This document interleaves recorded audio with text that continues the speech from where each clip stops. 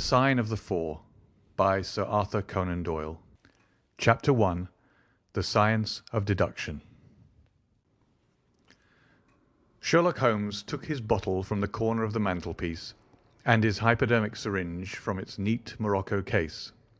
With his long, white, nervous fingers, he adjusted the delicate needle and rolled back his left shirt cuff. For some little time his eyes rested thoughtfully upon the sinewy forearm and wrist all dotted and scarred with innumerable puncture marks. Finally he thrust the sharp point home, pressed down the tiny piston, and sank back into the velvet-lined armchair with a long sigh of satisfaction. 3 times a day for many months I had witnessed this performance, but custom had not reconciled my mind to it.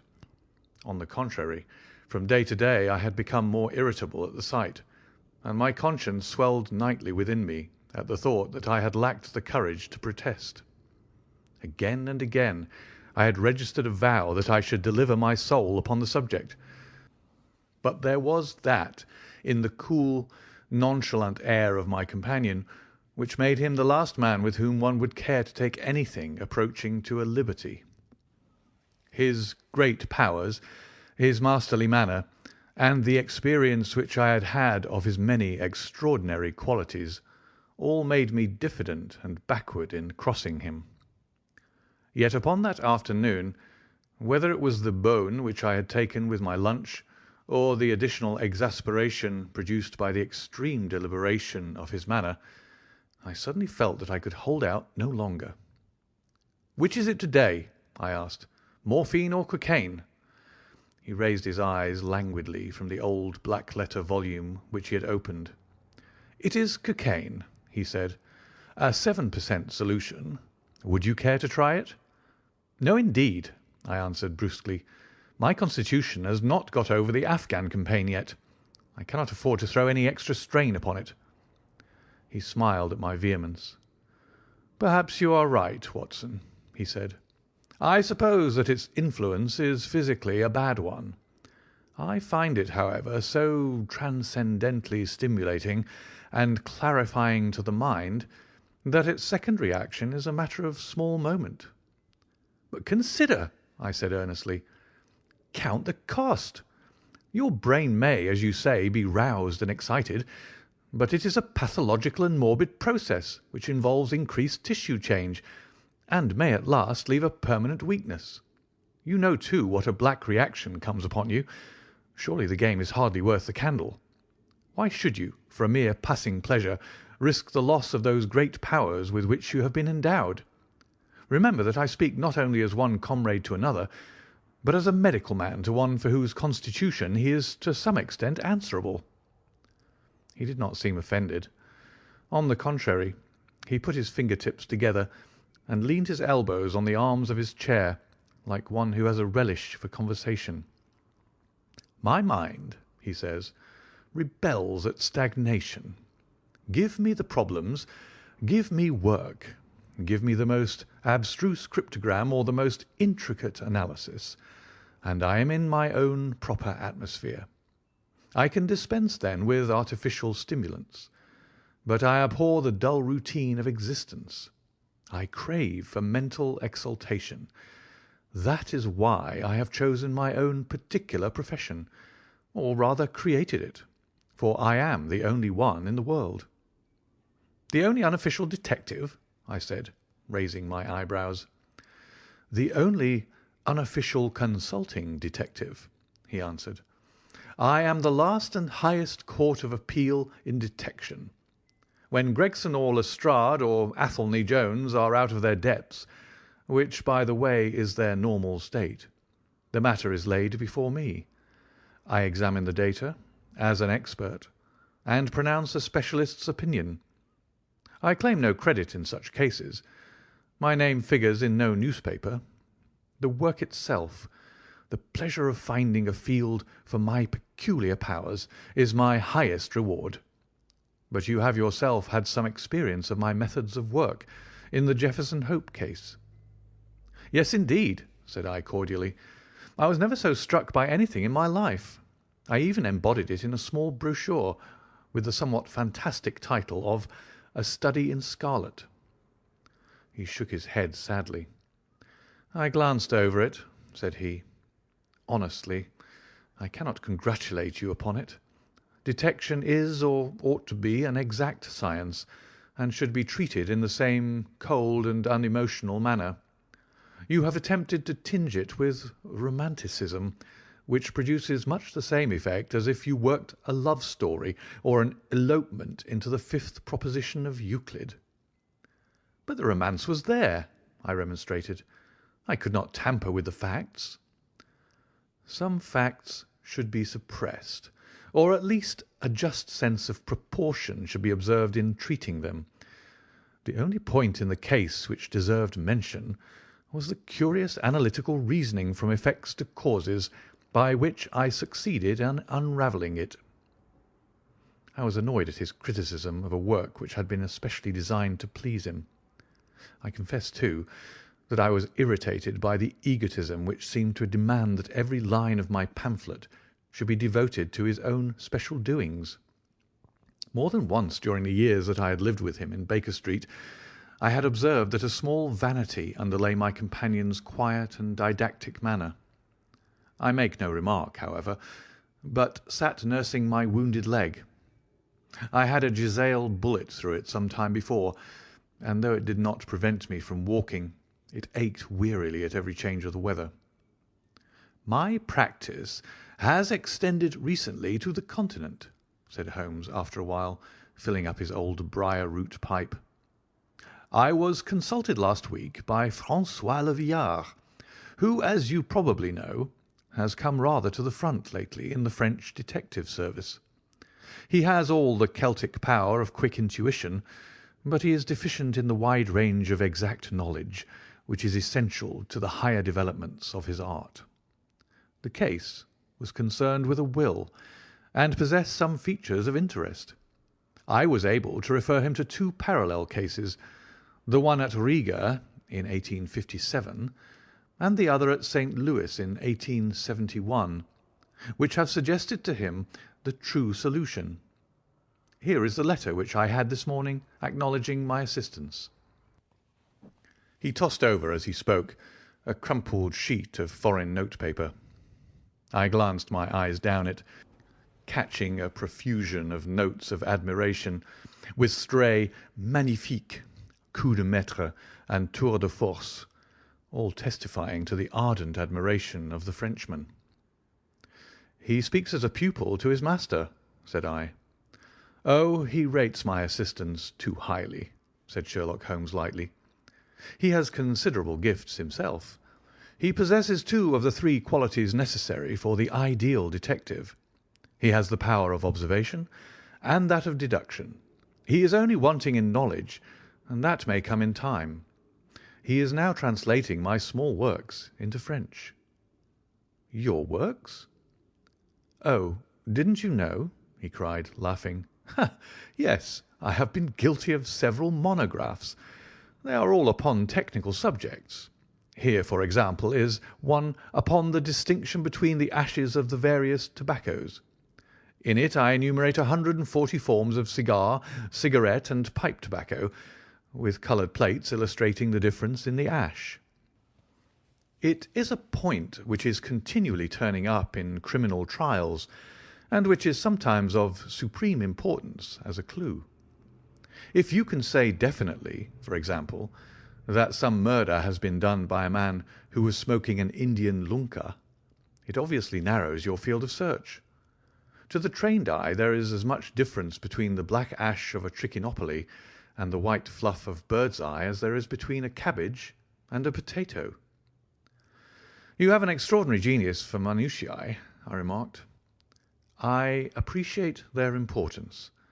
Here is my monograph upon the tracing of footsteps, with some remarks upon the uses of plaster of Paris as a preserver of impresses. Here, too, is a curious little work upon the influence of a trade upon the form of the hand, with lithotypes of the hands of slaters, sailors, cork-cutters, compositors, weavers, and diamond polishers. That is a matter of great practical interest to the scientific detective, especially in cases of unclaimed bodies, or in discovering the antecedents of criminals. But I weary you with my hobby." "Not at all," I answered earnestly. "It is of the greatest interest to me, especially since I have had the opportunity of observing your practical application of it. But you spoke just now of observation and deduction. Surely the one to some extent implies the other." "Why, hardly," he answered, leaning back luxuriously in his armchair and sending up thick blue wreaths from his pipe. "For example, observation shows me that you have been to the Wigmore Street post office this morning, but deduction lets me know that when there you dispatched a telegram." "Right," said I. "Right on both points. But I confess that I don't see how you arrived at it. It was a sudden impulse on my part, and I have mentioned it to no one." "It is simplicity itself," he remarked, chuckling at my surprise. "So absurdly simple that an explanation is superfluous. And yet it may serve to define the limits of observation and of deduction. Observation tells me that you have a little reddish mould adhering to your instep.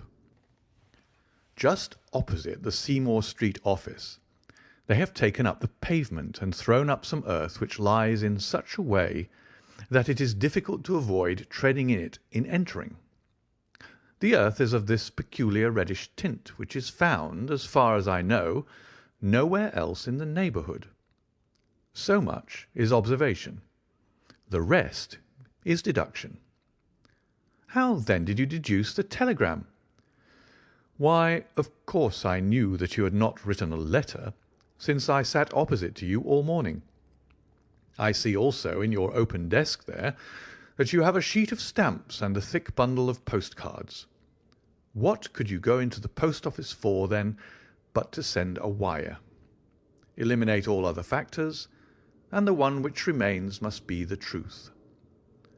"In this case it certainly is so," I replied, after a little thought.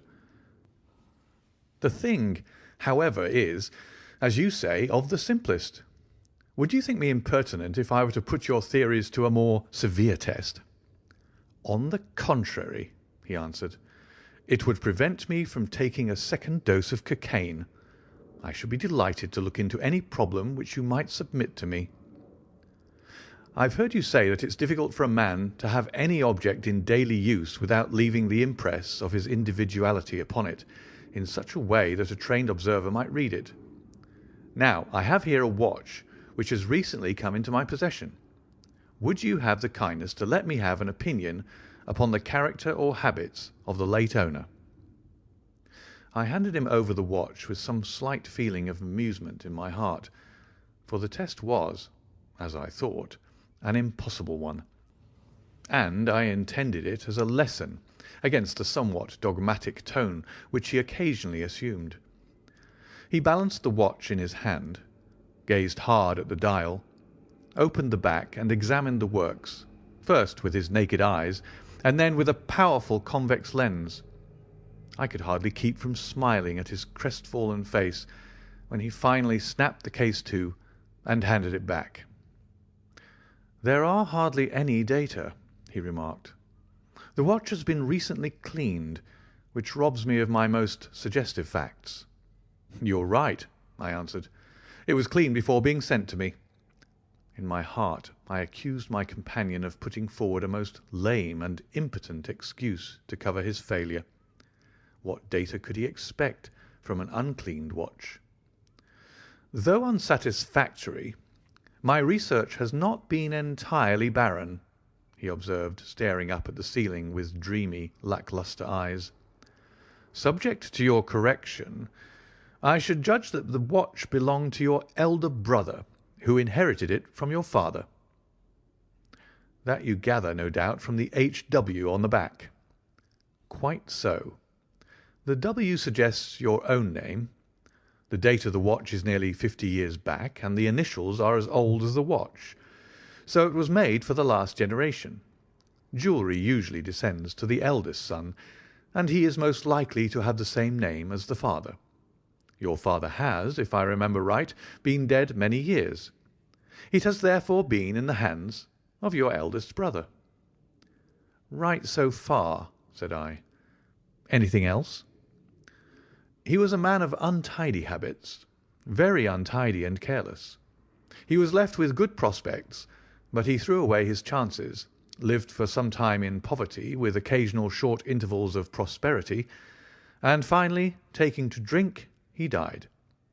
That is all I can gather." I sprang from my chair and limped impatiently about the room with considerable bitterness in my heart. "This is unworthy of you, Holmes," I said. "I could not have believed that you would have descended to this. You have made inquiries into the history of my unhappy brother, and you now pretend to deduce this knowledge in some fanciful way. You cannot expect me to believe that you've read all this from his old watch. It is unkind, and, to speak plainly, has a touch of charlatanism in it." "My dear doctor," said he kindly, "pray accept my apologies. Viewing the matter as an abstract problem, I had forgotten how personal and painful a thing it might be to you. I assure you, however, that I never even knew that you had a brother until you handed me the watch." "Then how in the name of all that is wonderful did you get these facts? They're absolutely correct in every particular." "Ah, that is good luck. I could only say what was the balance of probability. I did not at all expect to be so accurate." "But it was not mere guesswork." "No, no, I never guess. It is a shocking habit, destructive to the logical faculty. What seems strange to you is only so because you do not follow my train of thought, or observe the small facts upon which large inferences may depend. For example, I began by stating that your brother was careless. When you observe the lower part of that watch case, you notice that it is not only dinted in 2 places, but it is cut and marked all over from the habit of keeping other hard objects, such as keys or coins, in the same pocket. Surely it is no great feat to assume that a man who treats a 50-guinea watch so cavalierly must be a careless man. Neither is it a very far-fetched inference that a man who inherits one article of such value is pretty well provided for in other respects." I nodded to show that I followed his reasoning. "It is very customary for pawnbrokers in England, when they take a watch, to scratch the number of the ticket with a pinpoint upon the inside of the case. It is more handy than a label, as there is no risk of the number being lost or transposed. There are no less than 4 such numbers visible to my lens on the inside of this case. Inference, that your brother was often at low water. Secondary inference, that he had occasional bursts of prosperity, or he could not have redeemed the pledge. Finally, I ask you to look at the inner plate, which contains the keyhole. Look at the thousands of scratches all round the hole, marks where the key has slipped. What sober man's key could have scored those grooves? But you will never see a drunkard's watch without them. He winds it at night, and he leaves these traces of his unsteady hand. Where is the mystery in all this?" "It is as clear as daylight," I answered. "I regret the injustice which I did you. I should have had more faith in your marvellous faculty. May I ask whether you have any professional inquiry on foot at present?" "None. Hence the cocaine. I cannot live without brain work. What else is there to live for? Stand at the window here. Was ever such a dreary, dismal, unprofitable world? See how the yellow fog swirls down the street and drifts across the dun-coloured houses. What could be more hopelessly prosaic and material? What is the use of having powers, Doctor, when one has no field upon which to exert them? Crime is commonplace. Existence is commonplace. And no qualities save those which are commonplace have any function upon earth." I had opened my mouth to reply to this tirade, when with a crisp knock our landlady entered, bearing a card upon the brass salver.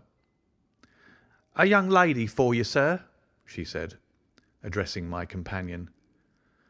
Miss Mary Morstan, he read. I have no recollection of the name. Ask the young lady to step up, Mrs. Hudson. Don't go, Doctor. I should prefer that you remain. End of Chapter 1.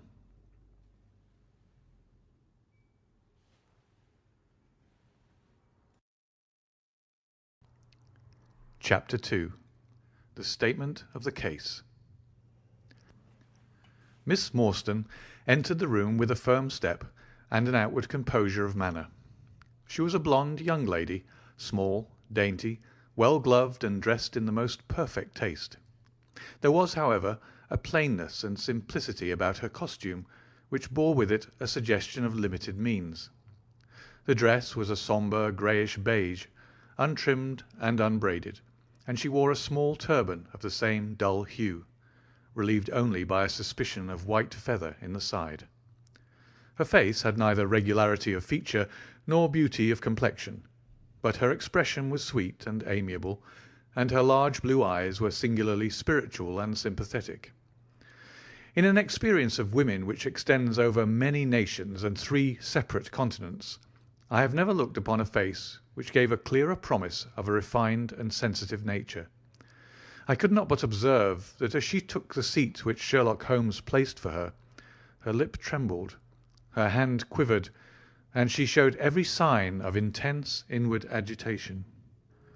"I have come to you, Mr. Holmes," she said, "because you once enabled my employer, Mrs. Cecil Forrester, to unravel a little domestic complication. She was much impressed by your kindness and skill."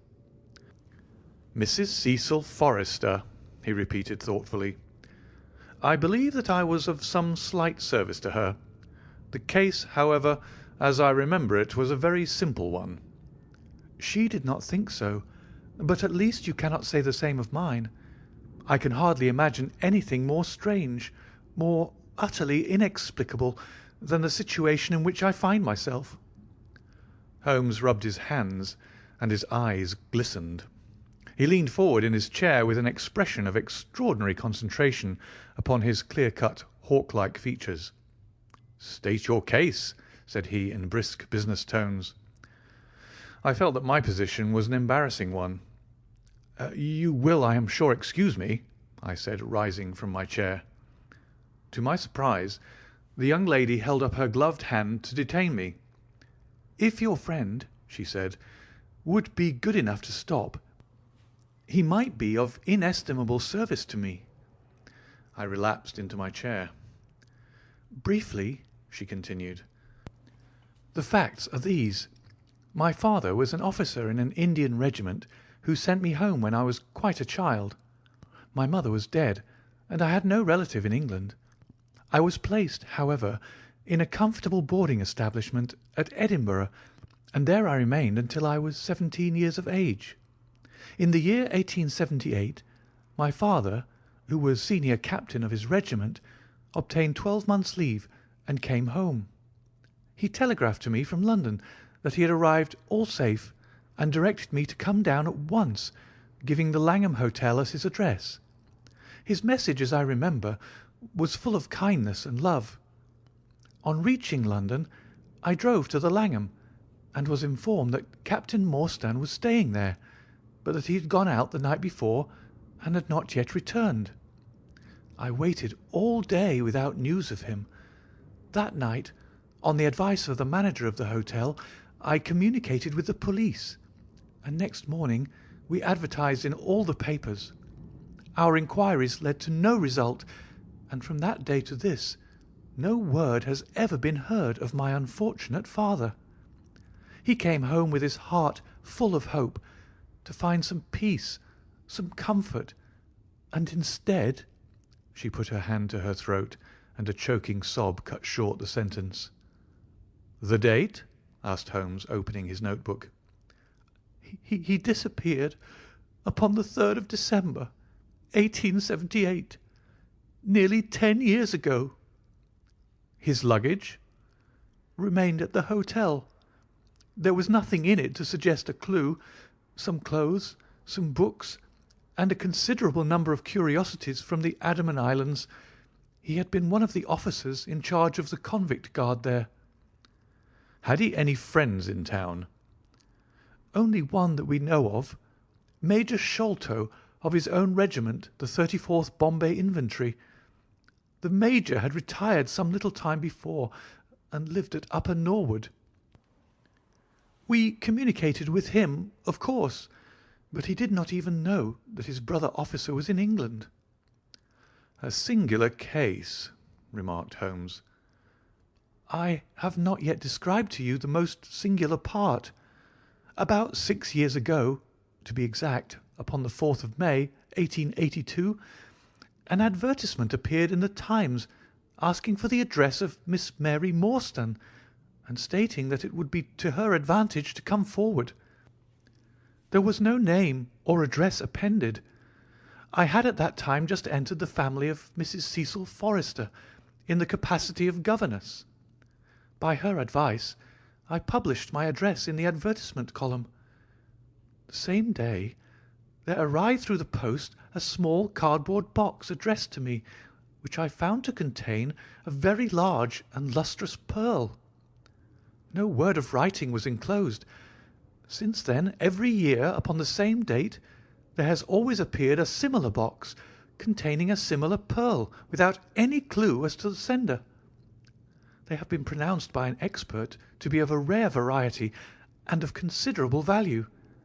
You can see for yourselves that they are very handsome." She opened a flat box as she spoke, and showed me 6 of the finest pearls that I had ever seen. "Your statement is most interesting," said Sherlock Holmes.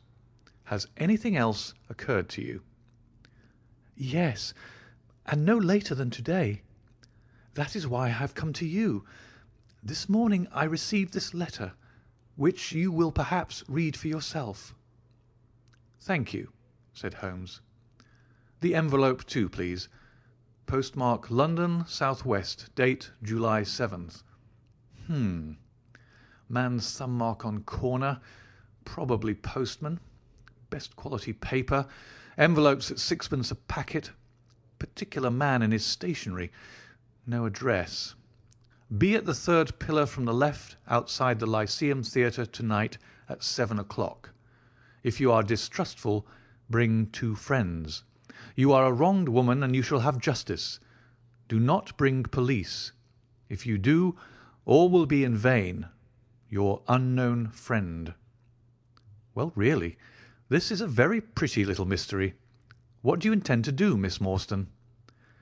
"That is exactly what I want to ask you." "Then we shall most certainly go. You and I, and yes, why, Dr. Watson is the very man. Your correspondent says 2 friends. He and I have worked together before." "But would he come?" she asked with something appealing in her voice and expression. "I should be proud and happy," said I fervently, "if I can be of any service." "You are both very kind," she answered. "I have led a retired life, and have no friends whom I could appeal to. If I am here at 6, it will do, I suppose." "You must not be later," said Holmes. "There is one other point, however. Is this handwriting the same as that upon the pearl box addresses?" "I have them here," she answered, producing half a dozen pieces of paper. "You are certainly a model client. You have the correct intuition. Let us see now." He spread out the papers upon the table and gave little darting glances from one to the other. "They are disguised hands, except the letter," he said presently, "but there can be no question as to the authorship. See how the irrepressible Greek E will break out, and see the twirl of the final S. They are undoubtedly by the same person. I should not like to suggest false hopes, Miss Morstan, but is there any resemblance between this hand and that of your father?" "Nothing could be more unlike." "I expected to hear you say so. We shall look out for you, then, at 6. Pray allow me to keep the papers. I may look into the matter before then. It is only 3:30. Au revoir, then." "Au revoir," said our visitor, and with a bright, kindly glance from one to the other of us, she replaced her pearl box in her bosom and hurried away. Standing at the window, I watched her walking briskly down the street until the grey turban and white feather were but a speck in the sombre crowd. "What a very attractive woman!" I exclaimed, turning to my companion. He had lit his pipe again and was leaning back with drooping eyelids. "Is she?" he said languidly. "I did not observe." "You really are an automaton, a calculating machine," I cried. "There's something positively inhuman in you at times." He smiled gently. "It is of the first importance," he said, "not to allow your judgment to be biased by personal qualities. A client is to me a mere unit, a factor in a problem. The emotional qualities are antagonistic to clear reasoning. I assure you that the most winning woman I ever knew was hanged for poisoning 3 little children for their insurance money, and the most repellent man of my acquaintance is a philanthropist who has spent nearly £250,000 upon the London poor. In this case, however, I never make exceptions. An exception disproves the rule. Have you ever had occasion to study character in handwriting? What do you make of this fellow's scribble?" "It is legible and regular," I answered. "A man of business habits and some force of character." Holmes shook his head. "Look at his long letters," he said. "They hardly rise above the common herd. That D might be an A, and that L an E. Men of character always differentiate their long letters, however illegibly they may write. There is vacillation in his Ks, and self-esteem in his capitals. I am going out now. I have some few references to make. Let me recommend this book, one of the most remarkable ever penned. It is Winwood Reade's Martyrdom of Man. I shall be back in an hour." I sat in the window with the volume in my hand, but my thoughts were far from the daring speculations of the writer. My mind ran upon our late visitor, her smiles, the deep rich tones of her voice, the strange mystery which overhung her life. If she was 17 at the time of her father's disappearance, she must be 27 now, a sweet age when youth has lost its self-consciousness and become a little sobered by experience. So I sat and mused until such dangerous thoughts came into my head that I hurried away to my desk and plunged furiously into the latest treatise upon pathology. What was I, an army surgeon with a weak leg and a weaker banking account, that I should dare to think of such things? She was a unit, a factor, nothing more. If my future were black, it was better surely to face it like a man than to attempt to brighten it by mere will-o'-the-wisps of the imagination. End of chapter 2.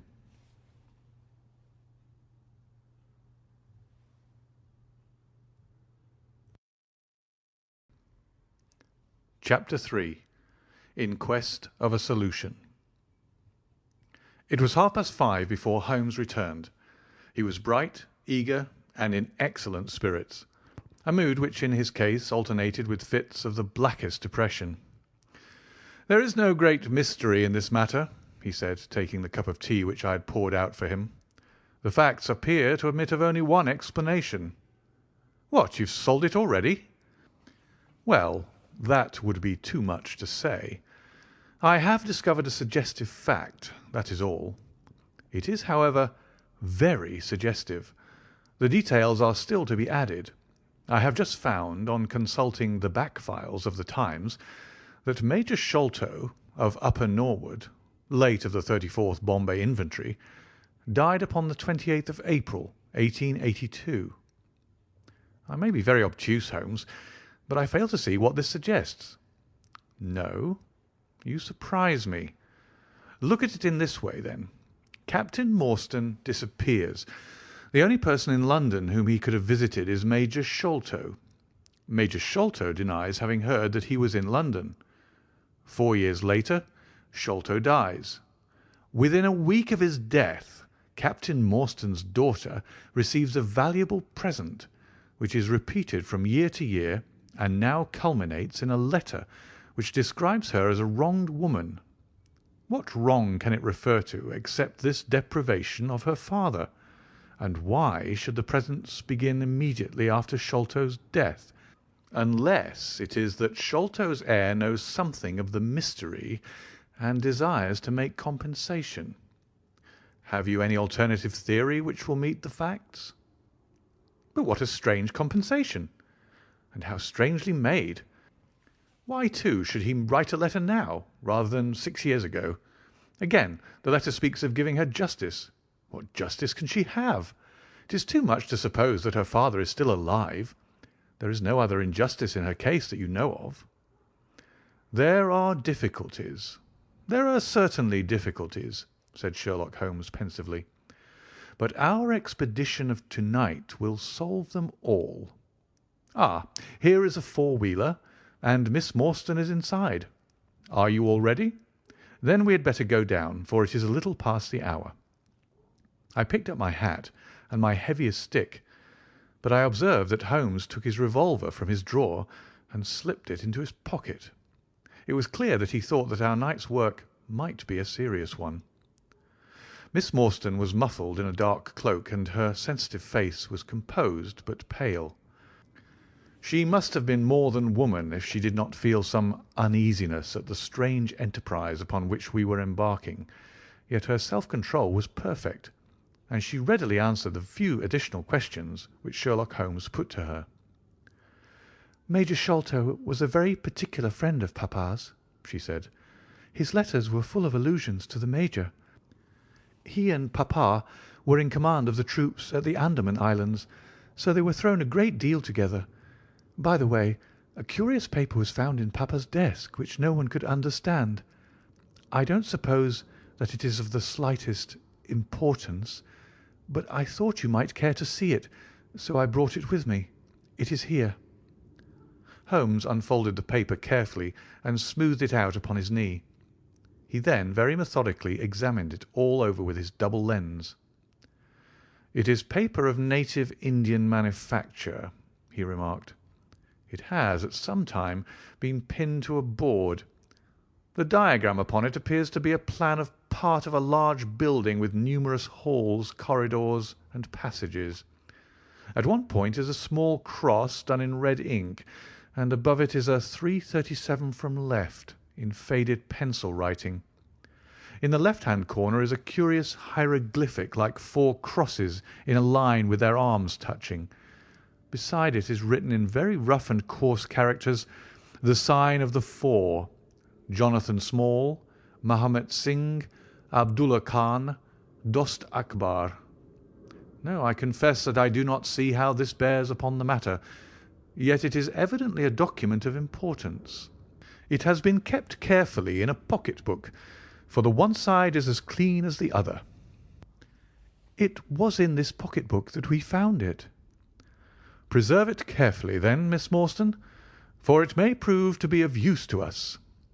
I begin to suspect that this matter may turn out to be much deeper and more subtle than I at first supposed. I must reconsider my ideas." He leaned back in the cab, and I could see by his drawn brow and his vacant eye that he was thinking intently. Miss Morstan and I chatted in an undertone about our present expedition and its possible outcome, but our companion maintained his impenetrable reserve until the end of our journey. It was a September evening, and not yet 7 o'clock, but the day had been a dreary one, and a dense, drizzly fog lay low upon the great city. Mud-coloured clouds drooped sadly over the muddy streets. Down the Strand the lamps were but misty splotches of diffused light, which threw a feeble circular glimmer upon the slimy pavement. The yellow glare from the shop windows streamed out into the steamy, vaporous air, and threw a murky, shifting radiance across the crowded thoroughfare. There was, to my mind, something eerie and ghost-like in the endless procession of faces which flitted across these narrow bars of light. Sad faces, and glad, haggard and merry, like all humankind, they flitted from the gloom into the light, and so back into the gloom once more. I am not subject to impressions, but the dull, heavy evening, with the strange business upon which we were engaged, combined to make me nervous and depressed. I could see from Miss Morstan's manner that she was suffering from the same feeling. Holmes alone could rise superior to petty influences. He held his open notebook upon his knee, and from time to time he jotted down figures and memoranda in the light of his pocket lantern. At the Lyceum Theatre the crowds were already thick at the side entrances. In front a continuous stream of hansoms and four-wheelers were rattling up, discharging their cargoes of shirt-fronted men and beshawled, bediamonded women. We had hardly reached the third pillar, which was our rendezvous, before a small, dark, brisk man in the dress of a coachman accosted us. "Are you the parties who come with the Miss Morstan?" he asked. "I am Miss Morstan, and these two gentlemen are my friends," said she. He bent a pair of wonderfully penetrating and questioning eyes upon us. "You will excuse me, miss," he said with a certain dogged manner, "but I was to ask you to give me your word that neither of your companions is a police officer." "I give you my word on that," she answered. He gave a shrill whistle, on which a street Arab led across a four-wheeler and opened the door. The man who had addressed us mounted to the box, while we took our places inside. We had hardly done so before the driver whipped up his horse, and we plunged away at a furious pace through the foggy streets. The situation was a curious one. We were driving to an unknown place on an unknown errand, yet our invitation was either a complete hoax, which was an inconceivable hypothesis, or else we had good reason to think that important issues might hang upon our journey. Miss Morstan's demeanour was as resolute and collected as ever. I endeavoured to cheer and amuse her by reminiscences of my adventures in Afghanistan. But to tell the truth, I was myself so excited at our situation and so curious as to our destination that my stories were slightly involved. To this day she declares that I told her one moving anecdote as to how a musket looked into my tent at the dead of night, and how I fired a double-barrelled tiger cub at it.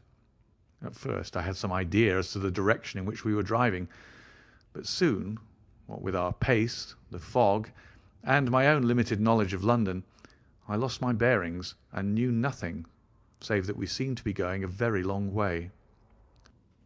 Sherlock Holmes was never at fault, however, and he muttered the names as the cab rattled through squares and in and out by tortuous by-streets. "Rochester Row," said he. "Now Vincent Square. Now we come out on the Vauxhall Bridge Road. We're making for the Surrey side, apparently. Yes, I thought so. Now we're on the bridge. You can catch glimpses of the river." We did indeed get a fleeting view of a stretch of the Thames, with the lamps shining upon the broad, silent water, but our cab dashed on, and was soon involved in a labyrinth of streets upon the other side. "Wordsworth Road," said my companion, "Priory Road, Larkhall Lane, Stockwell Place, Robert Street, Cold Harbour Lane. Our quest does not appear to take us to very fashionable regions." We had indeed reached a questionable and forbidding neighbourhood. Long lines of dull brick houses were only relieved by the coarse glare and tawdry brilliancy of public houses at the corner. Then came rows of two-storied villas, each with a fronting of miniature garden, and then again interminable lines of new staring brick buildings, the monster tentacles which the giant city was throwing out into the country. At last the cab drew up at the third house in a new terrace. None of the other houses were inhabited, and that at which we stopped was as dark as its neighbours, save for a single glimmer in the kitchen window. On our knocking, however, the door was instantly thrown open by a Hindu servant clad in a yellow turban, white, loose-fitting clothes, and a yellow sash. There was something strangely incongruous in this oriental figure framed in the commonplace doorway of a third-rate suburban dwelling-house. "The Sahib awaits you," said he, and even as he spoke there came a high, piping voice from some inner room. "Show them in to me, Kitmuga," it cried. "Show them straight into me." End of chapter 3.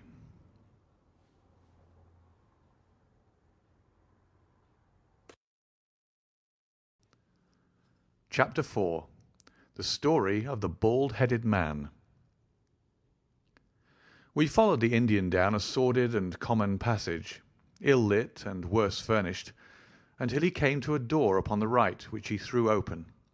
A blaze of yellow light streamed out upon us, and in the centre of the glare there stood a small man with a very high head, a bristle of red hair all round the fringe of it, and a bald, shining scalp, which shot out from among it like a mountain peak from fir trees.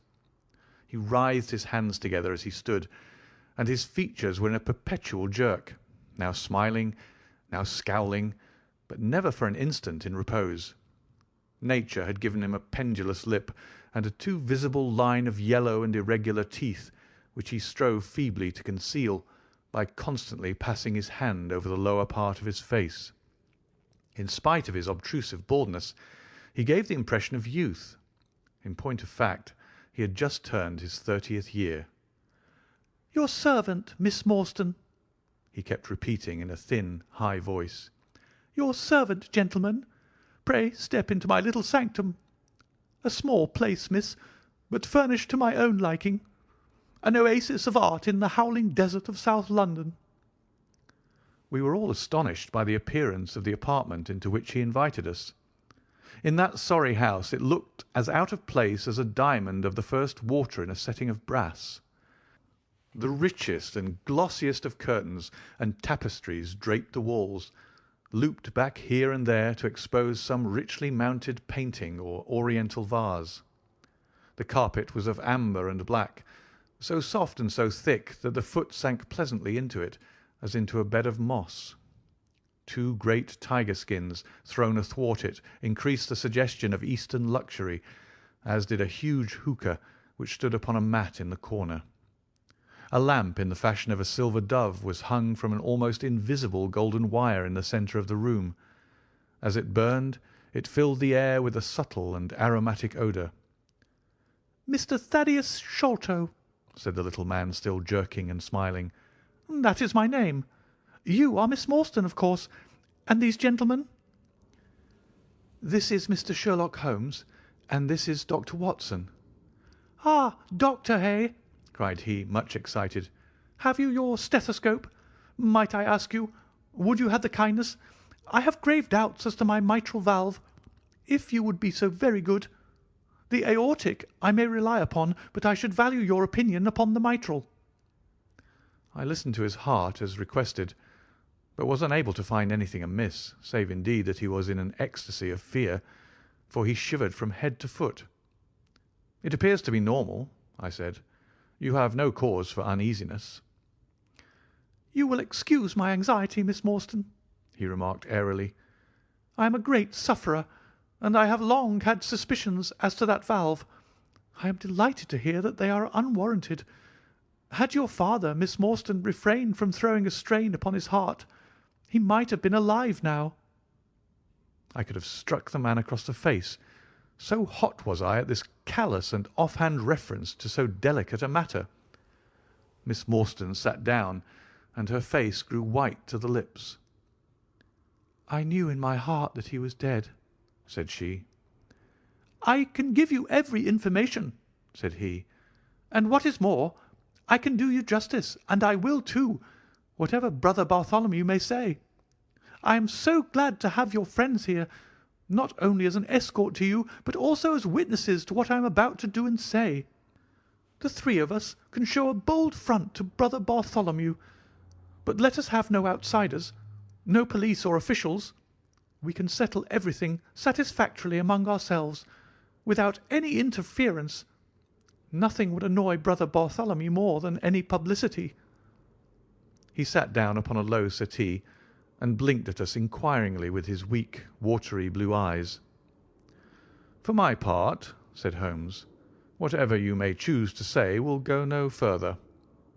I nodded to show my agreement. "That is well, that is well," said he. "May I offer you a glass of Chianti, Miss Morstan, or of Tokay? I keep no other wines. Shall I open a flask? No? Well, then I trust that you have no objection to tobacco smoke, to the mild balsamic odour of the Eastern tobacco. I am a little nervous, and I find my hookah an invaluable sedative." He applied a taper to the great bowl and the smoke bubbled merrily through the rose-water. We sat all three in a semicircle with our heads advanced and our chins upon our hands, while the strange, jerky little fellow, with his high, shining head, puffed uneasily in the centre. "When I first determined to make this communication to you," said he, "I might have given you my address, but I feared that you might disregard my request and bring unpleasant people with you. I took the liberty, therefore, of making an appointment in such a way that my man Williams might be able to see you first. I have complete confidence in his discretion, and he had orders, if he were dissatisfied, to proceed no further in the matter. You will excuse these precautions, but I am a man of somewhat retiring, and I might even say refined tastes, and there is nothing more unaesthetic than a policeman. I have a natural shrinking from all forms of rough materialism. I seldom come in contact with the rough crowd. I live, as you see, with some little atmosphere of elegance around me. I may call myself a patron of the arts. It is my weakness. The landscape is a genuine Corot, and though a connoisseur might perhaps throw a doubt upon that Salvator Rosa, there cannot be the least question about the Bouguereau. I am partial to the modern French school." "You will excuse me, Mr. Sholto," said Miss Morstan, "but I am here at your request to learn something which you desire to tell me. It is very late, and I should desire the interview to be as short as possible." "At the best it must take some time," he answered, "for we shall certainly have to go to Norwood and see Brother Bartholomew. We shall all go and try if we can get the better of Brother Bartholomew. He is very angry with me for taking the course which has seemed right to me. I had quite high words with him last night. You cannot imagine what a terrible fellow he is when he's angry." "If we're to go to Norwood, it would perhaps be as well to start at once," I ventured to remark. He laughed until his ears were quite red. "That would hardly do," he cried.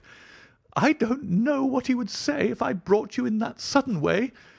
No, I must prepare you by showing you how we all stand to each other. In the first place, I must tell you that there are several points in the story of which I am myself ignorant. I can only lay the facts before you as far as I know them myself. My father was, as you may have guessed, Major John Sholto, once of the Indian Army. He retired some 11 years ago and came to live at Pondicherry Lodge in Upper Norwood. He had prospered in India and brought back with him a considerable sum of money, a large collection of valuable curiosities, and a staff of native servants. With these advantages he bought himself a house and lived in great luxury. My twin brother Bartholomew and I were the only children. I very well remember the sensation which was caused by the disappearance of Captain Morstan.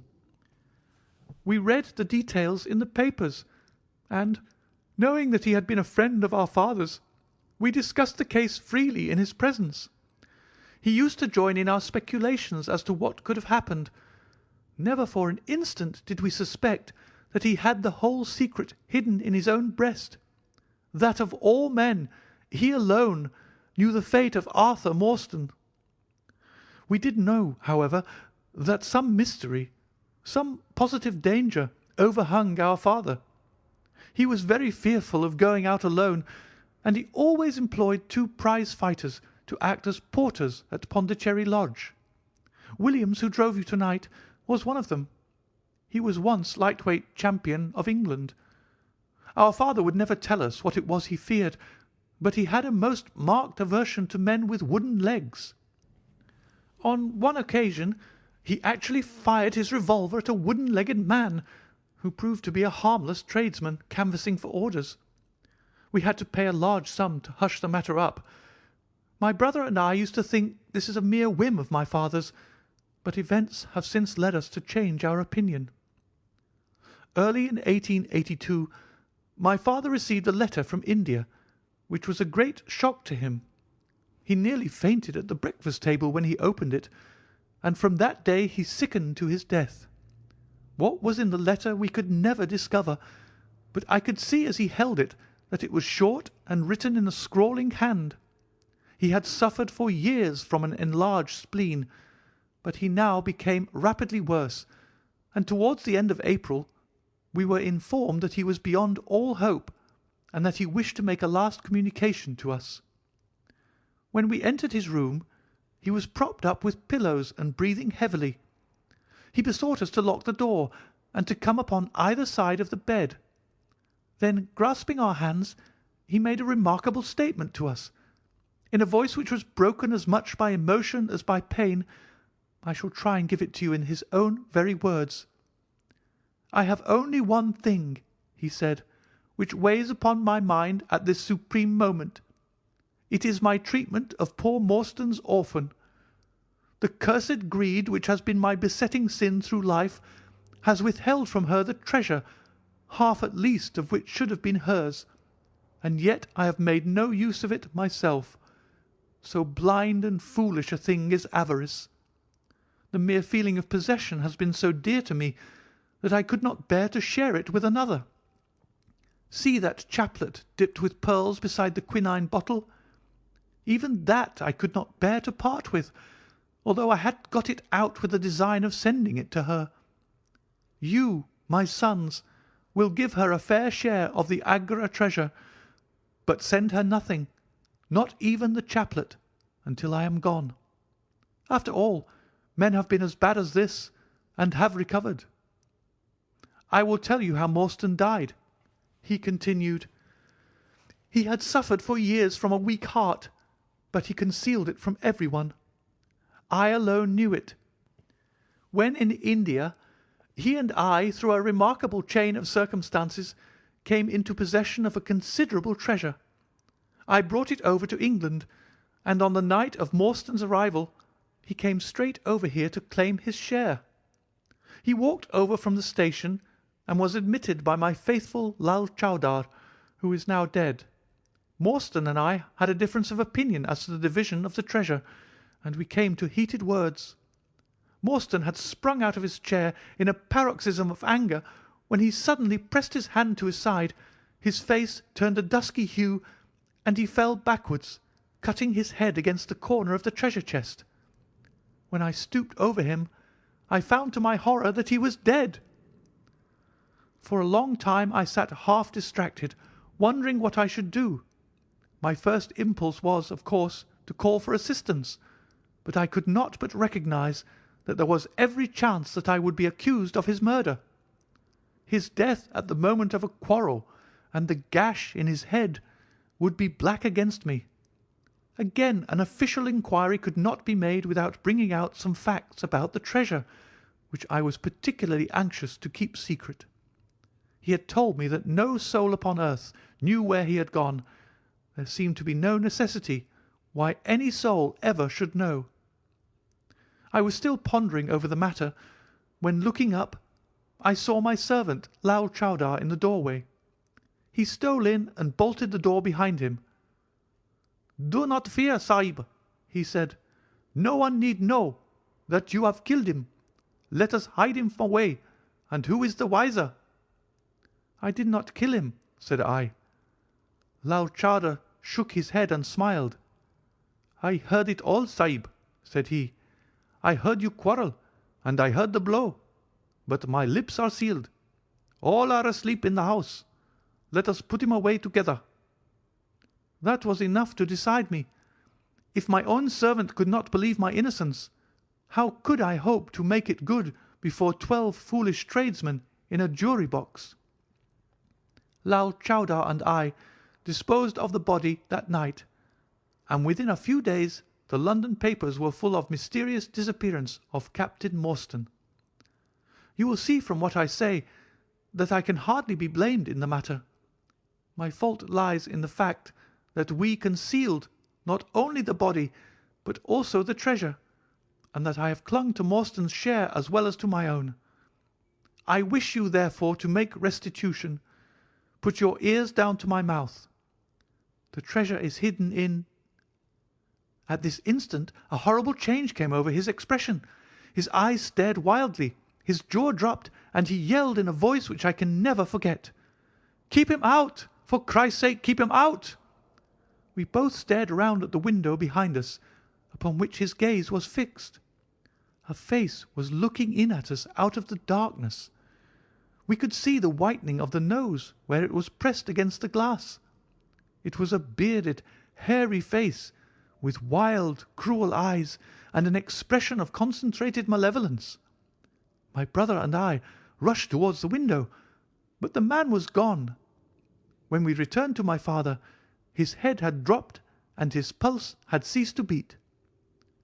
We searched the garden that night, but found no sign of the intruder, save that just under the window a single footmark was visible in the flower bed.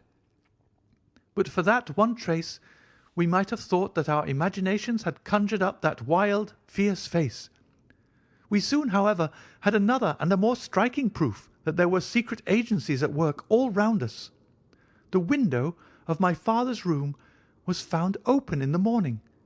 His cupboards and boxes had been rifled, and upon his chest was fixed a torn piece of paper with the words, "The sign of the 4" scrawled across it. What the phrase meant, or who our secret visitor may have been, we never knew. As far as we can judge, none of my father's property had been actually stolen, though everything had been turned out. My brother and I naturally associated this peculiar incident with the fear which haunted my father during his life, but it is still a complete mystery to us. The little man stopped to relight his hookah and puff thoughtfully for a few moments. We had all sat absorbed, listening to his extraordinary narrative.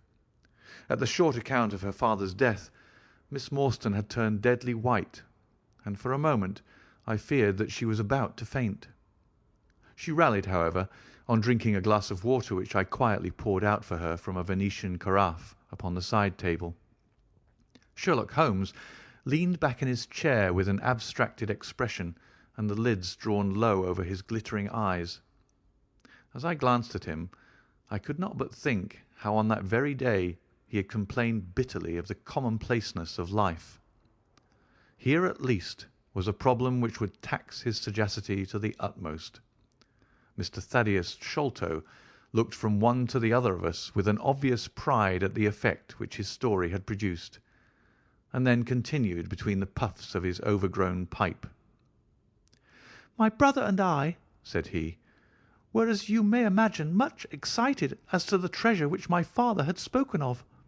For weeks and for months we dug and delved in every part of the garden without discovering its whereabouts. It was maddening to think that the hiding-place was on his very lips at the moment that he died. We could judge the splendour of his missing riches by the chaplet which he had taken out. Over this chaplet my brother Bartholomew and I had some little discussion. The pearls were evidently of great value, and he was averse to part with them, for between friends my brother was himself a little inclined to my father's fault. He thought, too, that if we parted with the chaplet it might give rise to gossip, and finally bring us into trouble. It was all that I could do to persuade him to let me find out Miss Morstan's address, and send her a detached pearl, at fixed intervals, so that at least she might never feel destitute. It was a kindly thought, said our companion earnestly. It was extremely good of you. The little man waved his hand deprecatingly. We were your trustees, he said. That was the view which I took of it, though brother Bartholomew could not altogether see it in that light. We had plenty of money ourselves. I desired no more. Besides, it would have been such bad taste to have treated a young lady in so scurvy a fashion. Le mauvais goût mène au crime. The French have a very neat way of putting these things. Our difference of opinion on this subject went so far that I thought it best to set up rooms for myself. So I left Pondicherry Lodge, taking the old Kitmougat and Williams with me. Yesterday, however, I learn that an event of extreme importance has occurred. The treasure has been discovered. I instantly communicated with Miss Morstan, and it only remains for us to drive out to Norwood and demand our share. I explained my views last night to Brother Bartholomew, so we shall be expected, if not welcome, visitors." Mr. Thaddeus Sholto ceased, and sat twitching on his luxurious settee. We all remained silent, with our thoughts upon the new development which the mysterious business had taken. Holmes was the first to spring to his feet. "You have done well, sir, from first to last," said he. "It is possible that we may be able to make you some small return by throwing some light upon that which is still dark to you. But, as Miss Morstan remarked just now, it is late, and we had best put the matter through without delay." Our new acquaintance very deliberately coiled up the tube of his hookah, and produced from behind a curtain a very long, befrogged topcoat with astrakhan collar and cuffs. This he buttoned tightly up in spite of the extreme closeness of the night, and finished his attire by putting on a rabbit-skin cap with hanging lappets which covered the ears, so that no part of him was visible save his mobile and peaky face. "My health is somewhat fragile," he remarked, as he led the way down the passage. "I am compelled to be a valetudinarian." Our cab was awaiting us outside, and our programme was evidently prearranged, for the driver started off at once at a rapid pace. Thaddeus Sholto talked incessantly, in a voice which rose high above the rattle of the wheels. "Bartholomew is a clever fellow," said he. "How do you think he found out where the treasure was? He had come to the conclusion that it was somewhere indoors.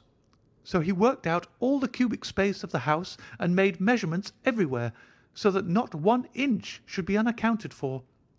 Among other things, he found that the height of the building was 74 feet, but on adding together the heights of all the separate rooms, and making every allowance for the space between, which he ascertained by borings, he could not bring the total to more than 70 feet.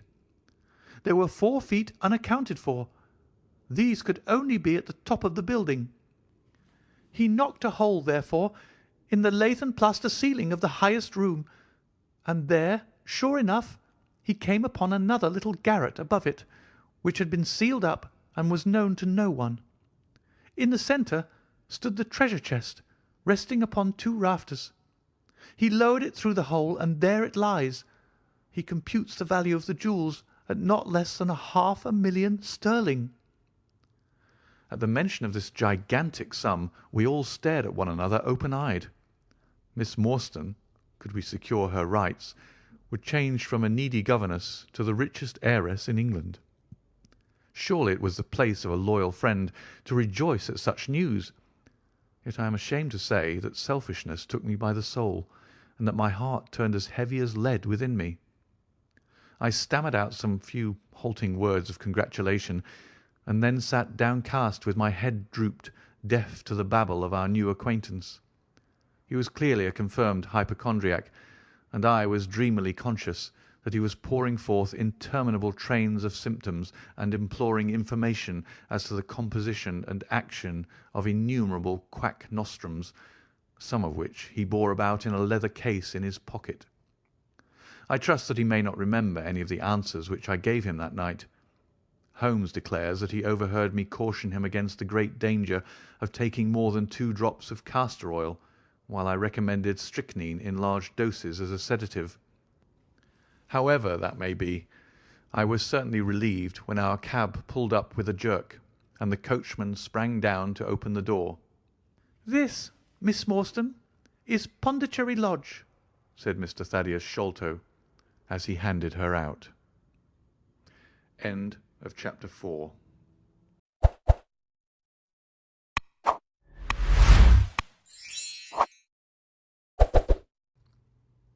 Chapter 5. The Tragedy of Pondicherry Lodge. It was nearly 11 o'clock when we reached this final stage of our night's adventures. We had left the damp fog of the great city behind us, and the night was fairly fine.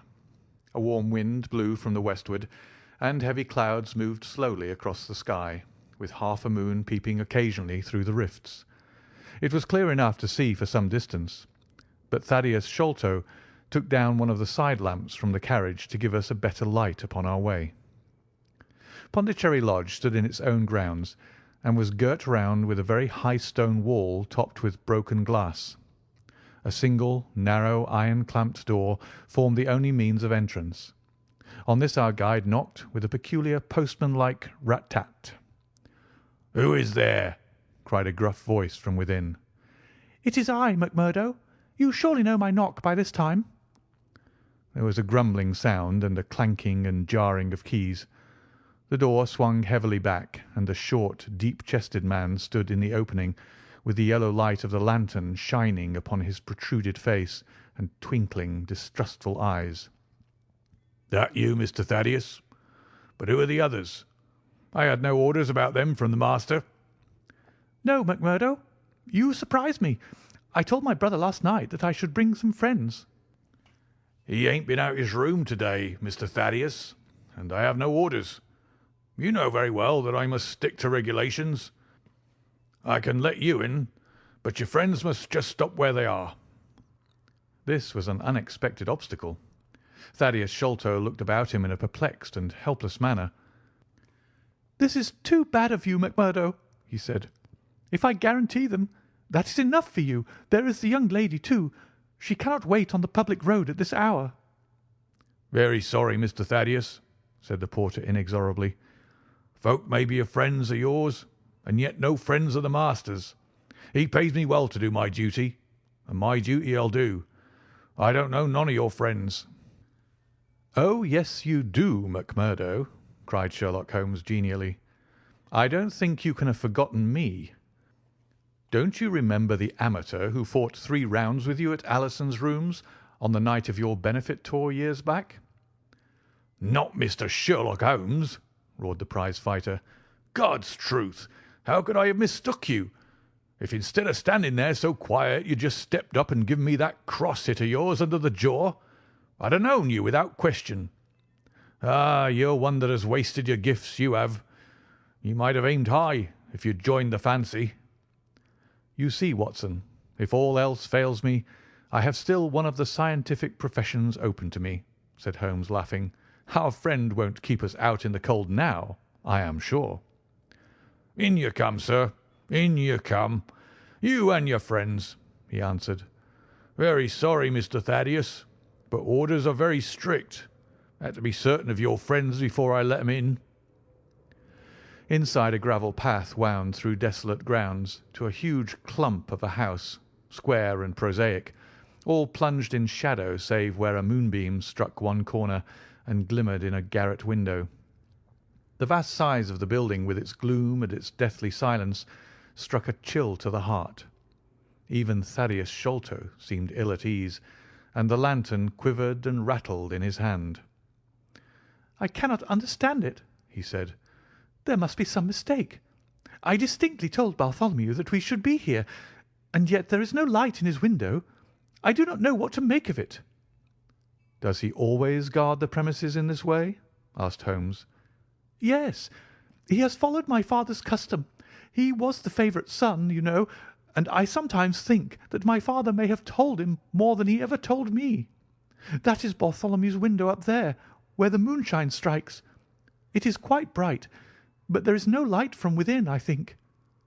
"None," said Holmes, "but I see the glint of light in that little window beside the door."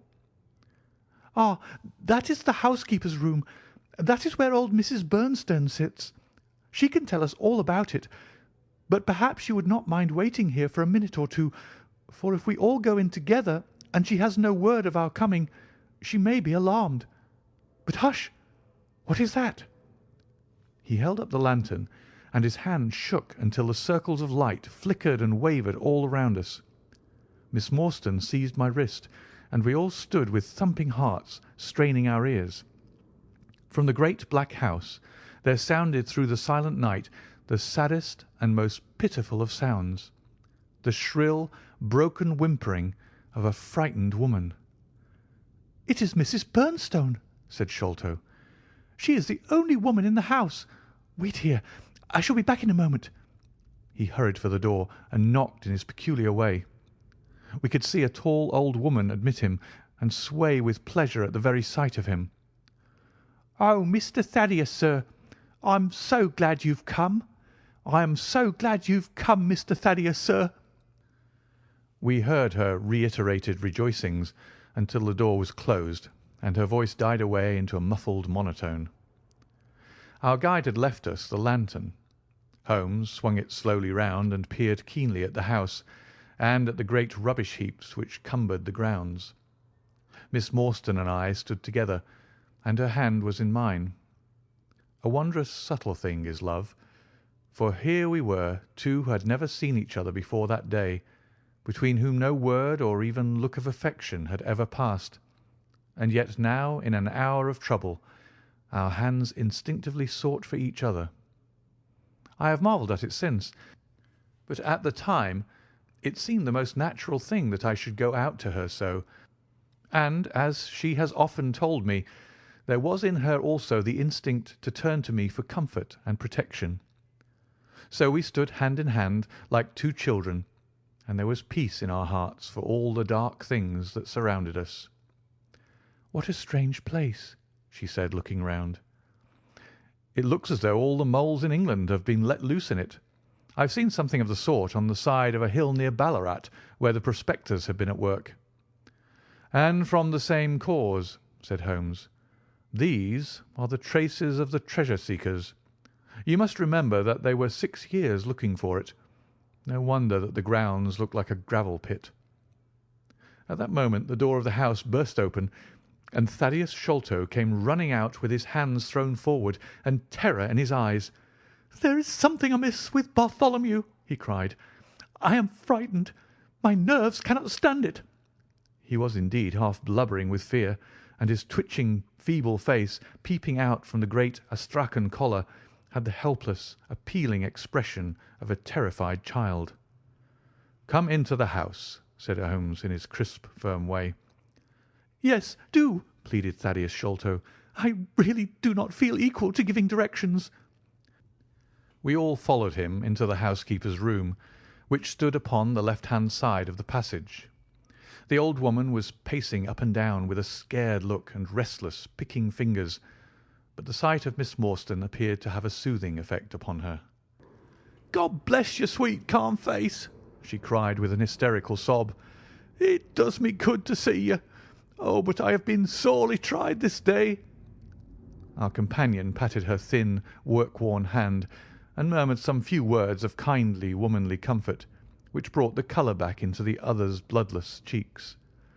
"Master has locked himself in, and will not answer me," she explained.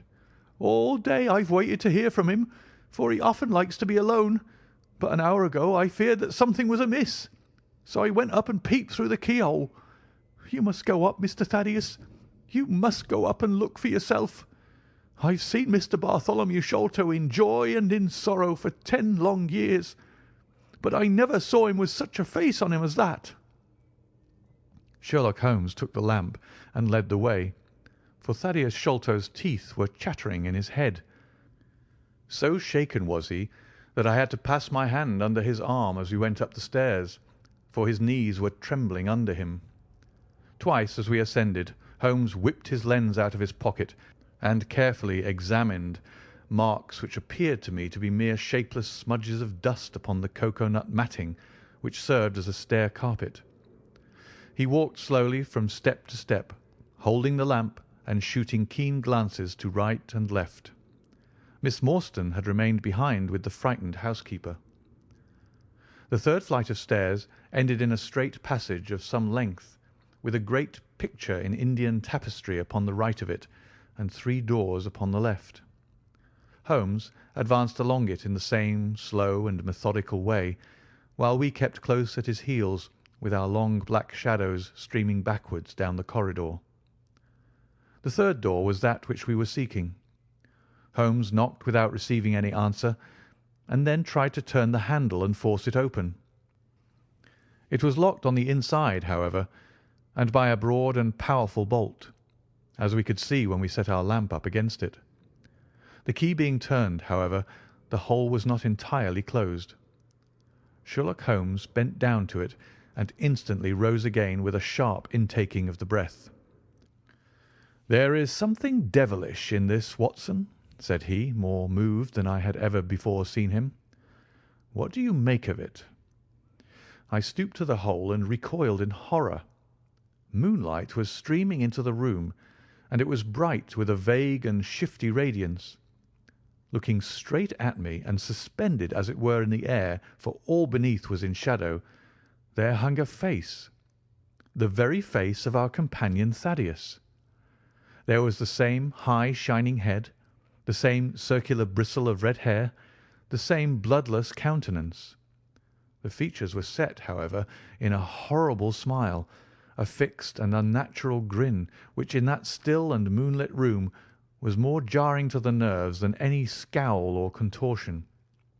So like was the face to that of our little friend that I looked round at him to make sure that he was indeed with us. Then I recalled to mind that he had mentioned to us that his brother and he were twins. "This is terrible," I said to Holmes. "What is to be done?" "The door must come down," he answered, and springing against it, he put all his weight upon the lock. It creaked and groaned, but did not yield. Together we flung ourselves upon it once more, and this time it gave way with a sudden snap, and we found ourselves within Bartholomew Sholto's chamber. It appeared to have been fitted up as a chemical laboratory. A double line of glass-stoppered bottles was drawn up upon the wall opposite the door, and a table was littered over with Bunsen burners, test tubes, and retorts. In the corners stood carboys of acid in wicker baskets. One of these appeared to leak or to have been broken, for a stream of dark-coloured liquid had trickled out from it, and the air was heavy with a peculiarly pungent tar-like odour. A set of steps stood at one side of the room, in the midst of a litter of lath and plaster, and above them there was an opening in the ceiling large enough for a man to pass through. At the foot of the steps a long coil of rope was thrown carelessly together. By the table, in a wooden armchair, the master of the house was seated all in a heap, with his head sunk upon his left shoulder, and that ghastly, inscrutable smile upon his face. He was stiff and cold, and had clearly been dead many hours. It seemed to me that not only his features, but all his limbs were twisted and turned in the most fantastic fashion. By his hand, upon the table there lay a peculiar instrument, a brown, close-grained stick, with a stone head like a hammer, rudely lashed on with coarse twine. Beside it was a torn sheet of note-paper with some words scrawled upon it. Holmes glanced at it, then handed it to me. "You see," he said with a significant raising of the eyebrows. In the light of the lantern I read with a thrill of horror, "The Sign of the Four."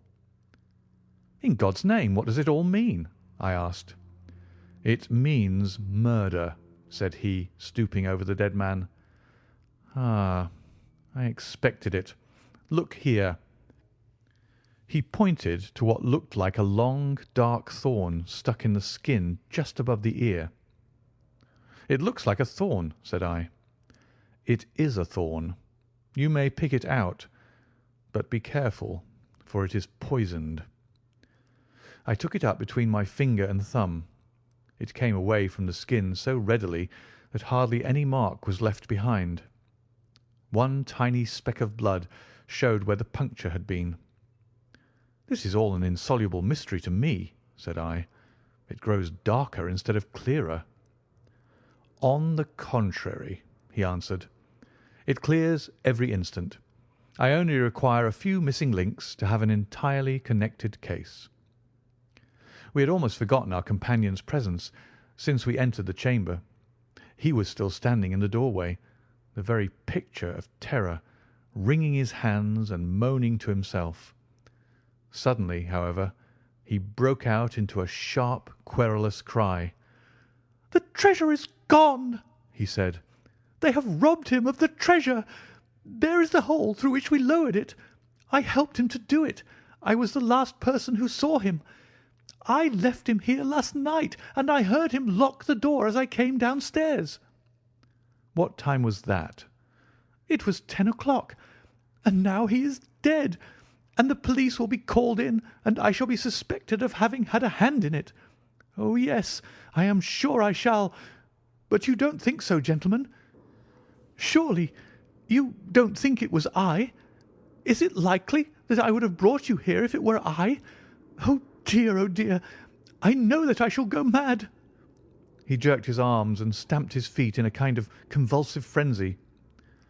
"You have no reason for fear, Mr. Sholto," said Holmes, kindly putting his hand upon his shoulder. "Take my advice and drive down to the station to report this matter to the police. Offer to assist them in every way. We shall wait here until your return."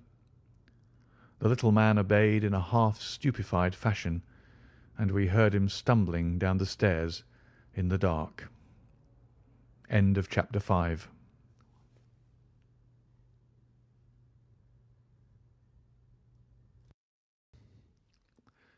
Chapter 6. Sherlock Holmes gives a demonstration. "Now, Watson," said Holmes, rubbing his hands, "we have half an hour to ourselves. Let us make good use of it. My case is, as I have told you, almost complete. But we must not err on the side of over-confidence.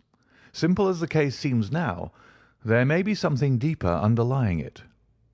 "Simple!" I ejaculated.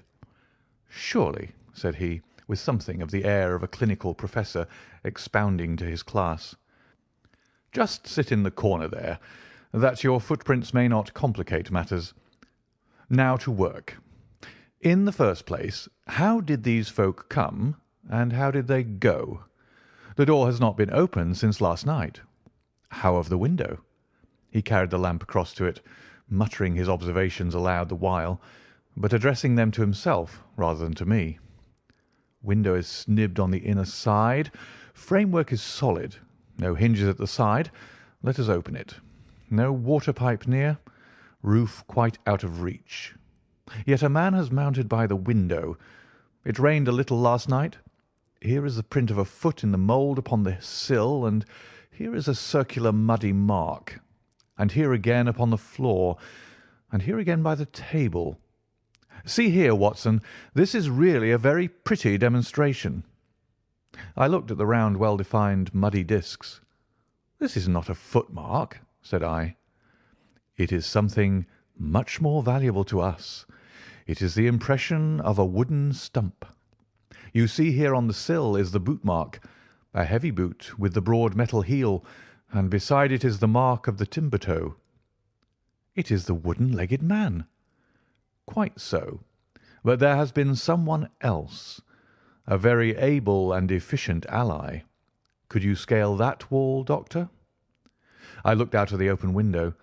The moon still shone brightly on that angle of the house. We were a good 60 feet from the ground, and look where I would I could see no foothold, nor as much as a crevice in the brickwork. "It is absolutely impossible," I answered. "Without aid it is so. But suppose you had a friend up here who lowered you this good stout rope which I see in the corner, securing one end of it to this great hook in the wall.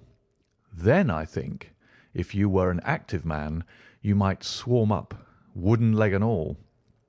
You would depart, of course, in the same fashion, and your ally would draw up the rope, untie it from the hook, shut the window, snib it on the inside, and get away in the way that he originally came.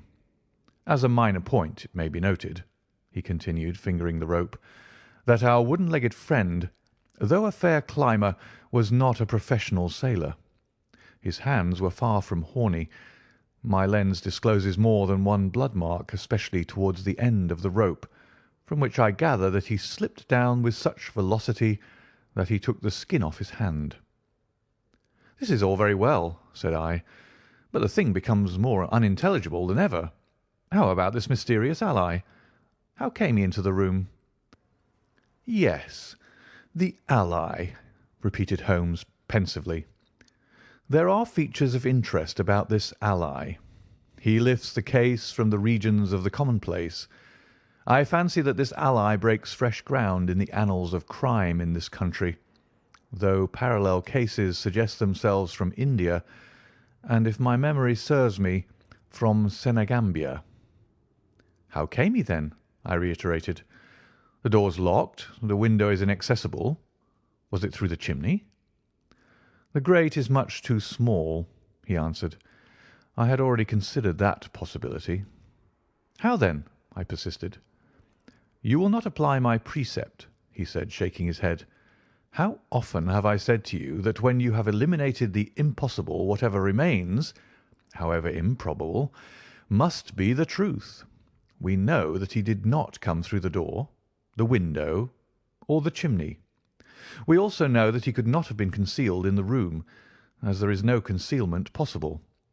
Whence, then, did he come? He came through the hole in the roof, I cried. Of course he did. He must have done so. If you will have the kindness to hold the lamp for me, we shall now extend our researches to the room above, the secret room in which the treasure was found. He mounted the steps, and seizing a rafter with each hand, he swung himself up into the garret. Then, lying on his face, he reached down for the lamp and held it while I followed him. The chamber in which we found ourselves was about 10 feet one way and 6 the other. The floor was formed by the rafters, with thin lath and plaster between, so that in walking one had to step from beam to beam. The roof ran up to an apex, and was evidently the inner shell of the true roof of the house. There was no furniture of any sort, and the accumulated dust of years lay thick upon the floor. Here you are, you see, said Sherlock Holmes, putting his hand against the sloping wall. This is a trapdoor which leads out onto the roof. I can press it back, and here is the roof itself, sloping at a gentle angle. This, then, is the way by which number 1 entered. Let us see if we can find any other traces of his individuality. He held down the lamp to the floor, and as he did so I saw for the second time that night a startled, surprised look come over his face. For myself, as I followed his gaze, my skin was cold under my clothes. The floor was covered thickly with the prints of a naked foot, clear, well-defined, perfectly formed, but scarce half the size of those of an ordinary man. "Holmes," I said in a whisper, "a child has done the horrid thing." He had recovered his self-possession in an instant. "I was staggered for the moment," he said, "but the thing is quite natural. My memory failed me, or I should have been able to foretell it. There is nothing more to be learned here. Let us go down." "What is your theory, then, as to those footmarks?" I asked eagerly, when we had regained the lower room once more. "My dear Watson, try a little analysis yourself," said he, with a touch of impatience. "You know my methods. Apply them, and it will be instructive to compare results." "I cannot conceive anything which will cover the facts," I answered. "It will be clear enough soon," he said in an offhand way. "I think that there is nothing else of importance here, but I will look."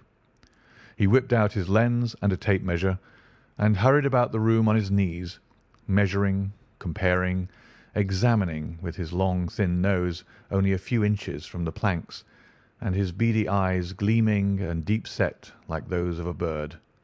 So swift, silent, and furtive were his movements, like those of a trained bloodhound picking out a scent, that I could not but think what a terrible criminal he would have made had he turned his energy and sagacity against the law, instead of exerting them in its defence. As he hunted about, he kept muttering to himself, and finally he broke out into a loud crow of delight. "We are certainly in luck," said he. "We ought to have very little trouble now. Number 1 has had the misfortune to tread in the creosote. You can see the outline of the edge of his small foot here at the side of this evil-smelling mess. The carboy has been cracked, you see, and the stuff has leaked out." "What then?" I asked. "Why, we have got him, that's all," said he. "I know a dog that would follow that scent to the world's end. If a pack can track a trailed herring across a shire, how far can a specially trained hound follow so pungent a smell as this? It sounds like a sum in the rule of 3. The answer should give us the— But hullo! Here are the accredited representatives of the law."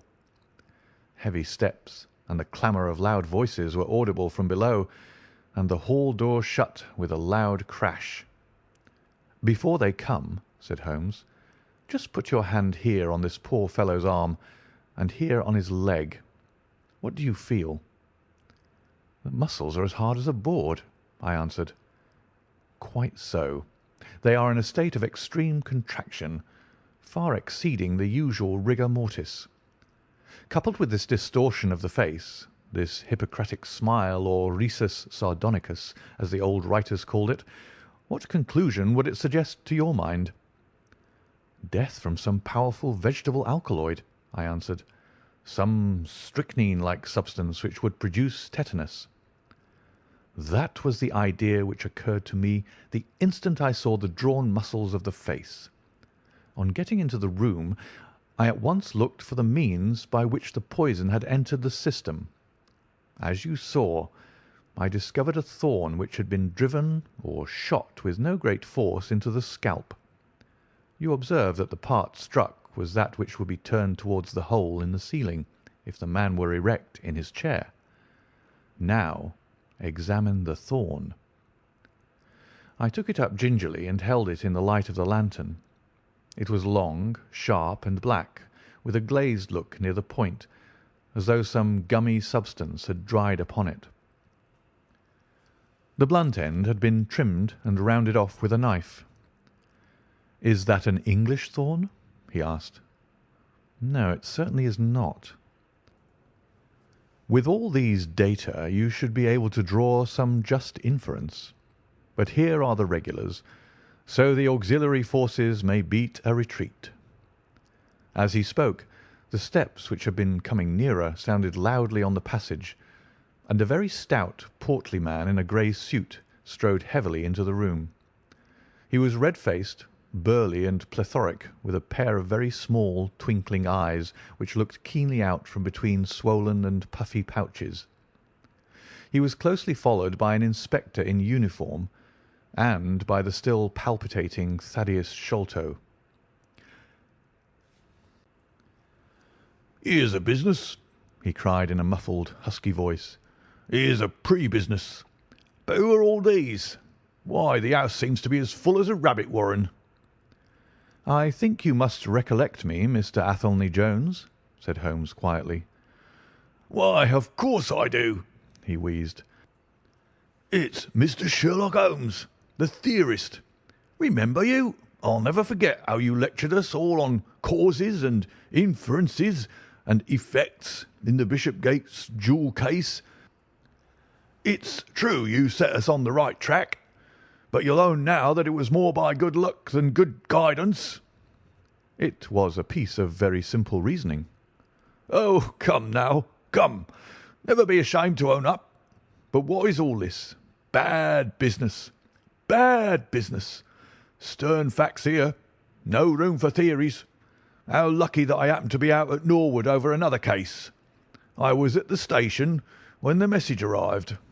What do you think the man died of?" "Oh, this is hardly a case for me to theorise over," said Holmes dryly.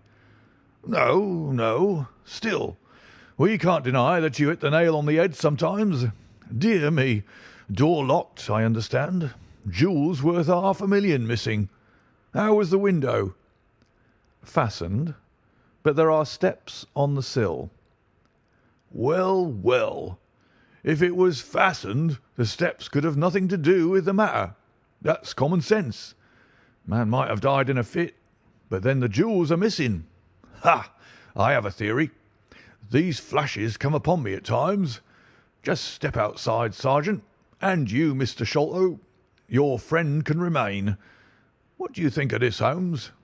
Sholto was, on his own confession, with his brother last night. The brother died in a fit, on which Sholto walked off with the treasure. How's that?" On which the dead man very considerately got up and locked the door on the inside. There's a flaw there. Let us apply common sense to the matter. This Thaddeus Sholto was with his brother. There was a quarrel. So much we know. The brother is dead and the jewels are gone. So much also we know. No one saw the brother from the time Thaddeus left him. His bed had not been slept in. Thaddeus is evidently in a most disturbed state of mind. His appearance is, well, not attractive. You see that I'm weaving my web round Thaddeus. The net begins to close upon him." "You are not quite in possession of the facts yet," said Holmes. "This splinter of wood, which I have every reason to believe to be poisoned, was in the man's scalp, where you will see the mark. This card, inscribed as you see it, was on the table, and beside it lay this rather curious stone-headed instrument. How does all that fit into your theory?" "Confirms it in every respect," said the fat detective pompously. "House is full of Indian curiosities. Thaddeus brought this up, and if this splinter be poisonous, Thaddeus may as well have made murderous use of it as any other man. The card is some hocus-pocus. A blind, as like as not. The only question is, how did he depart? Ah, of course. There is a hole in the roof." With great activity, considering his bulk, he sprang up the steps and squeezed through into the garret, and immediately afterwards we heard his exulting voice proclaiming that he had found the trapdoor. "He can find something," remarked Holmes, shrugging his shoulders. "He has occasional glimmerings of reason. Il n'y a pas de sot si incommode que ceux qui ont de l'esprit." "You see," said Athelney Jones, reappearing down the steps again, "facts are better than mere theories after all. My view of the case is confirmed. There is a trapdoor communicating with the roof, and it is partly open." "It was I who opened it." "Oh, indeed. You did notice it, then?" He seemed a little crestfallen at the discovery. "Well, whoever noticed it, it shows how our gentleman got away, Inspector." "Yes, sir," from the passage. "Ask Mr. Sholto to step this way. Mr. Sholto, it is my duty to inform you that anything which you may say will be used against you. I arrest you in the Queen's name as being concerned in the death of your brother." "There now, didn't I tell you?" cried the poor little man, throwing out his hands and looking from one to the other of us. "Don't trouble yourself about it, Mr. Sholto," said Holmes. "I think that I can engage to clear you of the charge." "Don't promise too much, Mr. Theorist. Don't promise too much," snapped the detective. "You may find it a harder matter than you think." "Not only will I clear him, Mr. Jones, but I will make you a free present of the name and description of one of the two people who were in this room last night. His name, I have every reason to believe, is Jonathan Small. He is a poorly educated man, small, active, with his right leg off, and wearing a wooden stump which is worn away upon the inner side. His left boot has a coarse, square-toed sole, with an iron band around the heel. He is a middle-aged man, much sunburned, and has been a convict. These few indications may be of some assistance to you, coupled with the fact that there is a good deal of skin missing from the palm of his hand. The other man—" "Ah, the other man?" asked Athelney Jones in a sneering voice, but impressed none the less, as I could easily see, by the precision of the other's manner. "Is a rather curious person," said Sherlock Holmes, turning upon his heel. "I hope before very long to be able to introduce you to the pair of them. A word with you, Watson." He led me out to the head of the stair. "This unexpected occurrence," he said, "has caused us rather to lose sight of the original purpose of our journey." "I've just been thinking so," I answered. "It is not right that Miss Morstan should remain in this stricken house." "No, you must escort her home.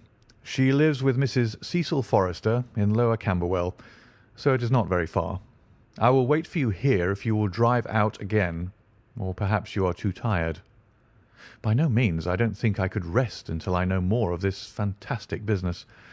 I've seen something of the rough side of life, but I give you my word that this quick succession of strange surprises to-night has shaken my nerve completely. I should like, however, to see the matter through with you, now that I have got so far." "Your presence will be of great service to me," he answered. "We shall work the case out independently, and leave this fellow Jones to exult over any mare's nest which he may choose to construct. When you have dropped Miss Morstan, I wish you to go on to No. 3 Pinchin Lane, down near the water's edge at Lambeth. The third house on the right-hand side is a bird stuffer's. Sherman is the name. You will see a weasel holding a young rabbit in the window. Knock old Sherman up and tell him with my compliments that I want Toby at once. You will bring Toby back in the cab with you." "A dog, I suppose?" "Yes, a queer mongrel with a most amazing power of scent. I would rather have Toby's help than that of the whole detective force of London." "I shall bring him then," said I. "It is 1 now. I ought to be back before 3, if I can get a fresh horse." "And I," said Holmes, "shall see what I can learn from Mrs. Bernstone, and from the Indian servant, who Mr. Thaddeus tells me sleeps in the next garret. Then I shall study the great Jones's methods and listen to his not too delicate sarcasms. Wir sind gewohnt, dass die Menschen verhöhnen, was sie nicht verstehen. Goethe is always pithy. End of chapter 6.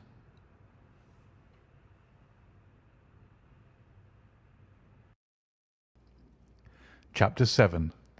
The Episode of the Barrel.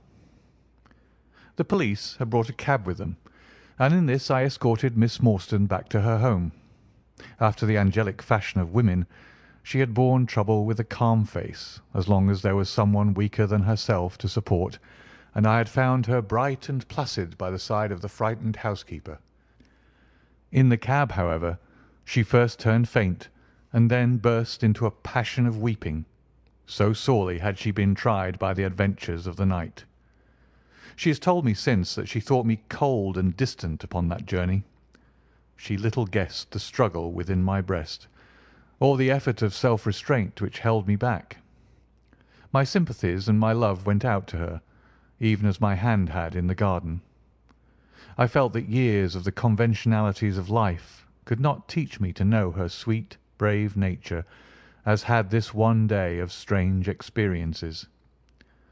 Yet there were 2 thoughts which sealed the words of affection upon my lips. She was weak and helpless, shaken in mind and nerve.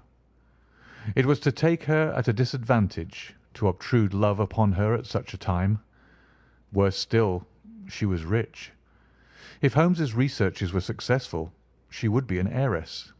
Was it fair, was it honourable, that a half-pay surgeon should take such advantage of an intimacy which chance had brought about? Might she not look upon me as a mere vulgar fortune-seeker? I could not bear to risk that such a thought should cross her mind. This Agra treasure intervened like an impassable barrier between us. It was nearly 2 o'clock when we reached Mrs. Cecil Forrester's. The servants had retired hours ago, but Mrs. Forrester had been so interested by the strange message which Miss Morstan had received that she had sat up in the hope of her return. She opened the door herself, a middle-aged, graceful woman, and it gave me joy to see how tenderly her arm stole around the other's waist, and how motherly was the voice in which she greeted her. She was clearly no mere paid dependent, but an honoured friend. I was introduced, and Mrs. Forrester earnestly begged me to step in and tell her our adventures. I explained, however, the importance of my errand, and promised faithfully to call and report any progress which we might make with the case. As we drove away, I stole a glance back, and I still seemed to see that little group on the step, the 2 graceful, clinging figures, the half-open door, the hall light shining through stained glass, the barometer, and the bright stair-rods. It was soothing to catch even that passing glimpse of a tranquil English home in the midst of the wild, dark business which had absorbed us. The more I thought of what had happened, the wilder and darker it grew. I reviewed the whole extraordinary sequence of events as I rattled on through the silent, gas-lit streets. There was the original problem. That at least was pretty clear now. The death of Captain Morstan, the sending of the pearls, the advertisement, the letter. We had only light upon all those events. They had only led us, however, to a deeper and far more tragic mystery. The Indian treasure, the curious plan found among Morstan's baggage, the strange scene at Major Sholto's death, the rediscovery of the treasure immediately followed by the murder of the discoverer, the very singular accompaniments to the crime, the footsteps, the remarkable weapons, the words upon the card corresponding with those upon Captain Morstan's chart. Here was indeed a labyrinth in which a man less singularly endowed than my fellow lodger might well despair of ever finding the clue. Pinchin Lane was a row of shabby two-storied brick houses in the lower quarter of Lambeth. I had to knock for some time at number 3 before I could make my impression. At last, however, there was the glint of a candle behind the blind, and a face looked out at the upper window. "Go on, you drunken vagabond," said the face. "If you kick up any more row, I'll open the kennels and let our 43 dogs upon you." "If you'll let one out, it's just what I have come for," said I. "Go on," yelled a voice. "So help me gracious, I have a wiper in the bag, and I'll drop it on your head if you don't hook it." "But I want a dog," I cried. "I won't be argued with," shouted Mr. Sherman. "Now stand clear, for when I say 3, down goes the wiper." "Mr. Sherlock Holmes," I began, but the words had a most magical effect, for the window instantly slammed down, and within a minute the door was unbarred and open. Mr. Sherman was a lanky, lean old man, with stooping shoulders, a stringy neck, and blue-tinted glasses. "A friend of Mr. Sherlock is always welcome," said he. "Step in, sir. Keep clear of the badger, for he bites. Ah, naughty, naughty. Would you take a nip at the gentleman?" This to a stoat, which thrust its wicked head and red eyes between the bars of its cage. "Don't mind that, sir. It's only a slow worm. It ain't got no fangs, so I gives it the run of the room, for it keeps the beetles down. You mustn't mind being just a little short with you at first, for I'm guided by the children, and there's many a one just comes down this lane to knock me up. What was it that Mr. Sherlock Holmes wanted, sir?" "He wanted a dog of yours." "Ah, that will be Toby." "Yes, Toby was the name." "Toby lives at number 7 on the left there." He moved slowly forward with his candle among the queer animal family which he had gathered around him. In the uncertain, shadowy light I could see dimly that there were glancing, glimmering eyes peeping down at us from every cranny and corner. Even the rafters above our heads were lined by solemn fowls, who lazily shifted their weight from one leg to the other as our voices disturbed their slumbers. Toby proved to be an ugly, long-haired, lop-eared creature, half spaniel and half lurcher, brown and white in colour, with a very clumsy, waddling gait. It accepted, after some hesitation, a lump of sugar which the old naturalist handed to me, and having thus sealed an alliance, it followed me to the cab and made no difficulties about accompanying me. It had just struck 3 on the palace clock when I found myself back once more at Pondicherry Lodge. The ex-prize-fighter, McMurdo, had, I found, been arrested as an accessory, and both he and Mr. Sholto had been marched off to the station. 2 constables guarded the narrow gate, but they allowed me to pass with the dog on my mentioning the detective's name. Holmes was standing on the doorstep, with his hands in his pockets, smoking his pipe. "Ah, you have him there," said he. "Good dog, then. Anthony Jones has gone. We've had an immense display of energy since you left. He has arrested not only friend Thaddeus, but the gatekeeper, the housekeeper, and the Indian servant. We have the place to ourselves, but for a sergeant upstairs. Leave the dog here and come up." We tied Toby to the hall table and reascended the stairs. The room was as he had left it, save that a sheet had been draped over the central figure. A weary-looking police sergeant reclined in the corner. "Lend me your bull's-eye, sergeant," said my companion. "Now, tie this bit of card round my neck so as to hang it in front of me. Thank you. Now I must kick off my boots and stockings. Just you carry them down with you, Watson. I'm going to do a little climbing and dip my handkerchief into the creosote. That will do. Now, come up into the garret with me for a moment. We clambered up through the hole. Holmes turned his light once more upon the footsteps in the dust. "I wish you particularly to notice these footmarks," he said. "Do you observe anything noteworthy about them?" "They belong," I said, "to a child or a small woman." "Apart from their size, though. Is there nothing else?" "They appear to be much as other footmarks." "Not at all. Look here. This is the print of right foot in the dust. Now I make one with my naked foot beside it. What is the chief difference?" "Your toes are all cramped together. The other print has each toe distinctly divided." "Quite so. That is the point. Bear that in mind.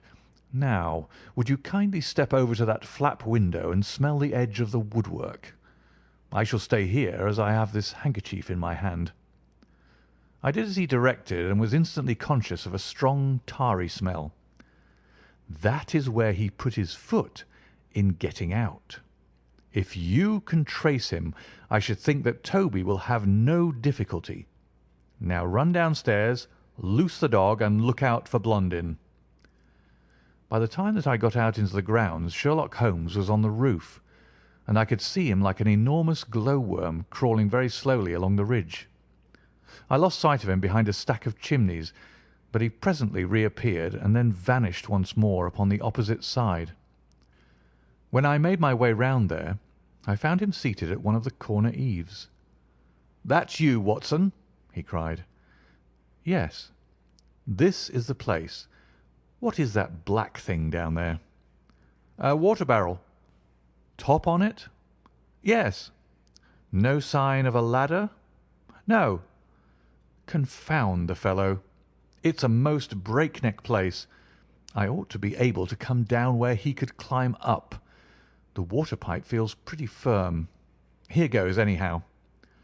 There was a scuffling of feet, and the lantern began to come steadily down the side of the wall.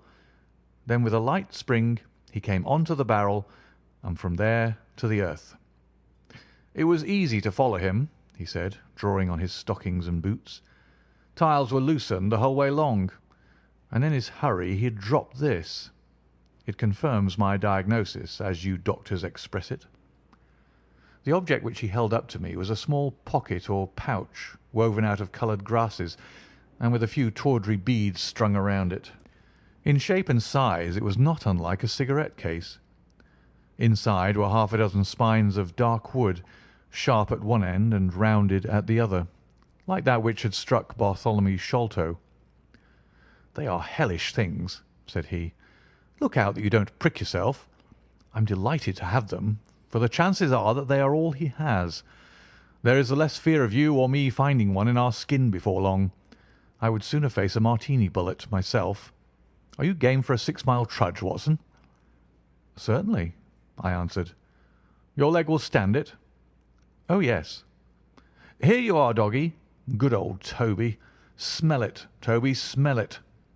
He pushed the creosote handkerchief under the dog's nose, while the creature stood with its fluffy legs separated, and with a most comical cock to its head, like a connoisseur sniffing the bouquet of a famous vintage. Holmes then threw the handkerchief to a distance, fastened a stout cord to the mongrel's collar, and led him to the foot of the water barrel. The creature instantly broke into a succession of high, tremulous yelps, and, with his nose on the ground and his tail in the air, pattered off upon the trail at a pace which strained his leash and kept us at the top of our speed. The east had been gradually whitening, and we could now see some distance in the cold grey light. The square, massive house, with its black, empty windows and high, bare walls, towered up sad and forlorn behind us. Our course led right across the grounds, in and out among the trenches and pits with which they were scarred and intersected. The whole place, with its scattered dirt heaps and ill-grown shrubs, had a blighted, ill-omened look which harmonized with the black tragedy which hung over it.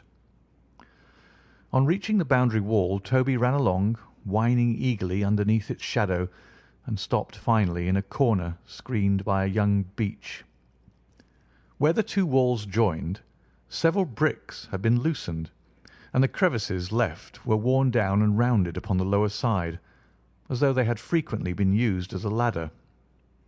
Holmes clambered up, and, taking the dog from me, he dropped it over upon the other side. "There's the print of Wooden-leg's hand," he remarked, as I mounted up beside him. "You see the slight smudge of blood upon the white plaster. What a lucky thing it is that we have had no very heavy rain since yesterday. The scent will lie upon the road in spite of their 28 hours' start." I confess that I had my doubts myself when I reflected upon the great traffic which had passed along the London road in the interval. My fears were soon appeased, however. Toby never hesitated or swerved, but waddled on in his peculiar rolling fashion. Clearly the pungent smell of the creosote rose high above all other contending scents. "Do not imagine," said Holmes, "that I depend for my success in this case upon the mere chance of one of these fellows having put his foot in the chemical.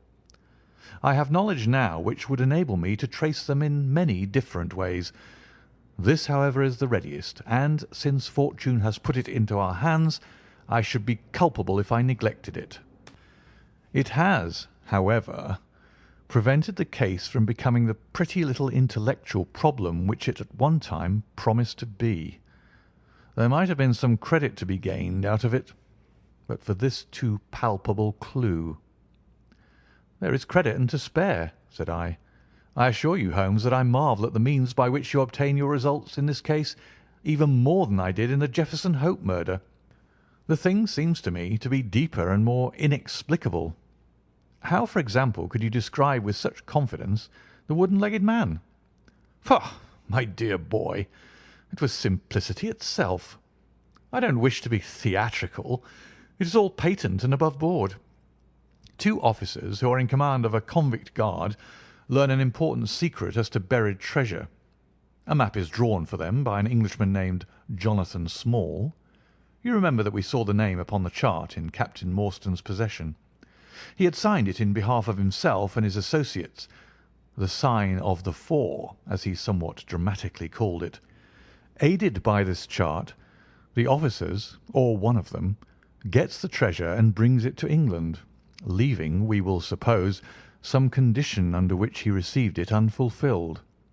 Now then, why did not Jonathan Small get the treasure himself? The answer is obvious. The chart is dated at a time when Morstan was brought into close association with convicts. Jonathan Small did not get the treasure because he and his associates were themselves convicts and could not get away." "But that's mere speculation," said I. "It is more than that. It is the only hypothesis which covers the facts. Let us see how it fits in with the sequel. Major Sholto remains at peace for some years, happy in the possession of his treasure. Then he receives a letter from India which gives him a great fright. What was that?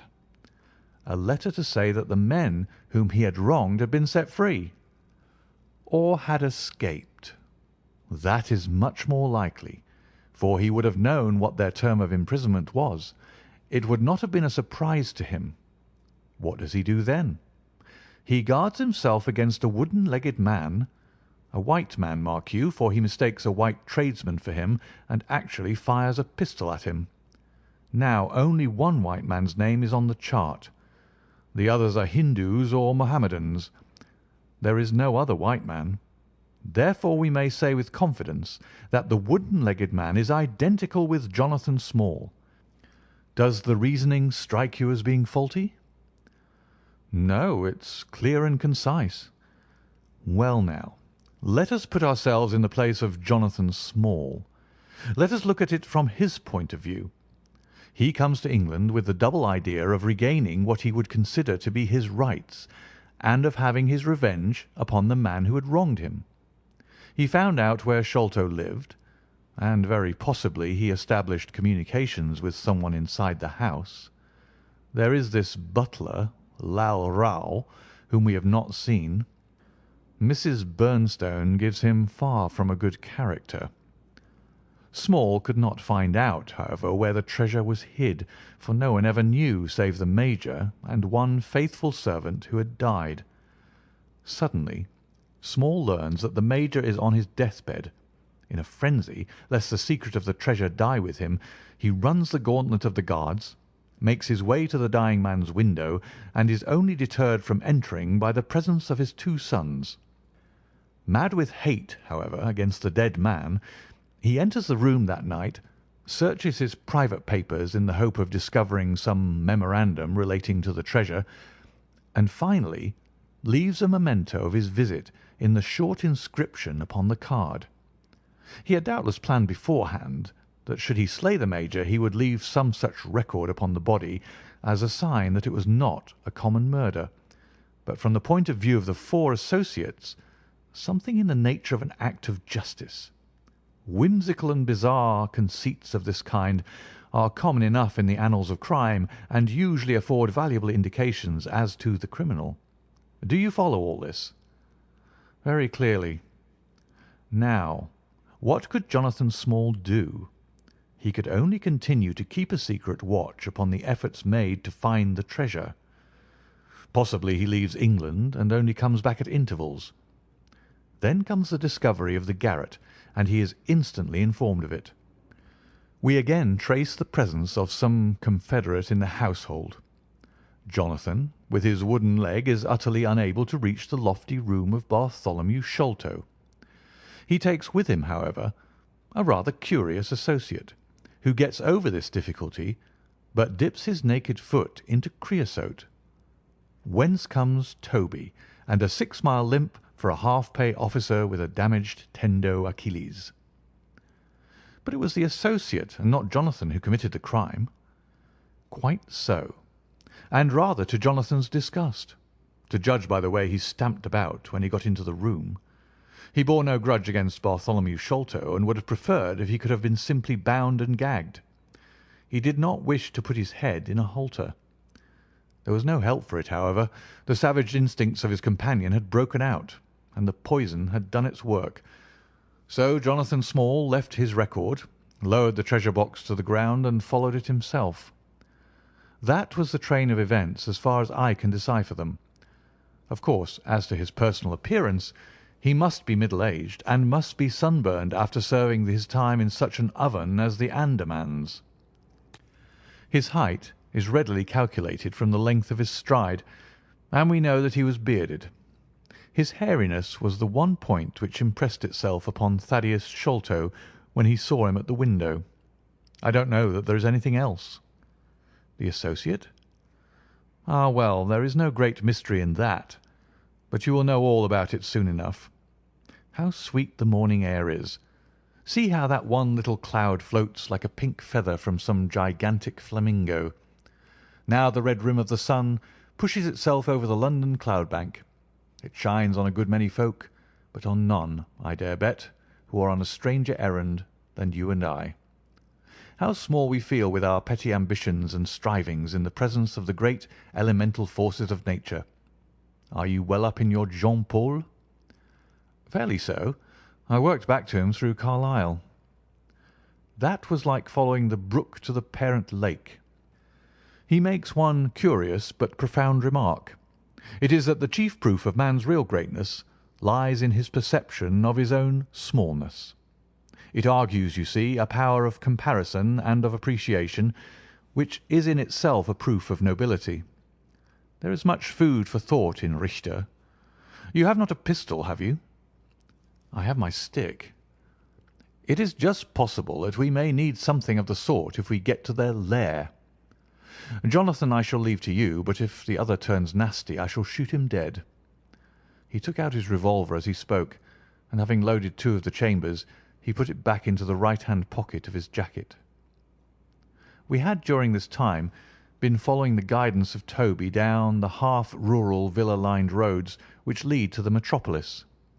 Now, however, we were beginning to come among continuous streets, where labourers and dockmen were already astir, and slatternly women were taking down shutters and brushing doorsteps. At the square-topped corner public houses business was just beginning, and rough-looking men were emerging, rubbing their sleeves across their beards after their morning wet. Strange dogs sauntered up and stared wonderingly at us as we passed, but our inimitable Toby looked neither to the right nor to the left, but trotted onwards with his nose to the ground and an occasional eager whine which spoke of a hot scent. We had traversed Streatham, Brixton, Camberwell, and now found ourselves in Kennington Lane, having borne away through the side streets to the east of the Oval. The men whom we pursued seemed to have taken a curiously zigzag road, with the idea probably of escaping observation. They had never kept to the main road if a parallel side street would serve their turn. At the foot of Kennington Lane they had edged away to the left through Bond Street and Miles Street. Where the latter street turns into Knight's Place, Toby ceased to advance, but began to run backwards and forwards, with one ear cocked and the other drooping, the very picture of canine indecision. Then he waddled round in circles, looking up to us from time to time as if asking for sympathy in his embarrassment. "What the deuce is the matter with the dog?" growled Holmes. "They surely would not take a cab or go off in a balloon." "Perhaps they stood here for some time," I suggested. "Ah, it's all right. He's off again," said my companion in a tone of relief. He was indeed off, for after sniffing around again he suddenly made up his mind and darted away with an energy and determination such as he had not yet shown. The scent appeared to be much hotter than before, for he had not even to put his nose on the ground, but tugged at his leash and tried to break into a run. I could see by the gleam in Holmes's eyes that he thought we were nearing the end of our journey. Our course now ran down 9 Elms until we came to Broderick and Nelson's large timber yard, just past the White Eagle Tavern.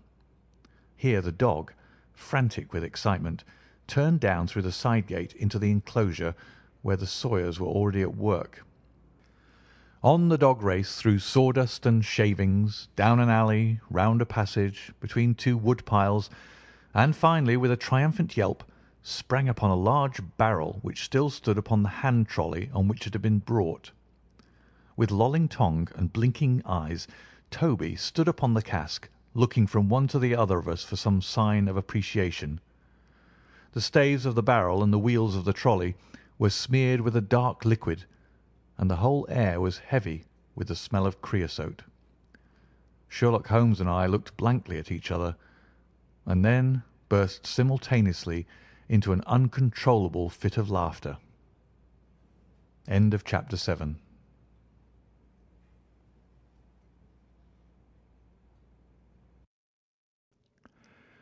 Chapter 8. The Baker Street Irregulars. "What now?" I asked. "Toby has lost his character for infallibility."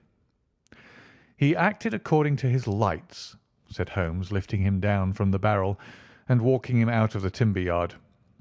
"If you consider how much creosote is carted about London in one day, it is no great wonder that our trail should have been crossed. It is much used now, especially for the seasoning of wood.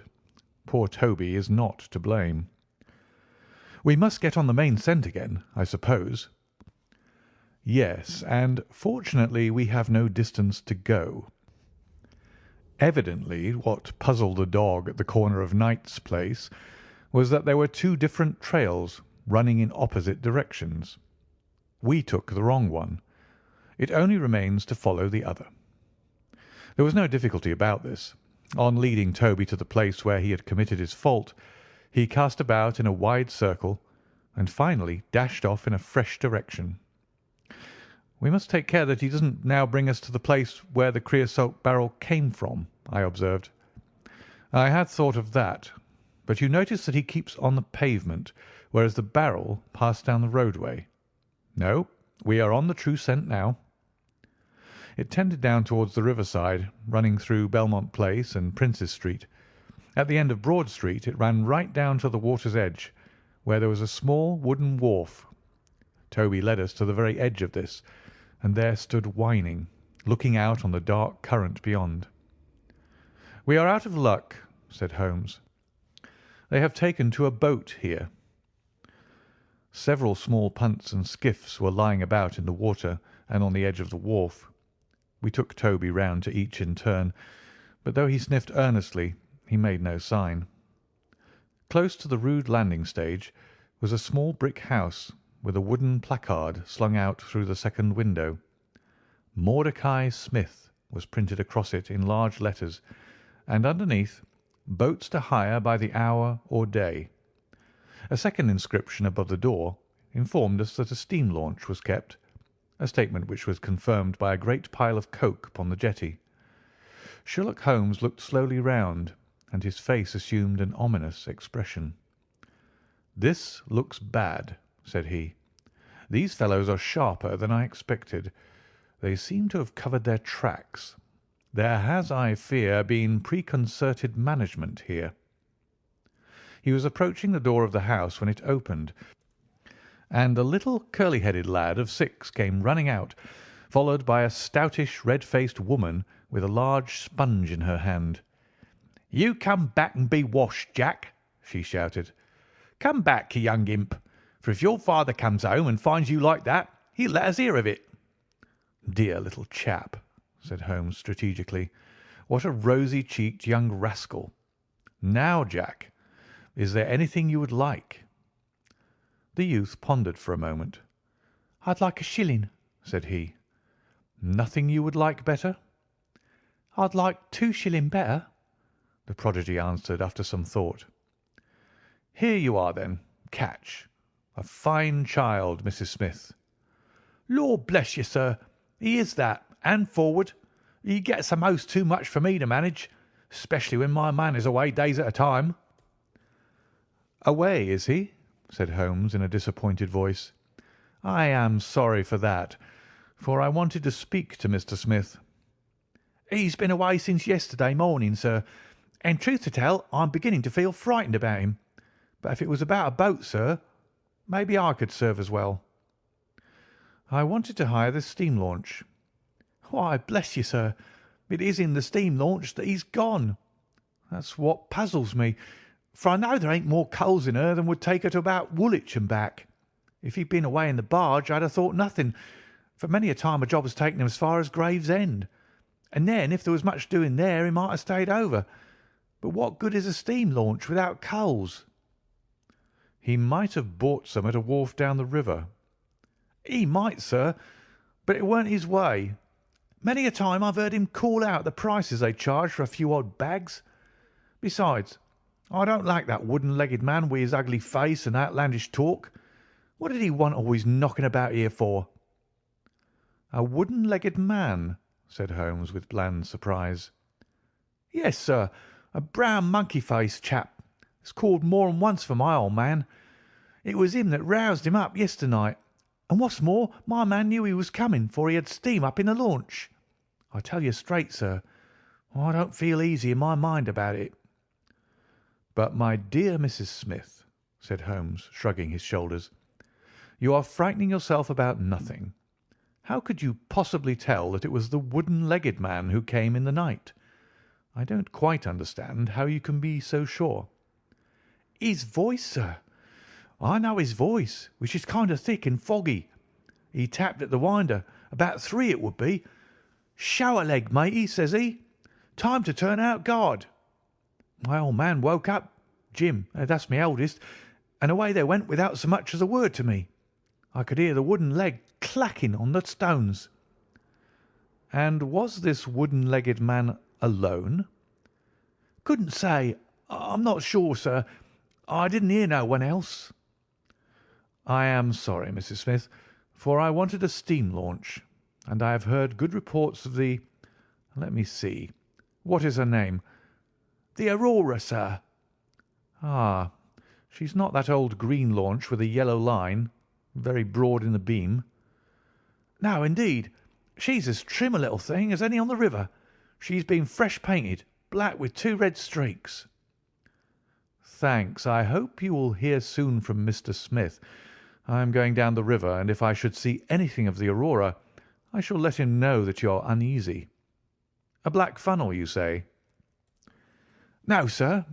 Black with a white band." "Ah, of course.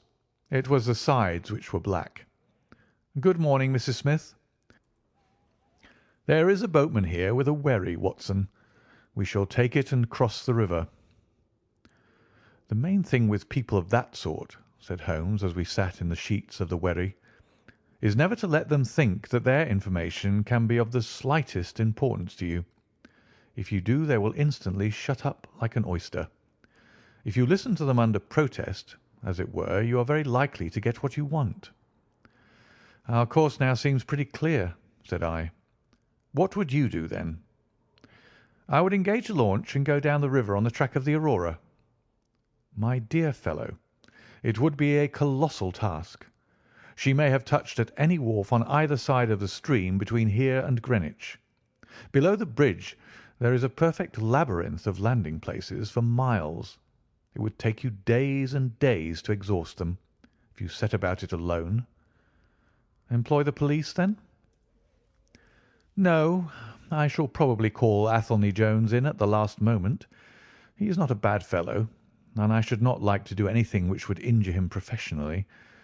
But I have a fancy for working it out myself, now that we have gone so far." "Could we advertise, then, asking for information from wharfingers?" "Worse and worse. Our men would know that the chase was hot at their heels, and they would be off out of the country. As it is, they are likely enough to leave, but as long as they think they are perfectly safe, they will be in no hurry.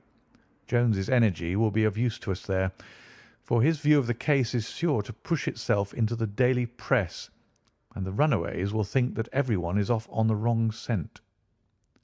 "What are we to do, then?" I asked, as we landed near Millbank Penitentiary. "Take this hansom, drive home, have some breakfast, and get an hour's sleep. It is quite on the cards that we may be afoot to-night again. Stop at a telegraph office, cabby. We will keep Toby, for he may be of use to us yet." We pulled up at the Great Peter Street post office, and Holmes dispatched his wire. "Whom do you think that is to?" he asked, as we resumed our journey. "I'm sure I don't know." "You remember the Baker Street division of the detective police force whom I employed in the Jefferson Hope case?" "Well," said I, laughing, "this is just the case where they might be invaluable. If they fail, I have other resources, but I shall try them first. That wire was to my dirty little lieutenant, Wiggins, and I expect that he and his gang will be with us before we have finished our breakfast."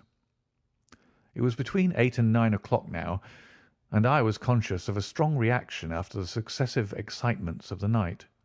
I was limp and weary, befogged in mind and fatigued in body. I had not the professional enthusiasm which carried my companion on, nor could I look at the matter as a mere abstract intellectual problem. As far as the death of Bartholomew Sholto went, I had heard little good of him, and could feel no intense antipathy to his murderers. The treasure, however, was a different matter. That, or part of it, belonged rightfully to Miss Morstan. While there was a chance of recovering it, I was ready to devote my life to the one object. True, if I found it, it would probably put her forever beyond my reach. Yet it would be a petty and selfish love which would be influenced by such a thought as that. If Holmes could work to find the criminals, I had a tenfold stronger reason to urge me on to find the treasure. A bath at Baker Street and a complete change freshened me up wonderfully. When I came down to our room, I found the breakfast laid and Holmes pouring out the coffee. "Here it is," said he, laughing and pointing to an open newspaper. "The energetic Jones and the ubiquitous reporter have fixed it up between them. But you've had enough of the case. Better have your ham and eggs first." I took the paper from him and read the short notice, which was headed "Mysterious Business at Upper Norwood." "About 12 o'clock last night," said the Standard, "Mr. Bartholomew Sholto of Pondicherry Lodge, Upper Norwood, was found dead in his room under circumstances which point to foul play. As far as we can learn, no actual traces of violence were found upon Mr. Sholto's person, but a valuable collection of Indian gems, which the deceased gentleman had inherited from his father, has been carried off. The discovery was first made by Mr. Sherlock Holmes and Dr. Watson, who had called at the house with Mr. Thaddeus Sholto, brother of the deceased. By a singular piece of good fortune, Mr. Athelney Jones, the well-known member of the detective police force, happened to be at the Norwood police station, and was on the ground within half an hour of the first alarm. His trained and experienced faculties were at once directed towards the detection of the criminals, with the gratifying result that the brother, Thaddeus Sholto, has already been arrested, together with the housekeeper, Mrs. Bernstone, an Indian butler named Lal Rao, and a porter or gatekeeper named McMurdo. It is quite certain that the thief or thieves were well acquainted with the house, for Mr. Jones's well-known technical knowledge and his powers of minute observation have enabled him to prove conclusively that the miscreants could not have entered by the door or by the window, but must have made their way across the roof of the building, and so through a trap-door into a room which communicated with that in which the body was found. This fact, which has been very clearly made out, proves conclusively that it was no mere haphazard burglary. The prompt and energetic action of the officers of the law shows the great advantage of the presence on such occasions of a single, vigorous, and masterful mind. We cannot but think that it supplies an argument to those who would wish to see our detectives more decentralized, and so brought into closer and more effective touch with the cases which it is their duty to investigate. "Isn't it gorgeous?" said Holmes, grinning over his coffee cup. "What do you think of it?" "I think that we have had a close shave ourselves of being arrested for the crime." "So do I. I wouldn't answer for our safety now, if he should happen to have another of his attacks of energy." At this moment there was a loud ring at the bell, and I could hear Mrs. Hudson, our landlady, raising her voice in a wail of expostulation and dismay. "By heavens, Holmes," I said, half rising, "I believe that they are really after us." "No, it's not quite so bad as that. It is the unofficial force, the Baker Street Irregulars." As he spoke, there came a swift pattering of naked feet upon the stairs, a clatter of high voices, and in rushed a dozen dirty and ragged little street Arabs.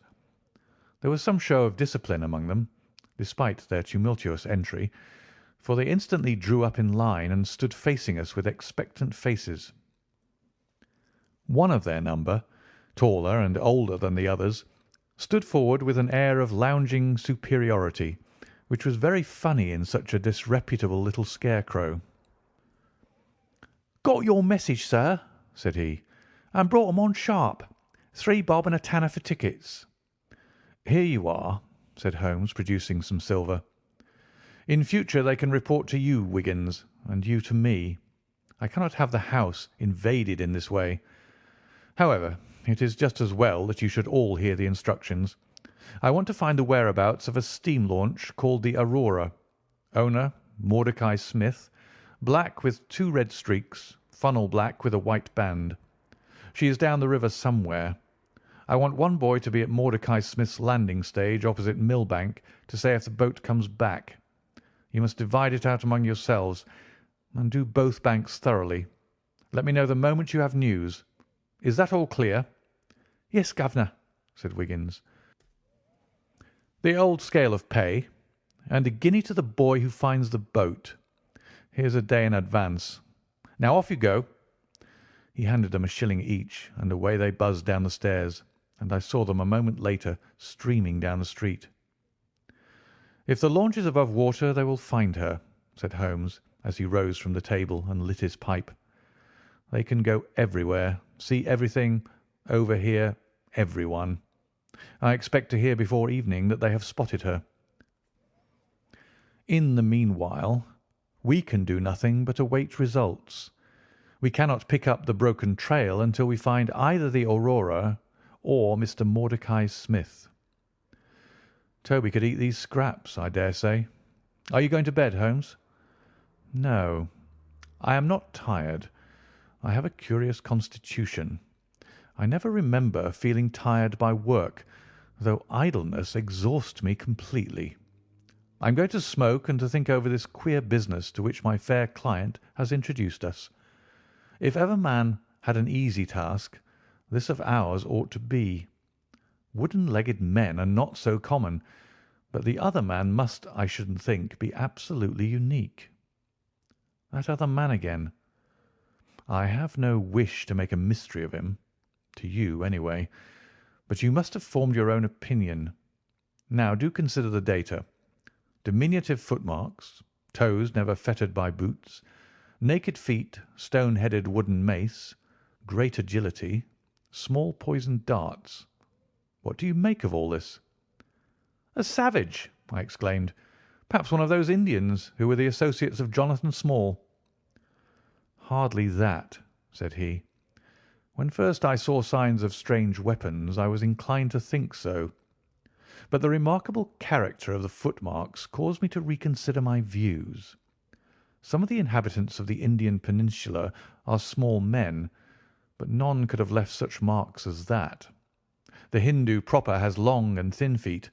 The sandal-wearing Mohammedan has the great toe well separated from the others, because the thong is commonly passed between.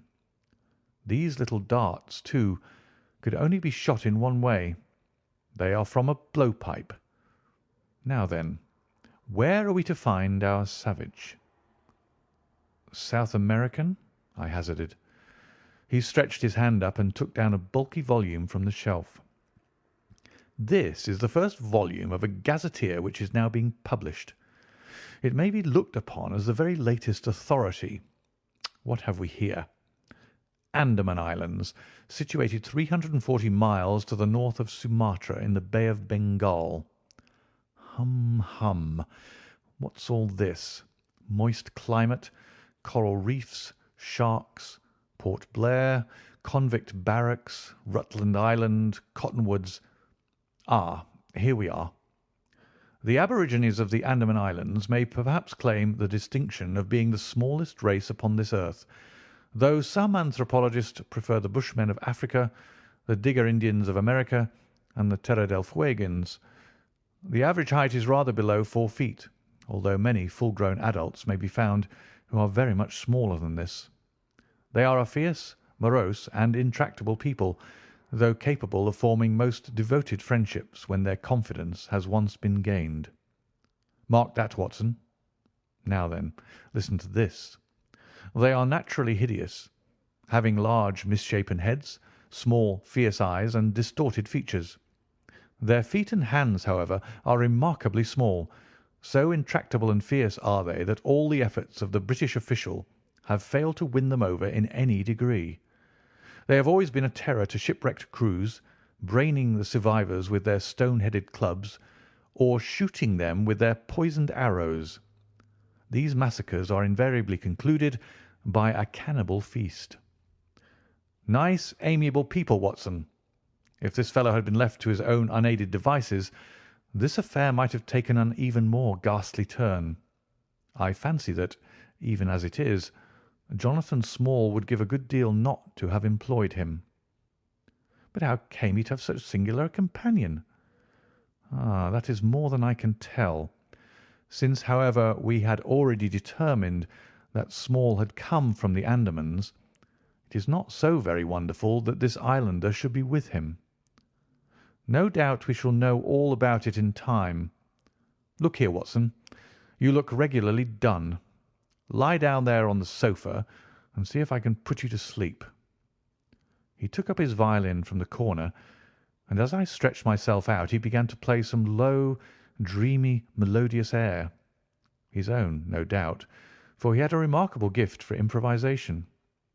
I have a vague remembrance of his gaunt limbs, his earnest face, and the rise and fall of his bow. Then I seemed to be floated peacefully away upon a soft sea of sound, until I found myself in dreamland, with the sweet face of Mary Morstan looking down upon me. End of chapter 8.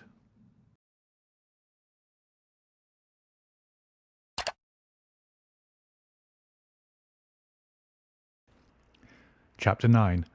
A break in the chain. It was late in the afternoon before I woke, strengthened and refreshed. Sherlock Holmes still sat exactly as I had left him, save that he had laid aside his violin and was deep in a book.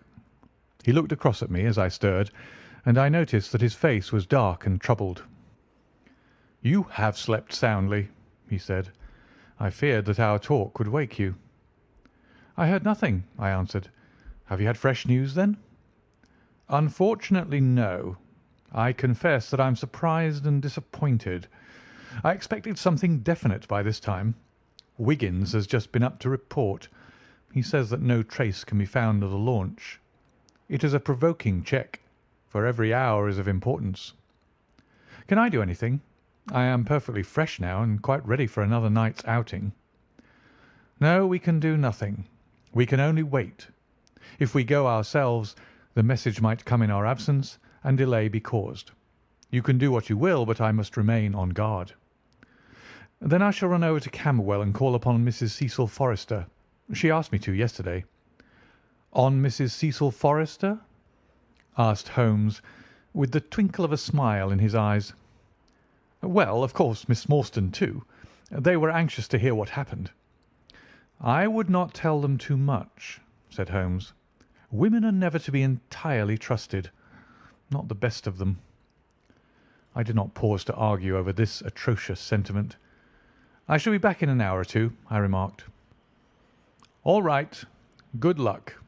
But I say, if you are crossing the river, you may as well return Toby, for I don't think it is at all likely that we shall have any use for him now. I took our mongrel accordingly and left him, together with a half-sovereign, at the old naturalist's in Pinchin Lane. At Camberwell I found Miss Morstan a little weary after her night's adventures, but very eager to hear the news. Mrs. Forrester, too, was full of curiosity. I told them all that we had done, suppressing, however, the more dreadful parts of the tragedy. Thus, although I spoke of Mr. Sholto's death, I said nothing of the exact manner and method of it. With all my omissions, however, there was enough to startle and amaze them. "It is a romance," cried Mrs. Forrester. "An injured lady, 500,000 in treasure, a black cannibal, and a wooden-legged ruffian. They take the place of the conventional dragon or wicked earl." "And 2 knight-errants to the rescue," added Miss Morstan, with a bright glance at me. "Why, Mary, your fortune depends upon the issue of this search. I don't think that you are nearly excited enough. Just imagine what it must be to be so rich and to have the world at your feet." It sent a little thrill of joy to my heart to notice that she showed no sign of elation at the prospect. On the contrary, she gave a toss of her proud head as though the matter were one in which she took small interest. "It is for Mr. Thaddeus Sholto that I am anxious," she said. "Nothing else is of any consequence, but I think that he has behaved most kindly and honourably throughout. It is our duty to clear him of this dreadful and unfounded charge." It was evening before I left Camberwell, and quite dark by the time I reached home. My companion's book and pipe lay by his chair, but he had disappeared. I looked about in the hope of seeing a note, but there was none. "I suppose that Mr. Sherlock Holmes has gone out," I said to Mrs. Hudson as she came up to lower the blinds. "No, sir. He's gone to his room, sir. Do you know, sir," sinking her voice into an impressive whisper, "I'm afraid for his health." "Why so, Mrs. Hudson?" "Well, he's that strange, sir. After you was gone, he walked and he walked, up and down until I was weary of the sound of his footstep. Then I heard him talking to himself and muttering, and every time the bell rang out he came on the stairhead with, 'What is that, Mrs. Hudson?' And now he's slammed off to his room, but I can hear him walking away the same as ever. I hope he's not going to be ill, sir. I ventured to say something to him about cooling medicine, but he turned on me, sir, with such a look that I don't know how ever I got out of the room." "I don't think that you have any cause to be uneasy, Mrs. Hudson," I answered. "I've seen him like this before. He has some small matter upon his mind which makes him restless." I tried to speak lightly to our worthy landlady, but I was myself somewhat uneasy when through the long night I still from time to time heard the dull sound of his tread, and knew how his keen spirit was chafing against this involuntary inaction. At breakfast time he looked worn and haggard, with a little fleck of feverish colour upon either cheek. "You're knocking yourself up, old man," I remarked. "I heard you marching about in the night." "No, I could not sleep," he answered. "This infernal problem is consuming me. It is too much to be baulked by so petty an obstacle. When all else had been overcome, I know the men, the launch, everything, and yet I can get no news. I have set other agencies at work and used every means at my disposal. The whole river has been searched on either side, but there is no news, nor has Mrs. Smith heard of her husband. I shall come to the conclusion soon that they have scuttled the craft, but there are objections to that. Or that Mrs. Smith has put us on a wrong scent. No, I think that may be dismissed. I had inquiries made, and there is a launch of that description. Could it have gone up the river? I have considered that possibility too, and there is a search party who will work up as far as Richmond. If no news comes to-day, I shall start off myself to-morrow and go for the men rather than the boat. But surely, surely we shall hear something. We did not, however. Not a word came to us either from Wiggins or from the other agencies. There were articles in most of the papers upon the Norwood tragedy. They all appeared to be rather hostile to the unfortunate Thaddeus Sholto.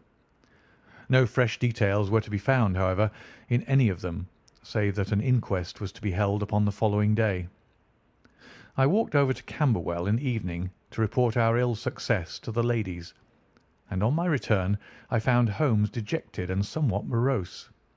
He would hardly reply to my questions, and busied himself all evening in an abstruse chemical analysis which involved much heating of retorts and distilling of vapours, ending at last in a smell which fairly drove me out of the apartment. Up to the small hours of the morning I could hear the clinking of his test tubes, which told me that he was still engaged in his malodorous experiment. In the early dawn I woke with a start and was surprised to find him standing by my bedside, clad in a rude sailor dress with a pea jacket and a coarse red scarf round his neck. "I am off down the river, Watson," said he. "I have been turning it over in my mind, and I can see only one way out of it. It is worth trying at all events." "Surely I can come with you, then?" said I. "No, you can be much more useful if you will remain here as my representative. I am loath to go, for it is quite on the cards that some message may come during the day, though Wiggins was despondent about it last night. I want you to open all notes and telegrams, and to act on your own judgment if any news should come. Can I rely upon you?" "Most certainly." "I am afraid that you will not be able to wire to me, for I can hardly tell yet where I may find myself. If I am in luck, however, I may not be gone so very long. I shall have news of some sort or other before I get back." I had heard nothing of him by breakfast time. On opening the Standard, however, I found that there was a fresh allusion to the business. "With reference to the Upper Norwood tragedy," it remarked, "we have reason to believe that the matter promises to be even more complex and mysterious than was originally supposed. Fresh evidence has shown that it is quite impossible that Mr. Thaddeus Sholto could have been in any way concerned in the matter. He and the housekeeper, Mrs. Bernstone, were both released yesterday evening. It is believed, however, that the police have a clue as to the real culprits, and that it is being prosecuted by Mr. Athelney Jones of Scotland Yard, with all his well-known energy and sagacity. Further arrests may be expected at any moment." "That is satisfactory so far as it goes," thought I. "Friend Sholto is safe, at any rate. I wonder what the fresh clue may be, though it seems to be a stereotype form whenever the police have made a blunder." I tossed the paper down upon the table, but at that moment my eye caught an advertisement in the agony column. It ran in this way: "Lost.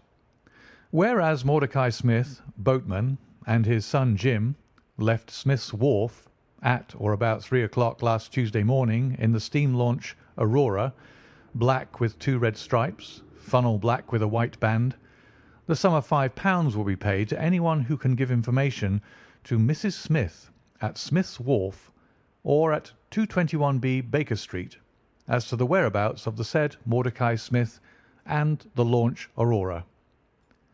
This was clearly Holmes's doing. The Baker Street address was enough to prove that. It struck me as rather ingenious, because it might be read by the fugitives without their seeing in it more than the natural anxiety of a wife for her missing husband. It was a long day. Every time that a knock came to the door or a sharp step passed in the street, I imagined that it was either Holmes returning or an answer to his advertisement. I tried to read, but my thoughts would wander off to our strange quest and to the ill-assorted and villainous pair whom we were pursuing. Could there be, I wondered, some radical flaw in my companion's reasoning? Might he be suffering from some huge self-deception? Was it not possible that his nimble and speculative mind had built up this wild theory upon faulty premises? I had never known him to be wrong, and yet the keenest reasoner may occasionally be deceived. He was likely, I thought, to fall into error through the over-refinement of his logic, his preference for a subtle and bizarre explanation when a plainer and more commonplace one lay ready to his hand. Yet, on the other hand, I had myself seen the evidence, and I had heard the reasons for his deductions. When I looked back on the long chain of curious circumstances, many of them trivial in themselves, but all tending in the same direction, I could not disguise from myself that even if Holmes's explanation were incorrect, the true theory must be equally outre and startling. At 3 o'clock in the afternoon there was a loud peal at the bell, an authoritative voice in the hall, and, to my surprise, no less a person than Mr. Athelney Jones was shown up to me. Very different was he, however, from the brusque and masterful professor of common sense who had taken over the case so confidently at Upper Norwood. His expression was downcast, and his bearing meek, and even apologetic. "Good day, sir, good day," said he. "Mr. Sherlock Holmes is out, I understand." "Yes, and I cannot be sure when he'll be back, but perhaps you would care to wait. Take that chair and try one of these cigars." "Thank you. I don't mind if I do," said he, mopping his face with a red bandana handkerchief. "And a whisky and soda?" "Well, half a glass. It is very hot for the time of year, and I have had a good deal to worry and try me. You know my theory about this Norwood case?" "I remember that you expressed one." "Well, I've been obliged to reconsider it. I had my net drawn tightly round Mr. Sholto, sir, when pop, he went through a hole in the middle of it. He was able to prove an alibi which could not be shaken. From the time that he left his brother's room he was never out of sight of some one or other, so it could not be he who climbed over roofs and through trapdoors. It's a very dark case, and my professional credit is at stake. I should be very glad of a little assistance." "We all need help sometimes," said I. "Your friend, Mr. Sherlock Holmes, is a wonderful man, sir," said he, in a husky and confidential voice.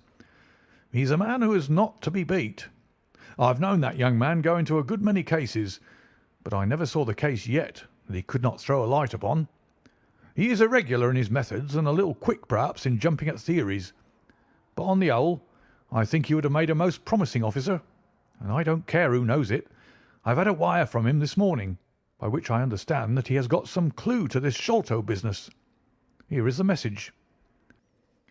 He took the telegram out of his pocket and handed it to me. It was dated from Poplar at 12 o'clock. "Go to Baker Street at once," it said. "If I have not returned, wait for me. I am close on the track of the Sholto gang. You can come with us tonight if you want to be in at the finish." "This sounds well.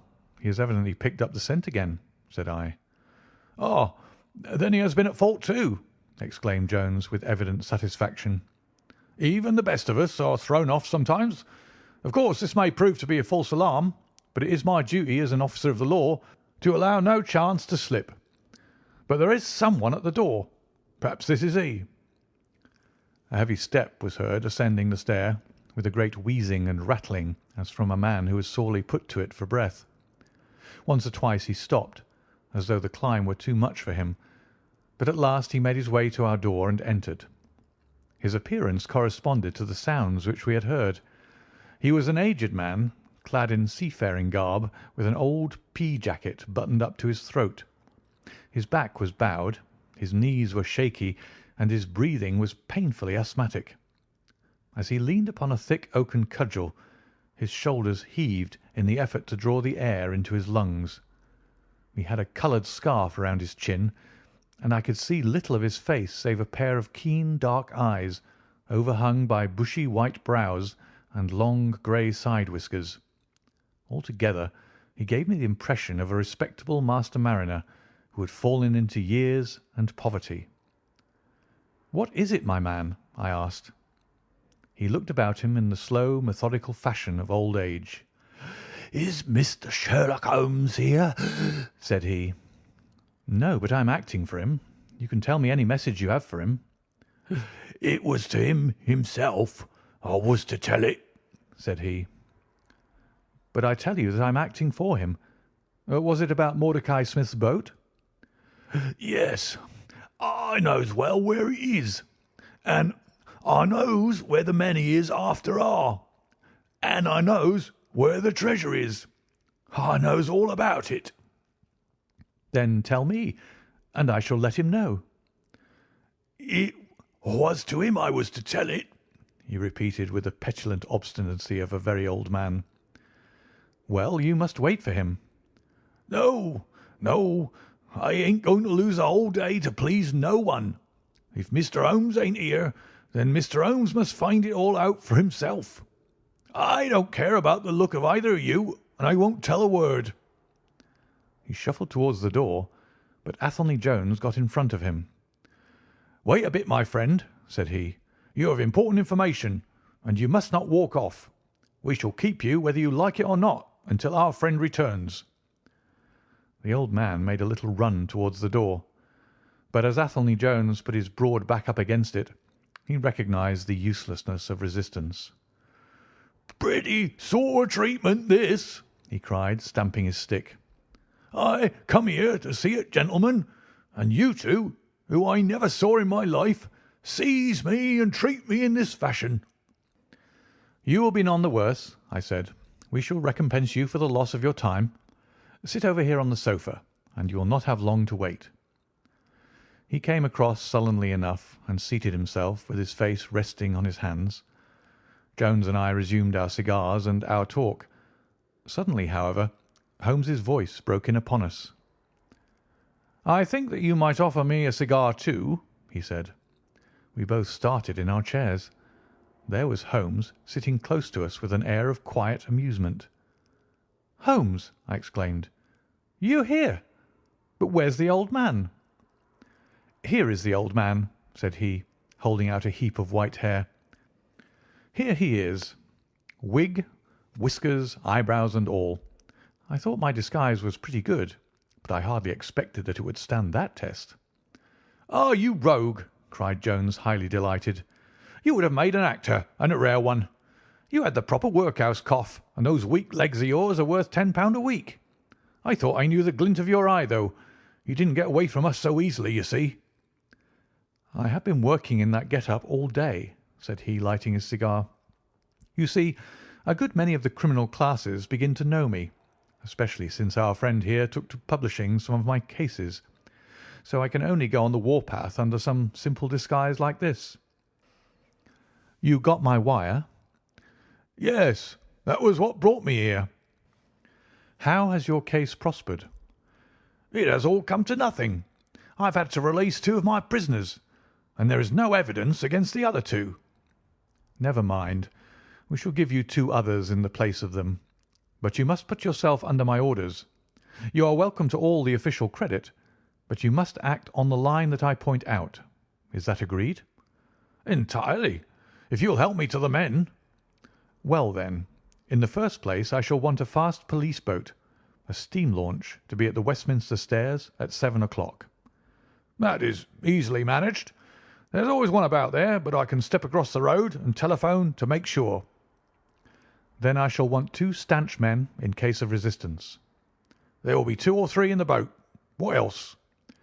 "When we secure the men we shall get the treasure. I think that it would be a pleasure to my friend here to take the box round to the young lady to whom half of it rightfully belongs. Let her be the first to open it. Eh, Watson?" "It would be a great pleasure to me." "Rather an irregular proceeding," said Jones, shaking his head. "However, the whole thing is irregular, and I suppose we must wink at it. The treasure must afterwards be handed over to the authorities until after the official investigation." "Certainly. That is easily managed. One other point." I should much like to have a few details about this matter from the lips of Jonathan Small himself.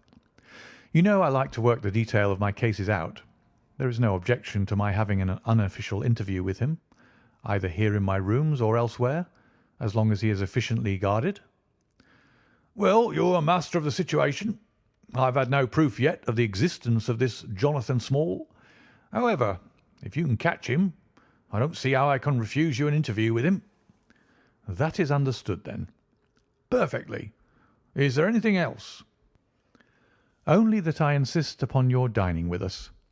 It will be ready in half an hour. I have oysters and a brace of grouse, with something a little choice in white wines.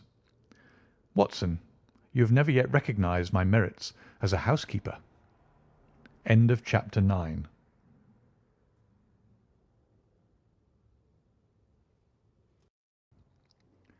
Chapter 10. The End of the Islander. Our meal was a merry one.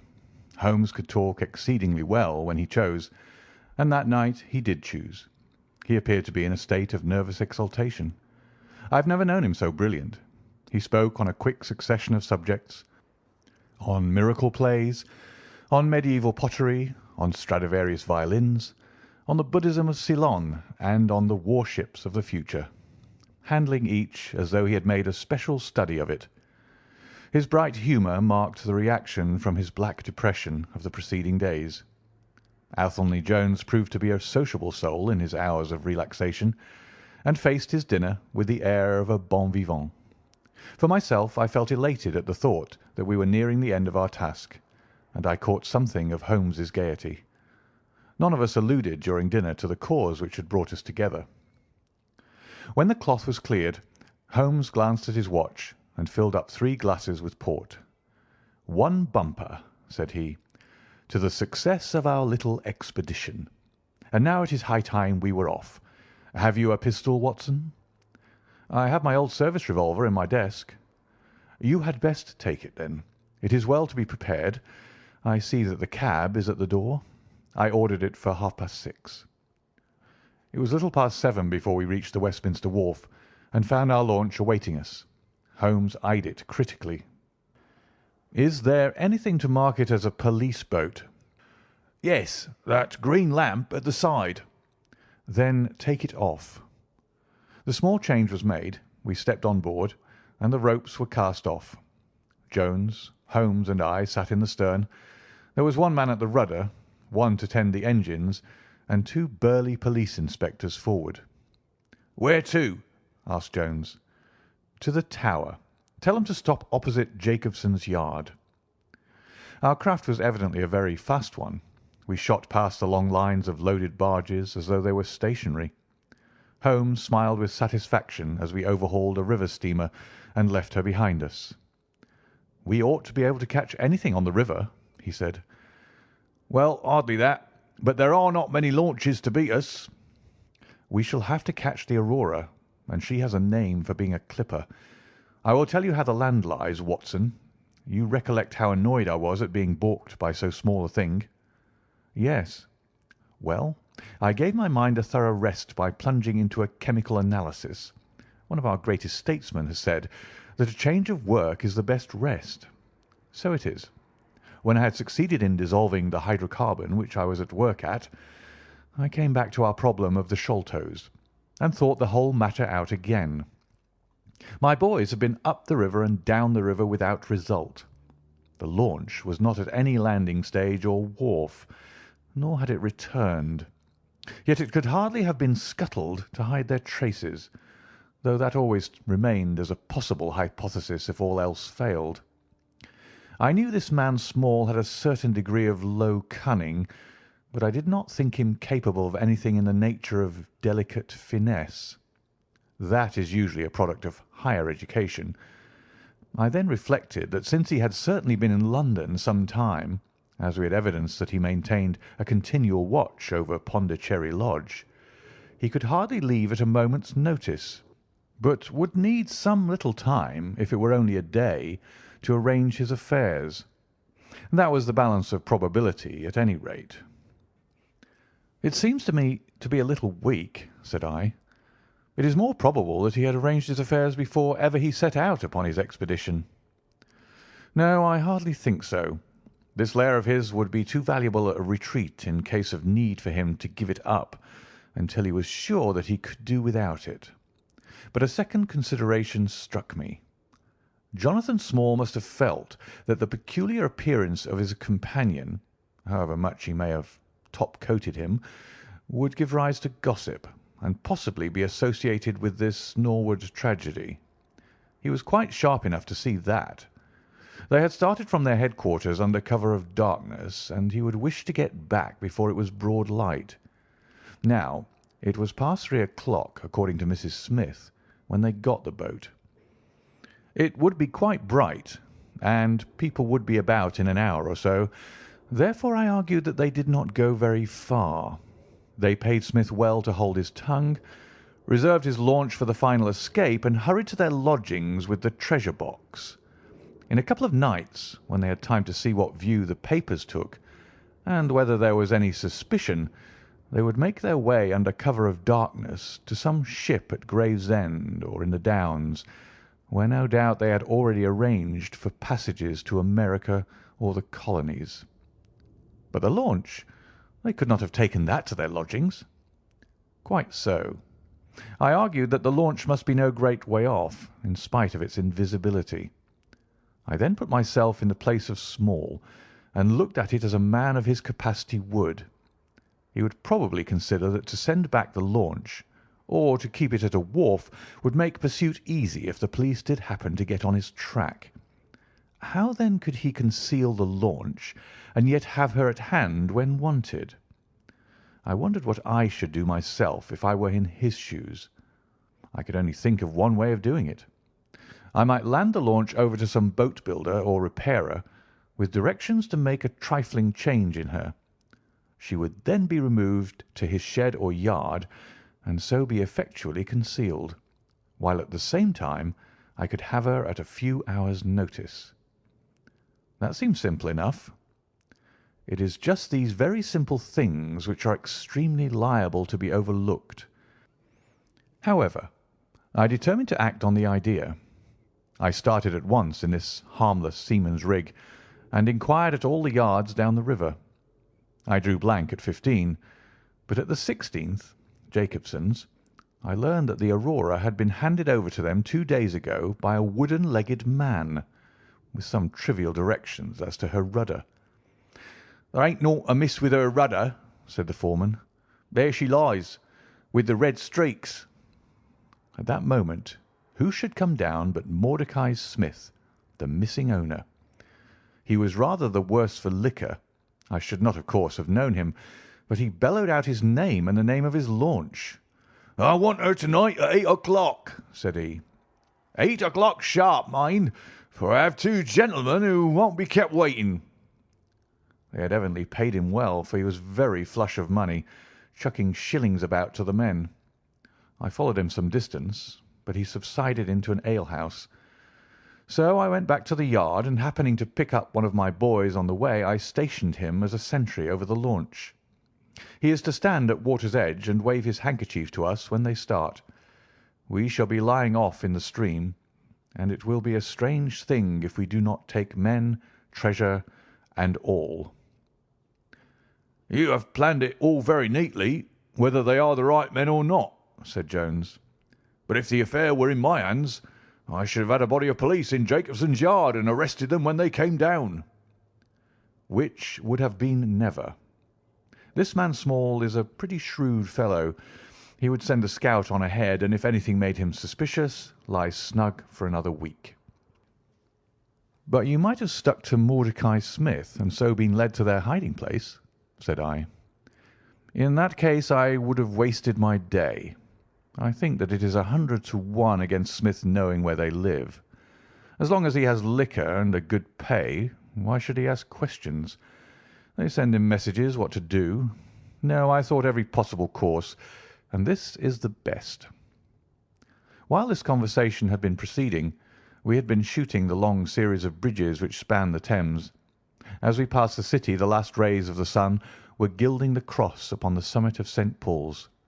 It was twilight before we reached the tower. "That is Jacobson's yard," said Holmes, pointing to a bristle of masts and rigging on the Surrey side. "Cruise gently up and down here under cover of this string of lighters." He took a pair of night glasses from his pocket and gazed some time at the shore. "I see my sentry at his post," he remarked, "but no sign of a handkerchief." "Suppose we go downstream a short way and lie in wait for them," said Jones eagerly. We were all eager by this time, even the policemen and stokers, who had a very vague idea of what was going forward. "We have no right to take anything for granted," Holmes answered. "It is certainly 10 to 1 that they go downstream, but we cannot be certain. From this point we can see the entrance of the yard, and they can hardly see us. It will be a clear night and plenty of light. We must stay where we are. See how the folk swarm over yonder in the gaslight." "They are coming from work in the yard." "Dirty-looking rascals, but I suppose every one has some little immortal spark concealed about him. You would not think it, to look at them. There is no a priori probability about it. A strange enigma is man." "Someone calls him a soul concealed in an animal," I suggested. "Winwood Reade is good upon the subject," said Holmes. "He remarks that while the individual man is an insoluble puzzle, in the aggregate he becomes a mathematical certainty. You can, for example, never foretell what any one man will do, but you can say with precision what an average number will be up to. Individuals vary, but percentages remain constant. So says the statistician. But do I see a handkerchief? Surely there is a white flutter over yonder." "Yes, it is your boy," I cried.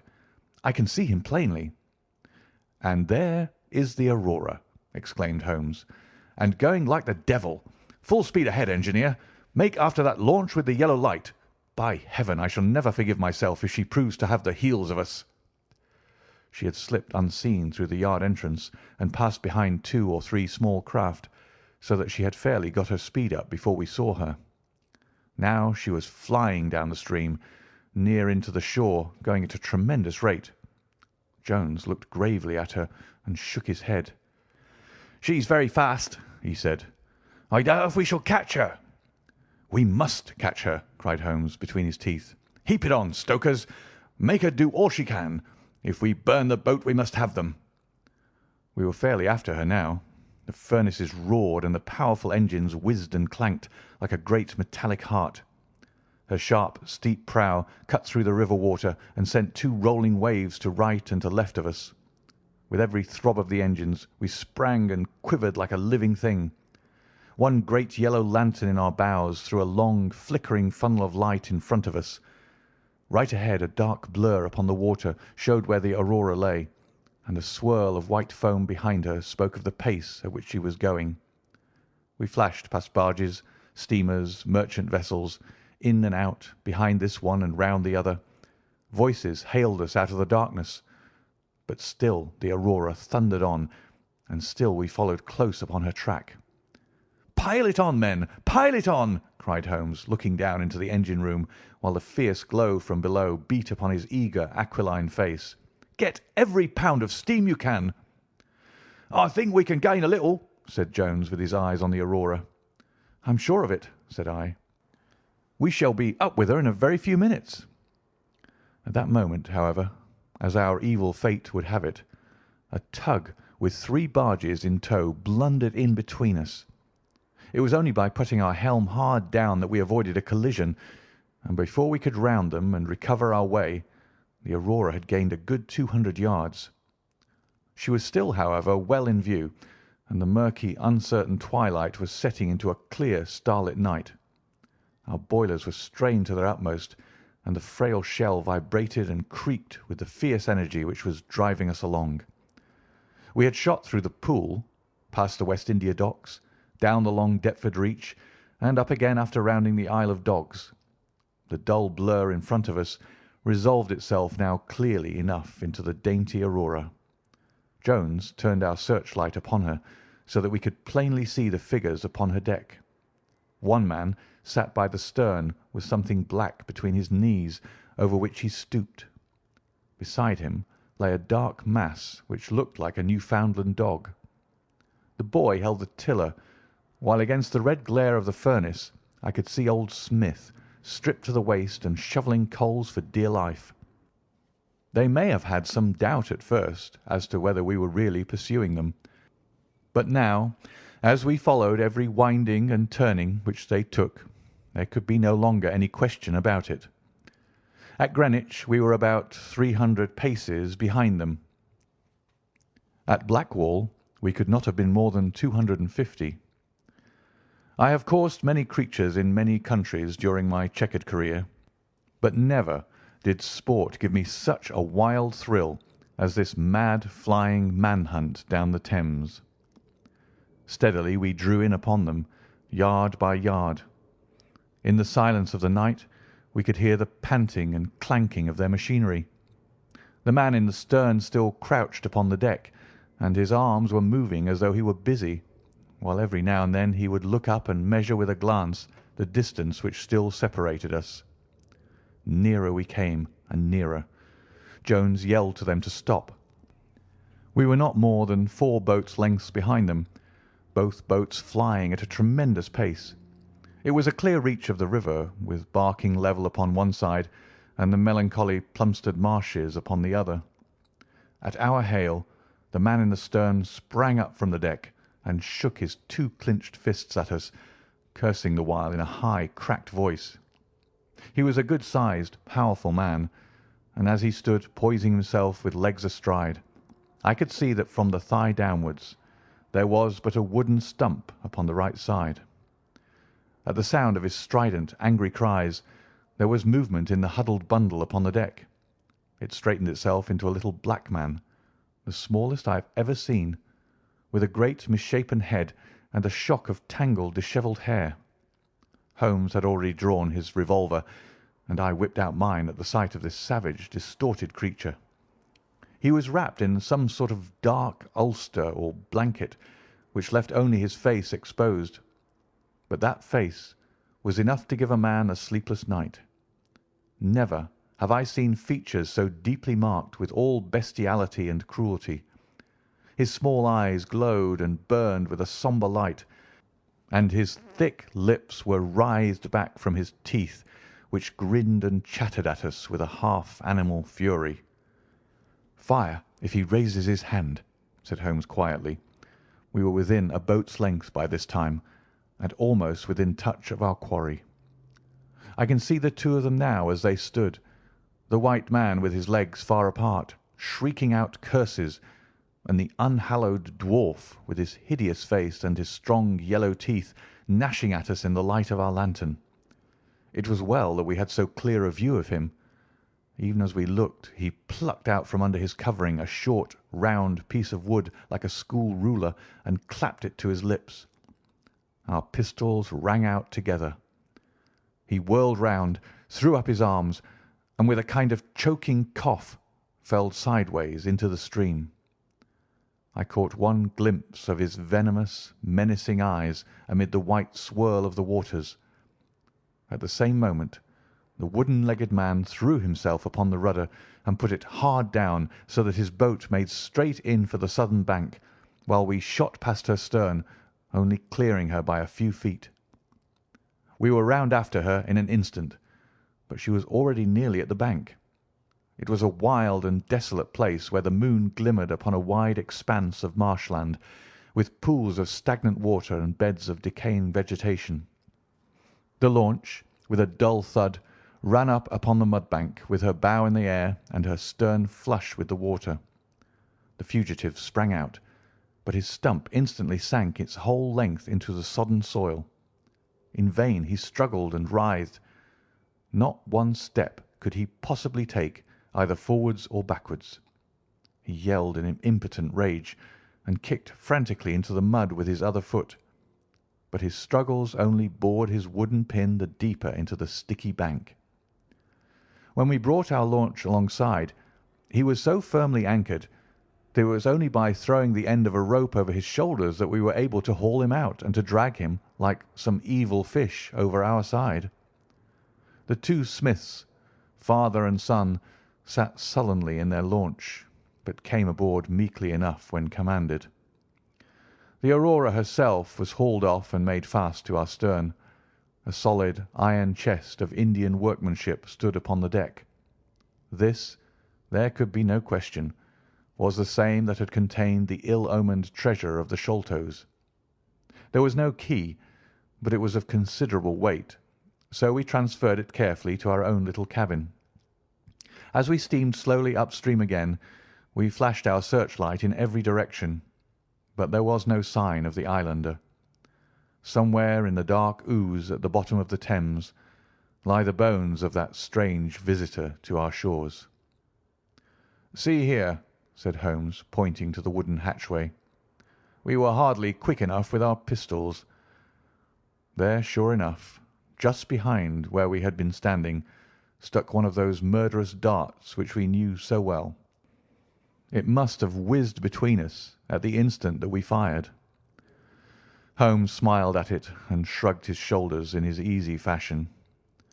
But I confess that it turned me sick to think of the horrible death which had passed so close to us that night.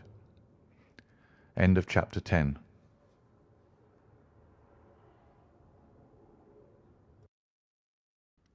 Chapter 11. The Great Agra Treasure. Our captive sat in the cabin opposite to the iron box which he had done so much and waited so long to gain. He was a sunburned, reckless-eyed fellow with a network of lines and wrinkles all over his mahogany features, which told of a hard, open-air life. There was a singular prominence about his bearded chin, which marked a man who was not to be easily turned from his purpose. His age may have been 50 or thereabouts, for his black curly hair was thickly shot with grey.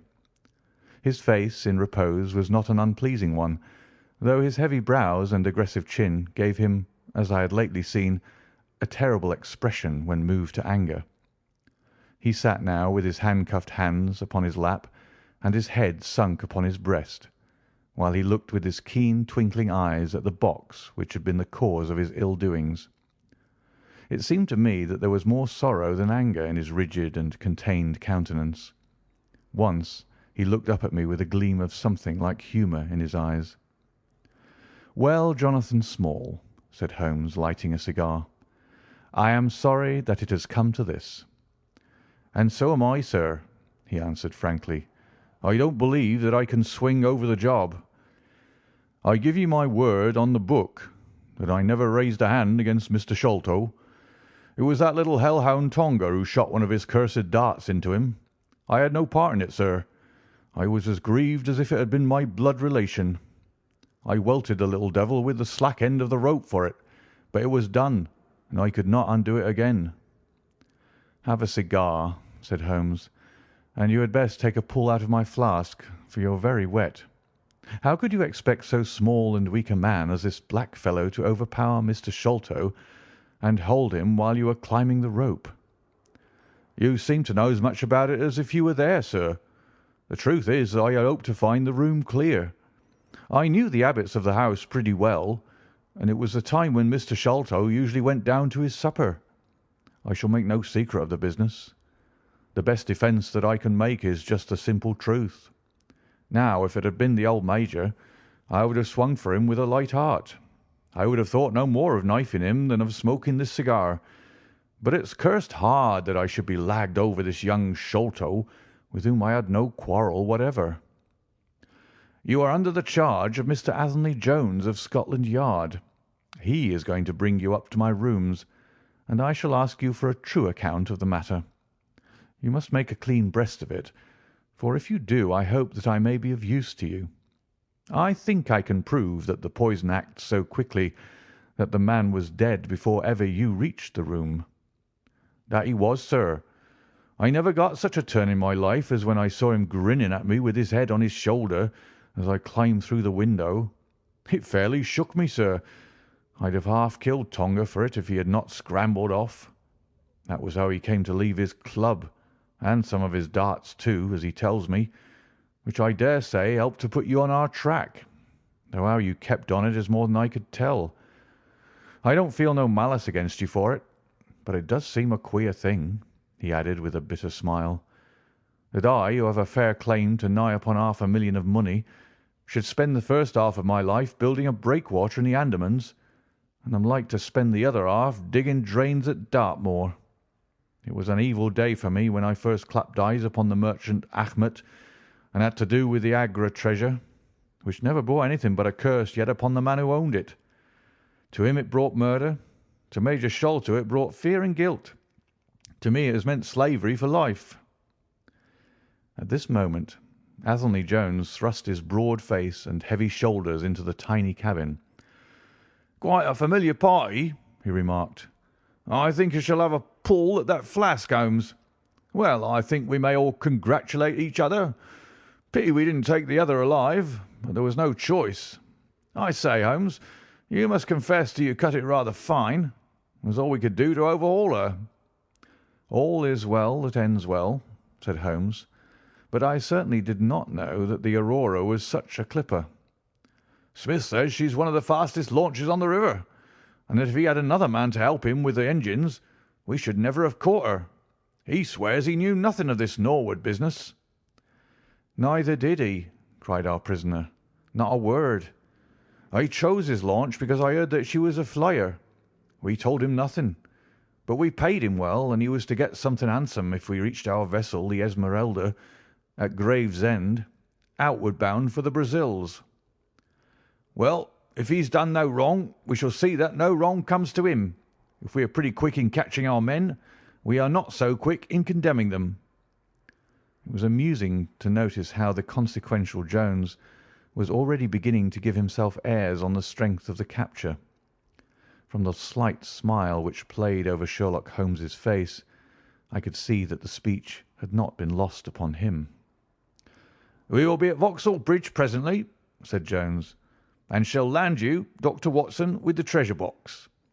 I need hardly tell you that I am taking a very grave responsibility upon myself in doing this. It is most irregular, but of course an agreement is an agreement. I must, however, as a matter of duty, send an inspector with you, since you have so valuable a charge. You will drive, no doubt?" "Yes, I shall drive." "It is a pity there is no key, that we may make an inventory first. You will have to break it open. Where is the key, my man?" "At the bottom of the river," said Small shortly. "Hum! There was no use you giving this unnecessary trouble. We have had work enough already through you. However, Doctor, I need not warn you to be careful. Bring the box back with you to the Baker Street rooms. You will find us there on our way to the station." They landed me at Vauxhall with my heavy iron box, and with a bluff, genial inspector as my companion. A quarter of an hour's drive brought us to Mrs. Cecil Forrester's. The servant seemed surprised at so late a visitor. Mrs. Cecil Forrester was out for the evening, she explained, and likely to be very late. Miss Morstan, however, was in the drawing-room, so to the drawing-room I went, box in hand, leaving the obliging inspector in the cab. She was seated by the open window, dressed in some sort of white diaphanous material, with a little touch of scarlet at the neck and waist. The soft light of a shaded lamp fell upon her as she leaned back in the basket chair, playing over her sweet, grave face and tinting with a dull metallic spark the rich coils of her luxuriant hair. One white arm and hand drooped over the side of the chair, and her whole pose and figure spoke of an absorbing melancholy. At the sound of my footfall she sprang to her feet, however, and a bright flush of surprise and of pleasure coloured her pale cheeks. "I heard a cab drive up," she said. "I thought that Mrs. Forrester had come back very early, but I never dreamed that it might be you. What news have you brought me?" "I have brought you something better than news," said I, putting down the box upon the table and speaking jovially and boisterously, though my heart was heavy within me. "I have brought you something which is worth all the news in the world. I have brought you a fortune." She glanced at the iron box. "Is that the treasure, then?" she asked coolly enough. Yes, this is the great Agra treasure. Half of it is yours and half is Thaddeus Sholto's. You will have a couple of 100,000 each. Think of that! An annuity of £10,000. There will be few richer young ladies in England. Is it not glorious?" I think that I must have been rather overacting my delight, and that she detected a hollow ring in my congratulations, for I saw her eyebrows rise a little, and she glanced at me curiously. "If I have it," she said, "I owe it to you." "No, no," I answered, "not to me, but to my friend Sherlock Holmes. With all the will in the world I could never have followed up a clue which has taxed even his analytical genius. As it was, we very nearly lost it at the last moment." "Pray sit down and tell me all about it, Dr. Watson," said she. I narrated briefly what had occurred since I had seen her last. Holmes's new method of search, the discovery of the Aurora, the appearance of Athelney Jones, our expedition in the evening, and the wild chase down the Thames. She listened with parted lips and shining eyes to my recital of our adventures. When I spoke of the dart which had so narrowly missed us, she turned so white that I feared that she was about to faint. "It is nothing," she said as I hastened to pour her out some water. "I am all right again. It was a shock to me to hear that I had placed my friends in such horrible peril." "That is all over," I answered. "It was nothing. I will tell you no more gloomy details. Let us turn to something brighter. There is the treasure. What could be brighter than that? I got leave to bring it with me, thinking that it would interest you to be the first to see it." "It would be of the greatest interest to me," she said. There was no eagerness in her voice, however. It had struck her, doubtless, that it might seem ungracious upon her part to be indifferent to a prize which had cost so much to win. "What a pretty box!" she said, stooping over it. "This is Indian work, I suppose?" "Yes, it is Benares metalwork." "And so heavy!" she exclaimed, trying to raise it. "The box alone must be of some value. Where is the key?" "Small threw it into the Thames," I answered. "I must borrow Mrs. Forrester's poker." There was in the front a thick and broad hasp, wrought in the image of a sitting Buddha. Under this I thrust the end of the poker and twisted it outward as a lever. The hasp sprang open with a loud snap. With trembling fingers I flung back the lid. We both stood gazing in astonishment. The box was empty. No wonder that it was heavy. The ironwork was 2/3 of an inch thick all round. It was massive, well made and solid, like a chest constructed to carry things of great price. But not one shred or crumb of metal or jewellery lay within it.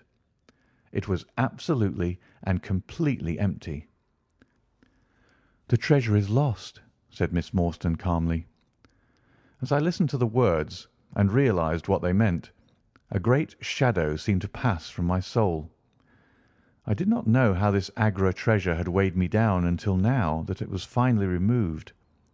It was selfish, no doubt, disloyal, wrong, but I could realize nothing save that the golden barrier was gone from between us.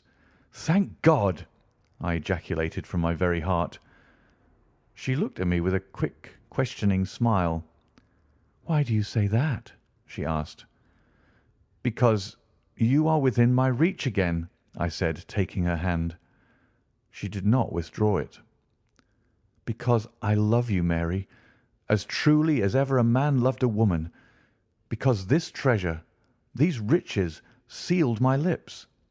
Now that they are gone, I can tell you how I love you. That is why I said, 'Thank God.'" "Then I say, 'Thank God,' too," she whispered, as I drew her to my side. Whoever had lost a treasure, I knew that night that I had gained one. End of chapter 11.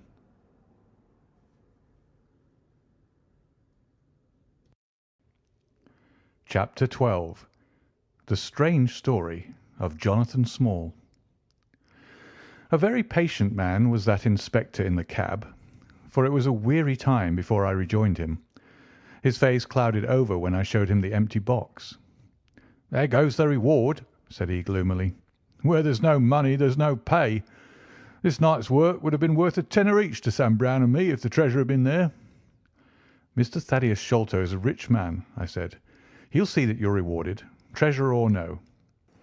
The inspector shook his head despondently, however.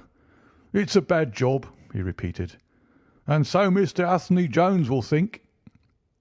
His forecast proved to be correct, for the detective looked blank enough when I got to Baker Street and showed him the empty box.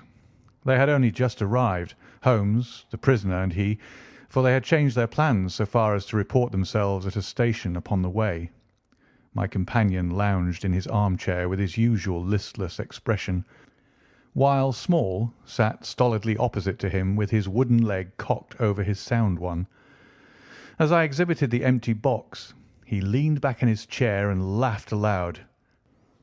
"This is your doing, Small," said Athelney Jones angrily. "Yes, I've put it away where you shall never lay hand upon it," he cried exultantly. "It is my treasure, and if I can't have the loot, I'll take darn good care that no one else does. I tell you that no living man has any right to it, unless it is 3 men who are in the Andaman convict barracks and myself. I know now that I cannot have the use of it, and I know that they cannot. I have acted all through for them as much as for myself. It's been the sign of 4 with us always. Well, I know now that they would have had me do just what I've done, and throw the treasure into the Thames, rather than let it go to kith or kin of Sholto or of Morstan. It was not to make them rich that we did for Achmet. You'll find the treasure where the key is, and where little Tonga is. When I saw that your launch must catch us, I put the loot away in a safe place. There are no rupees for you this journey." "You are deceiving us, Small," said Athelney Jones sternly. "If you had wished to throw the treasure into the Thames, it would have been easier for you to have thrown box and all." "Easier for me to throw, and easier for you to recover," he answered, with a shrewd, sidelong look. "The man that was clever enough to hunt me down is clever enough to pick an iron box from the bottom of a river. Now that they are scattered over 5 miles or so, it may be a harder job.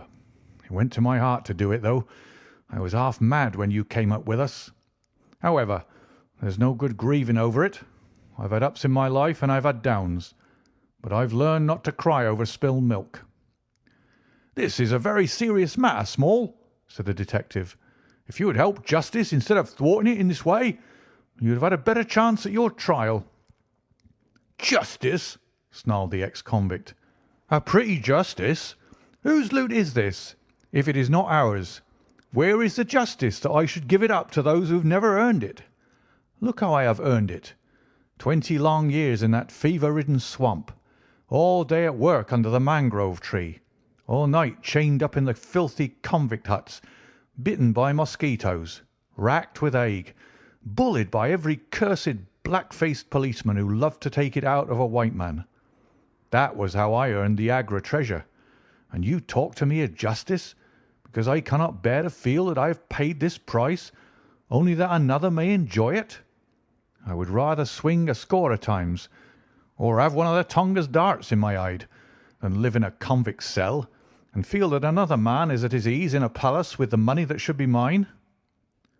Small had dropped his mask of stoicism, and all this came out in a wild whirl of words, while his eyes blazed and the handcuffs clanked together with the impassioned movement of his hands. I could understand, as I saw the fury and the passion of the man, that it was no groundless or unnatural terror which had possessed Major Sholto when he first learned that the injured convict was upon his track. "You forget that we know nothing of all this," said Holmes quietly. "We have not heard your story, and we cannot tell how far justice may originally have been on your side." "Well, sir, you've been very fair spoken to me, though I can see that I have you to thank that I have these bracelets upon my wrists. Still, I bear no grudge for that. It is all fair and above board. If you want to hear my story, I have no wish to hold it back. What I say to you is God's truth, every word of it. Thank you. You can put the glass beside me here, and I'll put my lips to it if I'm dry. I am a Worcestershire man myself, born near Pershore. I dare say you would find a heap of Smalls living there now if you were to look. I have often thought of taking a look around there, but the truth is that I was never much of a credit to the family, and I doubt if they would be so very glad to see me. They were all steady, chapel-going folk, small farmers, well known and respected over the countryside, while I was always a bit of a rover. At last, however, when I was about 18, I gave them no more trouble, for I got into a mess over a girl, and could only get out of it again by taking the Queen's shilling and joined the 3D Buffs, which was just starting for India. I wasn't destined to do much soldiering, however. I just got past the goose step and learned to handle my musket when I was fool enough to go swimming in the Ganges. Luckily for me, my company sergeant, John Alder, was in the water at the same time, and he was one of the finest swimmers in the service.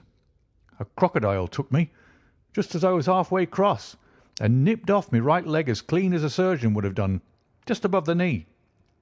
What with the shock and the loss of blood, I fainted, and should have drowned if Holder had not caught hold of me and paddled for the bank. I was 5 months in hospital over it, and when at last I was able to limp out of it with this timber toe strapped to my stump, I found myself invalided out of the army and unfitted for any active occupation. I was, as you can imagine, pretty down on my luck at this time, for I was a useless cripple, though not yet in my 20th year. However, my misfortune soon proving to be a blessing in disguise, a man named Ablewhite, who had come out there as an indigo planter, wanted an overseer to look after his coolies and keep them up to their work. He'd happened to be a friend of our colonel's, who had taken to an interest in me since the accident. To make a long story short, the colonel recommended me strongly for the post, and as the work was mostly to be done on horseback, my leg was no great obstacle, for I had enough knee left to keep good grip on the saddle. What I had to do was to ride over the plantation, to keep an eye on the men as they worked, and to report the idlers. The pay was fair, I had comfortable quarters, and altogether I was content to spend the remainder of my life in indigo planting. Mr. Ablewhite was a kind man, and he would often drop into my little shanty and smoke a pipe with me, for white folk out there feel their hearts warm to each other as they never do here at home. Well, I was never in luck's way long. Suddenly, without a note of warning, the Great Mutiny broke upon us. 1 month, India lay as still and peaceful to all appearance as Surrey and Kent. The next, there were 200,000 black devils let loose, and the country was a perfect hell. Of course, you know all about it, gentlemen. A deal more than I do, very like, since reading is not in my line. I only know what I saw with my own eyes. Our plantation was at a place called Muttra, near the border of the northwest provinces. Night after night, the whole sky was alight with the burning bungalows, and day after day we had small companies of Europeans passing through our estate with their wives and children on their way to Agra, where were the nearest troops. Mr. Ablewhite was an obstinate man. He had it in his head that the affair had been exaggerated, and that it would blow over as suddenly as it had sprung up. There he sat on his veranda, drinking whisky pegs and smoking cheroots, while the country was in a blaze about him. Of course, we stuck by him, I and Dawson, who with his wife used to do the bookwork and the managing. Well, one fine day the crash came. I'd been away on a distant plantation and was riding slowly home in the evening when my eye fell upon something all huddled together at the bottom of a steep nullah. I rode down to see what it was, and the cold struck through my heart when I found it was Dawson's wife, all cut into ribbons and half eaten by jackals and native dogs. A little further up the road, Dawson himself was lying on his face, quite dead, with an empty revolver in his hand and 4 sepoys lying across each other in front of him. I reined up my horse, wondering which way I should turn, but at that moment I saw thick smoke curling up from Ablewhite's bungalow, and the flames beginning to burst through the roof. I knew then that I could do my employer no good, but would only throw my own life away if I meddled in the matter. From where I stood, I could see hundreds of the black fiends, with their red coats still on their backs, dancing and howling round the burning house. Some of them pointed at me, and a couple of bullets sang past my head. So I broke away across the paddy fields and found myself late at night safe within the walls at Agra. As it proved, however, there was no great safety there either. The whole country was up like a swarm of bees. Wherever the English could collect in little bands, they held just the ground that their guns commanded. Everywhere else they were helpless fugitives. It was a fight of the millions against the hundreds, and the cruellest part of it was that these men that we fought against, foot, horse, and gunners, were our own picked troops, whom we had taught and trained, handling our own weapons and blowing our own bugle calls. At Agra there were the 3D Bengal Fusiliers, some Sikhs, 2 troops of horse, and a battery of artillery. A volunteer corps of clerks and merchants had been formed, and this I joined, wooden leg and all. We went out to meet the rebels at Shah Gunj early in July, and we beat them back for a time, but our powder gave out, and we had to fall back upon the city. Nothing but the worst news came to us from every side, which is not to be wondered at, for if you look at the map, you will see that we were right in the heart of it. Lucknow is rather better than 100 miles to the east, and Cawnpore about as far to the south. For every point on the compass there was nothing but torture and murder and outrage. The city of Agra is a great place, swarming with fanatics and fierce devil worshippers of all sorts. Our handful of men were lost among the narrow winding streets. Our leader moved across the river, therefore, and took up his position in the old fort at Agra. I don't know if any of you gentlemen have ever read or heard anything of that old fort. It is a very queer place, the queerest that ever I was in, and I have been in some rum corners too. First of all, it is enormous in size. I should think that the enclosure must be acres and acres. There is a modern part, which took all our garrison, women, children, stores, and everything else, with plenty of room over. But the modern part is nothing like the size of the old quarter, where nobody goes, and which is given over to the scorpions and the centipedes. It is all full of great deserted halls, and winding passages, and long corridors, twisting in and out, so that it is easy enough for folk to get lost in it. For this reason, it was seldom that anyone went into it, though now and again a party with torches might go exploring. The river washes along the front of the old fort, and so protects it. But on the sides and behind there are many doors, and these had to be guarded, of course, in the old quarter as well as in that which was actually held by our troops. We were short-handed, with hardly men enough to man the angles of the building, and to serve the guns. It was impossible for us, therefore, to station a strong guard at every one of the innumerable gates.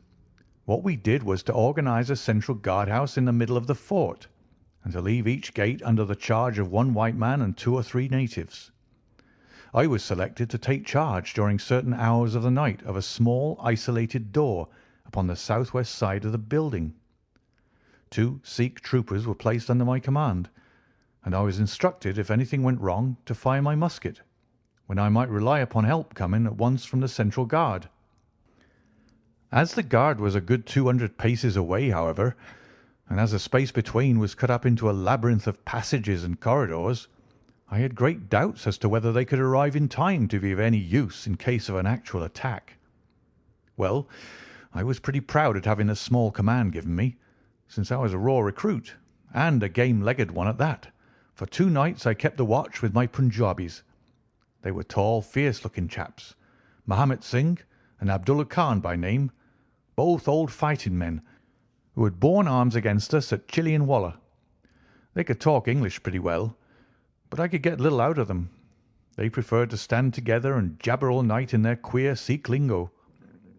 For myself, I used to stand outside the gateway, looking down on the broad winding river and on the twinkling lights of the great city.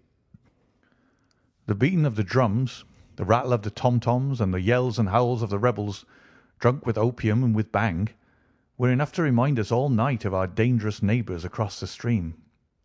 Every 2 hours the officer of the night used to come round to all the posts to make sure that all was well. The 3rd night of my watch was dark and dirty, with a small driving rain. It was dreary work standing in the gateway, hour after hour in such weather. I tried again and again to make my Sikhs talk, but without much success. At 2 in the morning the rounds passed and broke for a moment the weariness of the night. Finding that my companions would not be led into conversation, I took out my pipe and laid down my musket to strike the match. In an instant the 2 Sikhs were upon me.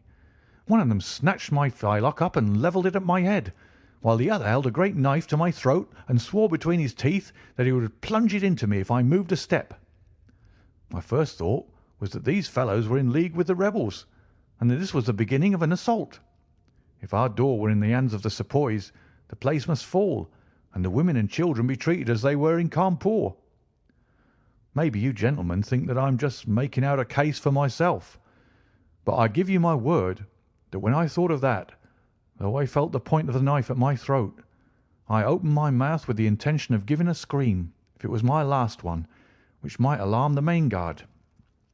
The man who held me seemed to know my thoughts, for even as I braced myself to do it, he whispered, "Don't make a noise. The fort is safe enough. There are no rebel dogs on this side of the river." There was the ring of truth in what he said, and I knew that if I raised my voice I was a dead man. I could read it in the fellow's brown eyes. I waited, therefore, in silence to see what it was that he wanted from me. "Listen to me, Sahib," said the taller and fiercer of the pair, the one whom they called Abdullah Khan. "You must either be with us now or you must be silenced for ever. The thing is too great a one for us to hesitate. Either you are heart and soul with us on your oath on the cross of the Christians, or your body this night shall be thrown into the ditch, and we shall pass over to our brothers in the rebel army. There is no middle way. Which is it to be, death or life? We can only give you 3 minutes to decide, for the time is passing, and all must be done before the rounds come again." "How can I decide?" said I. "You have not told me what you want of me. But I tell you now that if it is anything against the safety of the fort, I'll have no truck with it, so you can drive home your knife and welcome." "It is nothing against the fort," said he. "We only ask you to do that which your countrymen come to this land for. We ask you to be rich. If you will be one of us this night, we will swear to you upon the naked knife and by the threefold oath, which no Sikh was ever known to break, that you shall have your fair share of the loot. A quarter of the treasure shall be yours. We can say no fairer." "But what is the treasure, then?" I asked. "I am as ready to be rich as you can be, if you will but show me how it can be done." "You will swear, then," said he, "by the bones of your father, by the honour of your mother, by the cross of your faith, to raise no hand and speak no word against us, either now or afterwards." "I will swear it," I answered, "provided that the fort is not endangered." "Then my comrade and I will swear that you shall have a quarter of the treasure, which shall be equally divided among the 4 of us." "There are but 3," said I. "No, Dost Akbar must have his share." "We can tell the tale to you while we await them. Do you stand at the gate, Mahmud Singh, and give notice of their coming." "The thing stands thus, Sahib, and I tell it to you because I know that an oath is binding upon a Feringi, and that we may trust you. Had you been a lying Hindu, though you had sworn by all the gods in their false temples, your blood would have been put upon the knife, and your body in the water. But the Sikh knows the Englishman, and the Englishman knows the Sikh. Hearken, then, to what I have to say. There is a Rajah in the northern provinces who has much wealth, though his lands are small. Much has come to him from his father, and more still he has set by himself. For he is of a low nature, and hoards his gold rather than spend it. When the troubles broke out, he would be friends both with the lion and the tiger, with the sepoy and with the company's Raj. Soon, however, it seemed to him that the white men's day was come, for through all the land he could hear of nothing but their death and their overthrow. Yet being a careful man, he made such plans that, come what may, half at least of his treasure should be left to him. That which was in gold and silver he kept by him in the vaults of his palace. but the most precious stones and the choicest pearls that he put in an iron box, and sent it by a trusty servant who, under the guise of a merchant, should take it to the fort at Agra, there to lie until the land is at peace. Thus, if the rebels won, he would have his money, but if the company conquered, his jewels would be saved to him. Having thus divided his hoard, he threw himself into the cause of the sepoys, since they were strong upon his borders. By doing this, mark you, Sahib, his property becomes the due of those who have been true to their salt. This pretended merchant, who travels under the name of Ahmed, is now in the city of Agra, and desires to gain his way into the fort. He has with him as travelling companion my foster brother Dost Akbar, who knows his secret.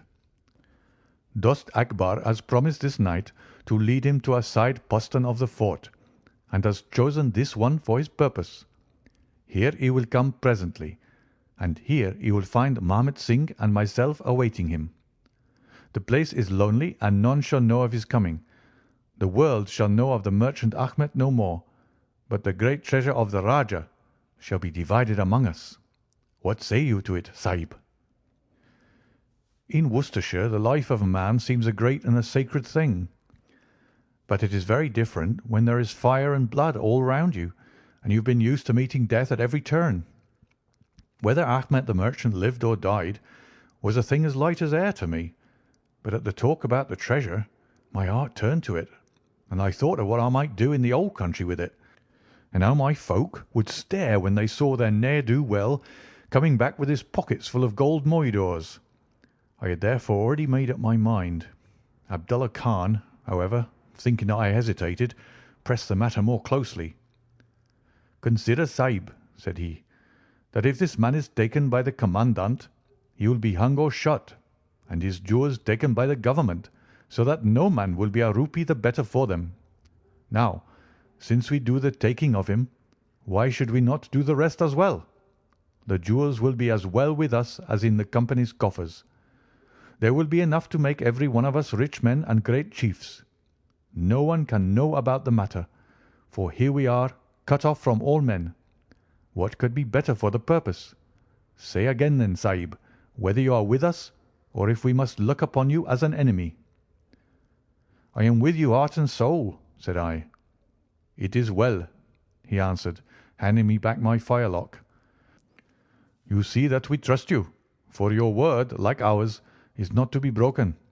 We have now only to wait for my brother and the merchant." "Does your brother know, then, of what you will do?" I asked. "The plan is this. He has devised it. We will go to the gate and share the watch with Mahmud Singh." The rain was still falling steadily, for it was just the beginning of the wet season. Brown, heavy clouds were drifting across the sky, and it was hard to see more than a stone cast. A deep moat lay in front of our door, but the water was in places nearly dried up, and it could easily be crossed. It was strange to me to be standing there with these two wild Punjabis waiting for the man who was coming to his death. Suddenly my eye caught the glint of a shaded lantern at the other side of the moat. It vanished among the mound heaps, and then appeared again, coming slowly in our direction. "Here they are!" I exclaimed. "You will challenge him, Sahib, as usual," whispered Abdullah. "Give him no cause for fear. Send us in with him, and we shall do the rest while you stay here on guard. Have the lantern ready to uncover, that we may be sure that it is indeed the man." The light had flickered onwards, now stopping and now advancing, until I could see two dark figures upon the other side of the moat. I let them scramble down the sloping bank, splash through the mire, and climb halfway up to the gate before I challenged them. "Who goes there?" said I in a subdued voice. "Friends," came the answer. I uncovered my lantern and threw a flood of light upon them. The first was an enormous Sikh with a black beard which swept nearly down to his cummerbund. Outside of a show I had never seen so tall a man. The other was a little, fat, round fellow with a great yellow turban and a bundle in his hand, done up in a shawl. He seemed to be all in a quiver with fear, for his hands twitched as if he had the ague, and his head kept turning to the left and right with two bright little twinkling eyes like a mouse when he ventures out from his hole. gave me the chills to think of killing him, but I thought of the treasure, and my heart set as hard as a flint within me. When he saw my white face he gave a little chirrup of joy and came running up towards me. "Your protection, Sahib," he panted. "Your protection for the unhappy merchant Ahmed. I have travelled across Rajputana that I might seek the shelter of the fort at Agra. I have been robbed and beaten and abused because I have been the friend of the company. It is a blessed night this when I am once more in safety, I and my poor possessions." "What have you in the bundle?" I asked. "An iron box," he answered, "which contains one or two little family matters which are of no value to others, but which I should be sorry to lose. Yet I am not a beggar, and I shall reward you, young Sahib, and your governor also, if you would give me the shelter I ask." I could not trust myself to speak longer with the man. The more I looked at his fat, frightened face, the harder did it seem that we should slay him in cold blood. It was best to get it over. "Take him to the main guard," said I. The two Sikhs closed in upon him on each side, and the giant walked behind while they marched in through the dark gateway. Never was a man so compassed round with death. I remained at the gateway with the lantern. I could hear the measured tramp of the footsteps sounding through the lonely corridors.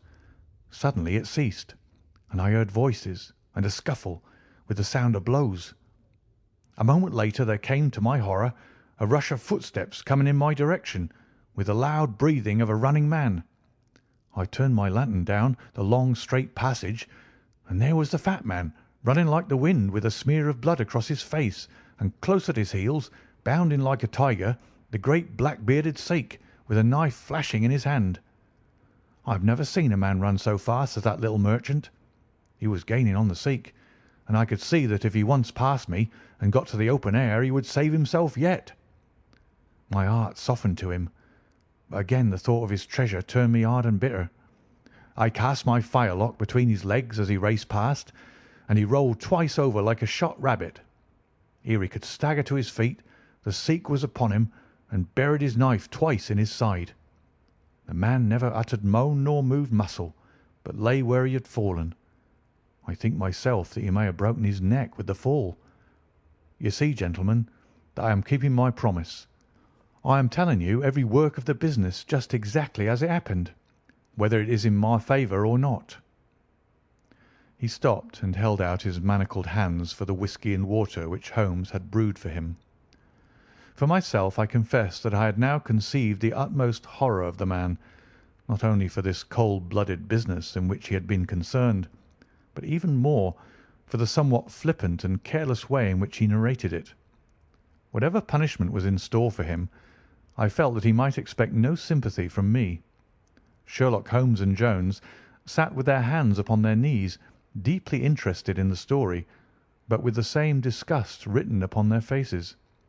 He may have observed it, for there was a touch of defiance in his voice and manner as he proceeded. "It was all very bad, no doubt," said he. "I should like to know how many fellows in my shoes would have refused a share of this loot when they knew that they would have their throats cut for their pains. Besides, it was my life or his when once he was in the fort. If he had got out, the whole business would come to light, and I should have been court-martialed and shot as likely as not, for people were not very lenient at a time like that." "Go on with your story," said Holmes shortly. "Well, we carried him in, Abdullah Akbar and I. A fine weight he was, too, for all that he was so short. Mahomet Singh was left to guard the door. We took him to a place which Sikhs had already prepared. It was some distance off, where a winding passage leads to a great empty hall, the brick walls of which were all crumbling to pieces. The earth floor had sunk in at one place, making a natural grave, so we left Ahmed the merchant there, having first covered him over with loose bricks. This done, we all went back to the treasure. It lay where he had dropped it when he was first attacked. The box was the same which now lies upon the table. A key was hung by a silken cord to that carved handle upon the top. We opened it, and the light of the lantern gleamed upon a collection of gems such as I have read of and thought about when I was a little lad at Pershore. It was blinding to look upon them. When we had feasted our eyes, we took them all out and made a list of them.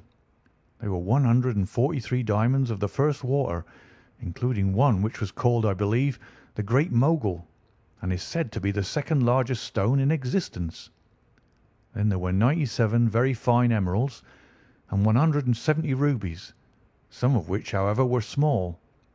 There were 40 carbuncles, 210 sapphires, 61 agates, and a great quantity of beryls, onyxes, cat's eyes, turquoises, and other stones, the very names of which I did not know at the time, though I have become more familiar with them since. Besides this, there were nearly 300 very fine pearls, 12 of which were set in a gold coronet. By the way, these last had been taken out of the chest and were not there when I recovered it. After we had counted our treasure, we put them back into the chest and carried them to the gateway to show them to Marmot Singh. Then we solemnly renewed our oath to stand by each other and be true to our secret. We agreed to conceal our loot in a safe place until the country should be at peace again, and then to divide it equally among ourselves. There was no use dividing it at present, for if gems of such value were found upon us, it would cause suspicion, and there was no privacy in the fort nor any place where we could keep them. We carried the box, therefore, into the same hall where we had buried the body, and there, under the certain bricks in the best preserved wall, we made a hollow and put our treasure. We made careful note of the place, and next day I drew 4 plans, one for each of us, and put the sign of the 4 of us at the bottom, for we had sworn that we should each always act for all, so that none might take advantage. That is an oath that I can put my hand to my heart and swear that I have never broken. Well, there's no use my telling you, gentlemen, what came of the Indian mutiny. After Wilson took Delhi and Sir Colin relieved Lucknow, the back of the business was broken.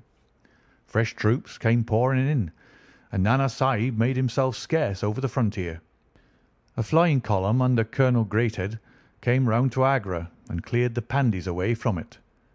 Peace seemed to be settling upon the country, and we 4 were beginning to hope that the time was at hand when we might safely go off with our shares of the plunder.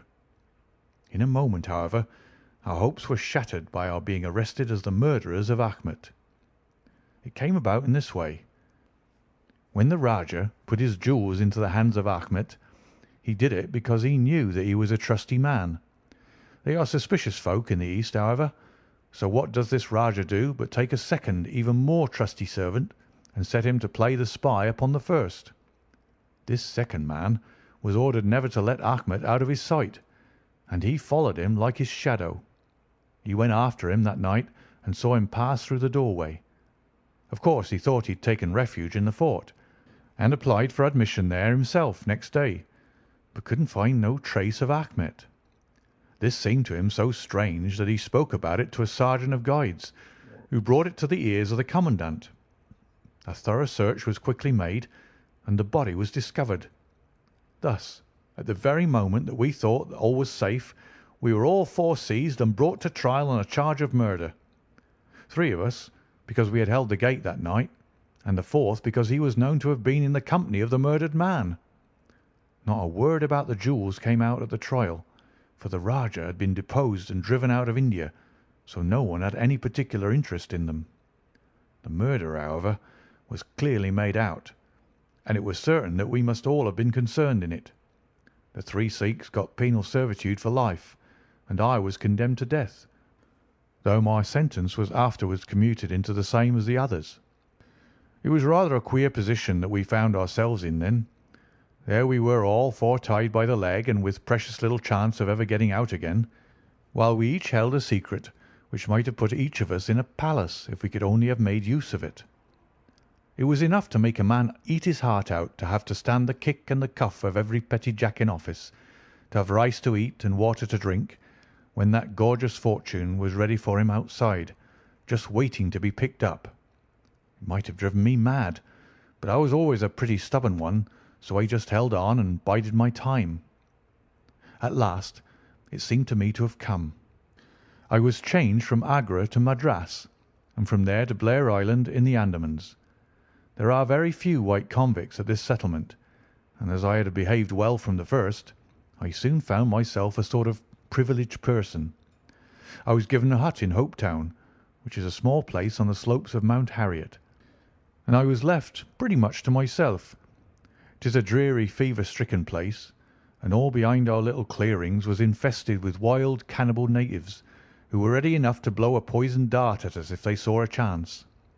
There was digging and ditching and yam planting, and a dozen other things to be done. So we were busy enough all day, though in the evening we had a little time to ourselves. Among other things, I learned to dispense drugs for the surgeon, and picked up a smattering of his knowledge. All the time I was on the lookout for a chance of escape, but it's hundreds of miles from any other land, and there's a little or no wind in those seas, so it was a terribly difficult job to get away. The surgeon, Dr. Somerton, was a fast, sporting young chap, and the other young officers would meet in his rooms of an evening and play cards. The surgery, where I used to make up my drugs, was next to his sitting room, with a small window between us. Often, if I felt lonesome, I used to turn out the lamp in the surgery, and then, standing there, I could hear their talk and watch their play. I'm fond of a hand at cards myself, and it was almost as good as having one to watch the others. There was Major Sholto, Captain Morstan, and Lieutenant Bromley Brown, who were in command of the native troops, and there was the surgeon himself, and 2 or 3 prison officials, crafty old hands who played a nice, sly, safe game. A very snug little party they used to make. Well, there was one thing which very soon struck me, and that was that the soldiers used always to lose and the civilians to win. Mind, I don't say that there was anything unfair, but so it was. These prison chaps had done little else than play cards ever since they had been at the Andamans, and they knew each other's game to a point, while the others just played to pass the time and threw their cards down anyhow.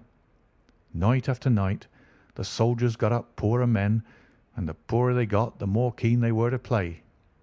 Major Sholto was the hardest hit. He used to pay in notes and gold at first, but soon it came to notes of hand and for big sums. He sometimes would win for a few deals, just to give him heart, and then the luck would get set in against him worse than ever. All day he would wander about as black as thunder, and he took to drinking a good deal more than was good for him.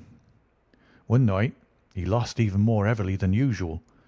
I was sitting in my hut when he and Captain Morstan came stumbling along on the way to their quarters. They were bosom friends, those two, and never far apart. The Major was raving about his losses. "It's all up, Morstan," he was saying, as they passed my hut. "I shall have to send in my papers. I am a ruined man." "Nonsense, old chap," said the other, slapping him upon the shoulder. "I've had a nasty facer myself, but—" That was all I could hear, but it was enough to set me thinking. A couple of days later, Major Sholto was strolling on the beach, so I took the chance of speaking to him. "I wish to have your advice, Major," said I. "Well, Small, what is it?" he asked, taking his cheroot from his lips. "I wanted to ask you, sir," said I, "who is the proper person to whom hidden treasure should be handed over? I know where £500,000 worth lies, and as I cannot use it myself, I thought perhaps the best thing I could do would be to hand it over to the proper authorities, and then perhaps they would get my sentence shortened for me." "£500,000, Small!" he gasped, looking hard at me to see if I was in earnest. "Quite that, sir, in jewels and pearls. It lies there ready for anyone, and the queer thing about it is that the real owner is outlawed and cannot hold property, so that it belongs to the first comer." "To Government, Small," he stammered, "to Government." But he said it in a halting fashion, and I knew in my heart that I had got to him. "You think then, sir, that I should give the information to the Governor-General?" said I quietly. Well, you must not do anything rash, or that you might repent. Let me hear all about it, Small. Give me the facts." I told him the old story, with small changes so that he could not identify the places. When I had finished, he stood stock still and full of thought. I could see by the twitch of his lip that there was a struggle going on within him. "This is a very important matter, Small," he said at last. "You must not say a word to anyone about it, and I shall see you again soon." 2 nights later he and his friend Captain Morstan came to my hut in the dead of the night with a lantern. I want you just to let Captain Morstan hear that story from your own lips, Small," said he. I repeated it as I had told it before. "It rings true, eh?" said he. "It's good enough to act upon." Captain Morstan nodded. "Look here, Small," said the Major. "We've been talking it over, my friend here and I, and we've come to the conclusion that this secret of yours is hardly a government matter after all, but is a private concern of your own, which of course you have the power of disposing of as you think best. Now, the question is, what price would you ask for it? We might be inclined to take it up and at least look into it, if we could agree as to terms." He tried to speak in a cool, careless way, but his eyes were shining with excitement and greed. "Why, as to that, gentlemen," I answered, trying also to be cool, but feeling as excited as he did, "there is only one bargain which a man in my position can make. I shall want you to help me to my freedom, and to help my 3 companions to theirs. We shall then take you into partnership and give you a 5th share to divide between you." Said he. "A 5th share. That is not very tempting."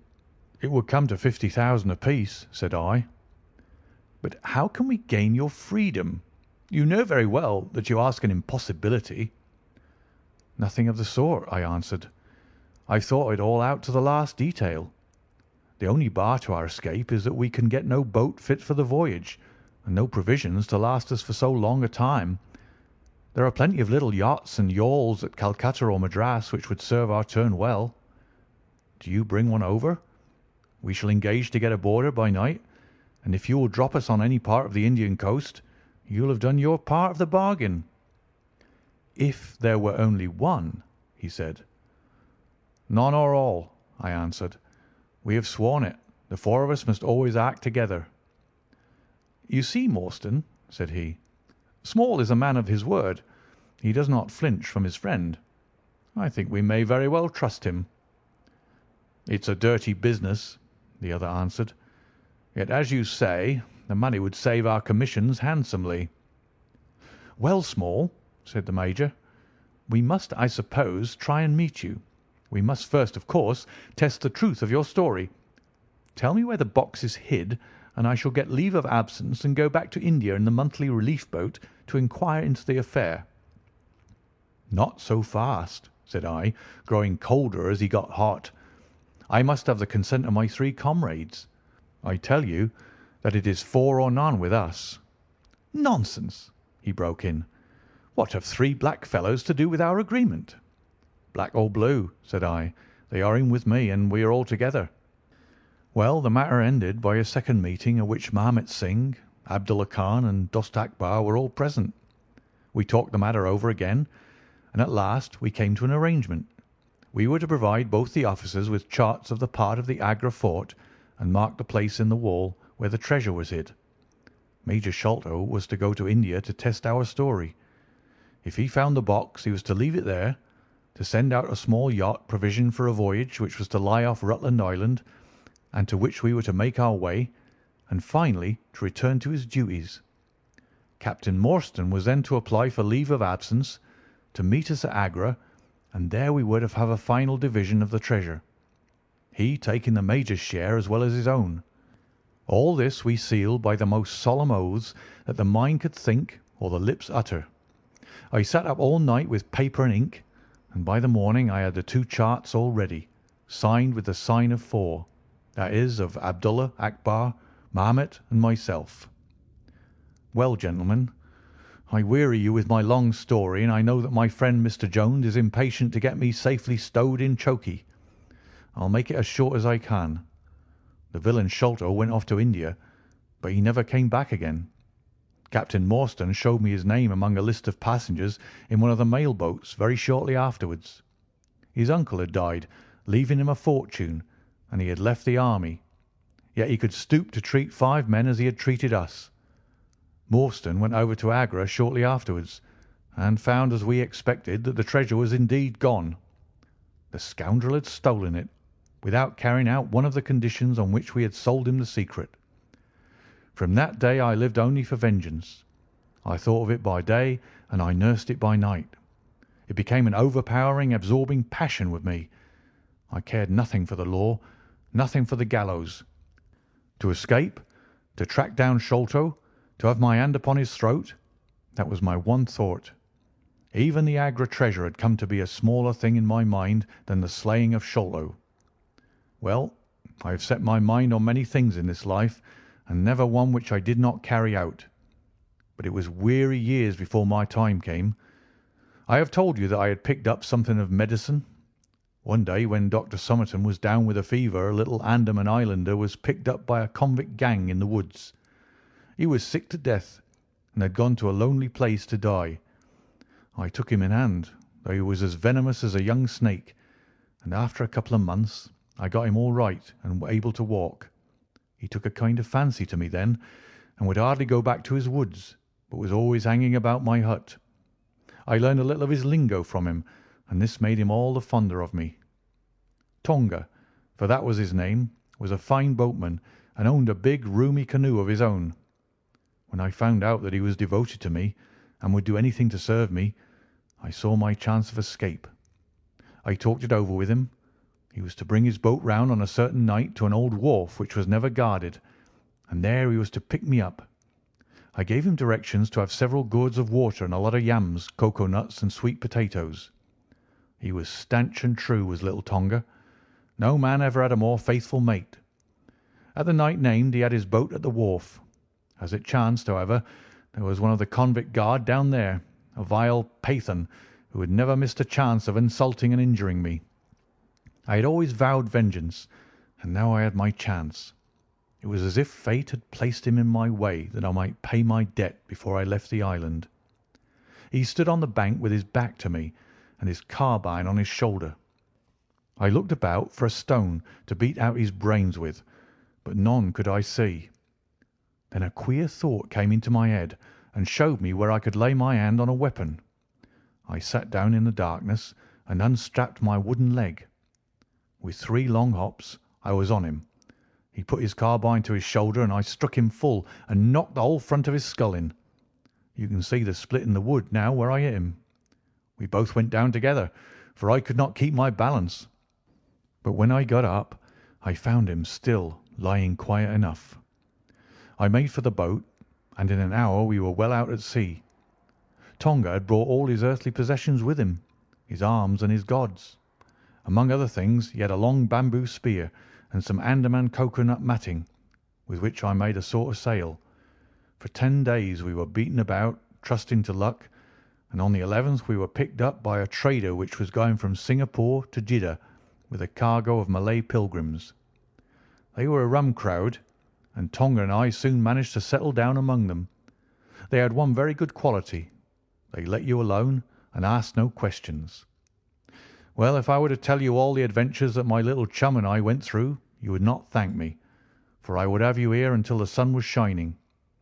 Here and there we drifted about the world, something always turning up to keep us from London. All the time, however, I never lost sight of my purpose. I would dream of Sholto at night. 100 times I have killed him in my sleep. At last, however, some 3 or 4 years ago, we found ourselves in England. I had no great difficulty in finding where Sholto lived, and I set to work to discover whether he had realized the treasure or if he still had it. I made friends with someone who could help me. I name no names, for I don't want to get anyone else in a hole, and I soon found that he still had the jewels. Then I tried to get at him in many ways, but he was pretty sly, and had always 2 prize fighters besides his sons and his Khitmutgar on guard over him. One day, however, I got word that he was dying. I hurried at once to the garden, mad that he should slip out of my clutches like that, and, looking through the window, I saw him lying in his bed with his sons on each side of him. I'd have come through and taken my chance with the 3 of them, only even as I looked at him his jaw dropped and I knew that he was gone. I got into his room that same night, though, and I searched his papers to see if there was any record of where he had hidden our jewels. There was not a line, however, so I came away bitter and savage as a man could be. Before I left, I bethought me that if I ever met my Sikh friends again, it would be a satisfaction to know that I had left some mark of our hatred. So I scrawled down the sign of the four of us as it had been on the chart, and I pinned it on his bosom. It was too much that he should be taken to the grave without some token from the men whom he had robbed and befooled. We earned a living at this time by my exhibiting poor Tonga at fairs and other such places as the Black Cannibal. He would eat raw meat and dance his war dance, so he always had a handful of pennies after a day's work. I still heard all the news from Pondicherry Lodge, and for some years there was no news to hear, except that they were hunting for the treasure. At last, however, came what we had waited for so long. The treasure had been found. It was up at the top of the house, in Mr. Bartholomew Sholto's chemical laboratory. I came at once and had a look at the place, but I could not see how with my wooden leg I was to make my way up to it. I learned, however, about a trapdoor in the roof, and also about Mr. Sholto's supper hour. It seemed to me that I could manage the thing easily through Tonga. I brought him out with me with a long rope wound around his waist. He could climb like a cat, and he soon made his way through the roof. But as ill luck would have it, Bartholomew Sholto was still in the room to his cost. Tonga thought he had done something very clever in killing him, for when I came up by the rope, I found him strutting about as proud as a peacock. Very much surprised was he when I made at him with the rope's end and cursed him for a little bloodthirsty imp. I took the treasure box and let it down, and then slid down myself, having first left the sign of the four upon the table, to show that the jewels had come back at last to those who had most right to them. Tonga then pulled up the rope, closed the window, and made off the way that he had come. I don't know that I have anything else to tell you. I had heard a waterman speak of the speed of Smith's launch, the Aurora, so I thought she would be a handy craft for our escape. I engaged with old Smith and was to give him a big sum if he got us safe to our ship. He knew, no doubt, that there was some screw loose, but he was not in our secrets. All this is the truth, and if I tell it to you, gentlemen, it is not to amuse you, for you have not done me a very good turn, but it is because I believe the best defence I can make is just to hold back nothing, but let all the world know how badly I have myself been served by Major Sholto, and how innocent I am of the death of his son." "A very remarkable account," said Sherlock Holmes.